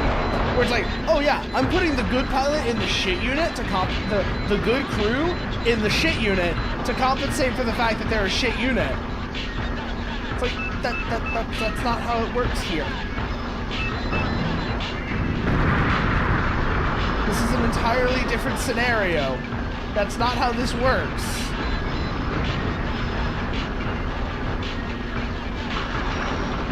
We're too close for missiles, I'm pretty sure.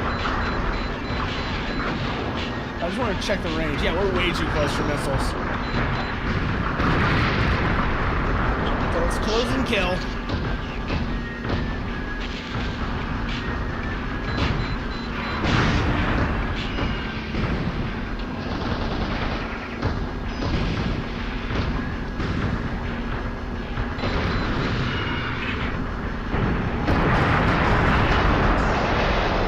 Okay. Scareface A1 down. It also means that we actually... Nah, this is the wrong setting for that, Merlin. If this was like Super Spandex Robot, if this was like a Super Spandex Robot setting, yeah, that would make sense. But this is the wrong setting for that.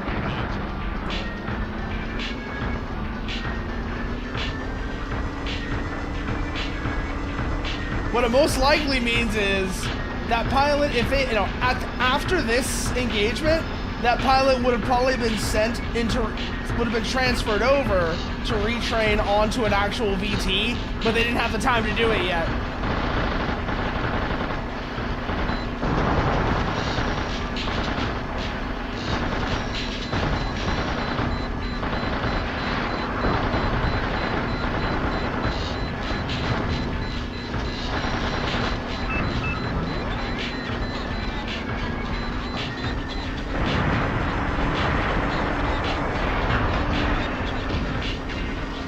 bragging to the guys in the barracks, like, you know, yo, after this operation, they're gonna transfer me over. I'm actually gonna get a chance to sit in one of those things. Points up at the scare face, waiting for maintenance. Like, I'll be piloting one of those things soon. Just straight up death flag type behavior.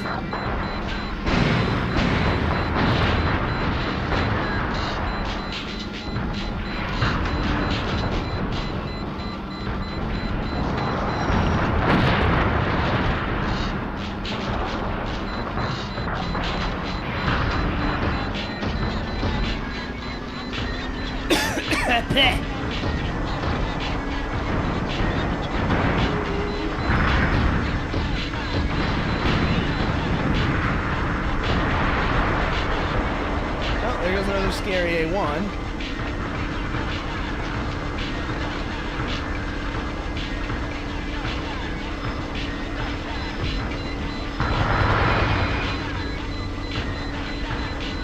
Oh.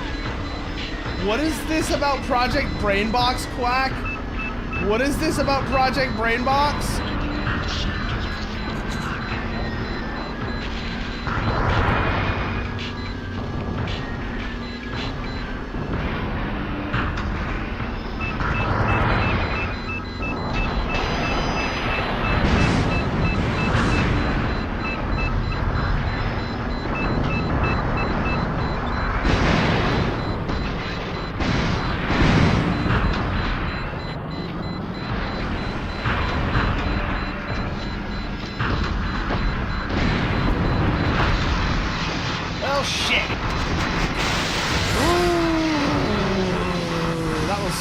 I should not have come on this angle. That's the main thing. I should not have come on this angle because my head's killing me there. Should not have come on that angle because that's what led to the battleship getting. That's what led to the ship being able to just murder me.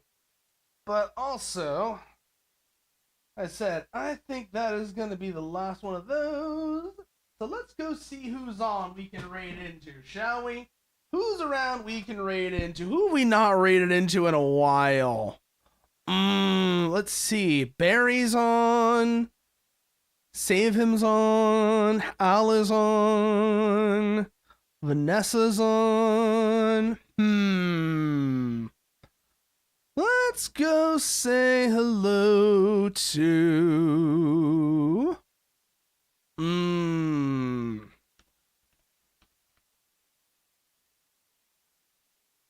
Let's go say hello to... You know what? Let's go see what Barry's up to. I haven't seen Barry in a while, so let's go see what that bug is up to. As always, you want to see what I'm up to off stream. These are all the places you can find me. Grab that for the YouTube side as well. Then post up the raid message for everyone here. There we go.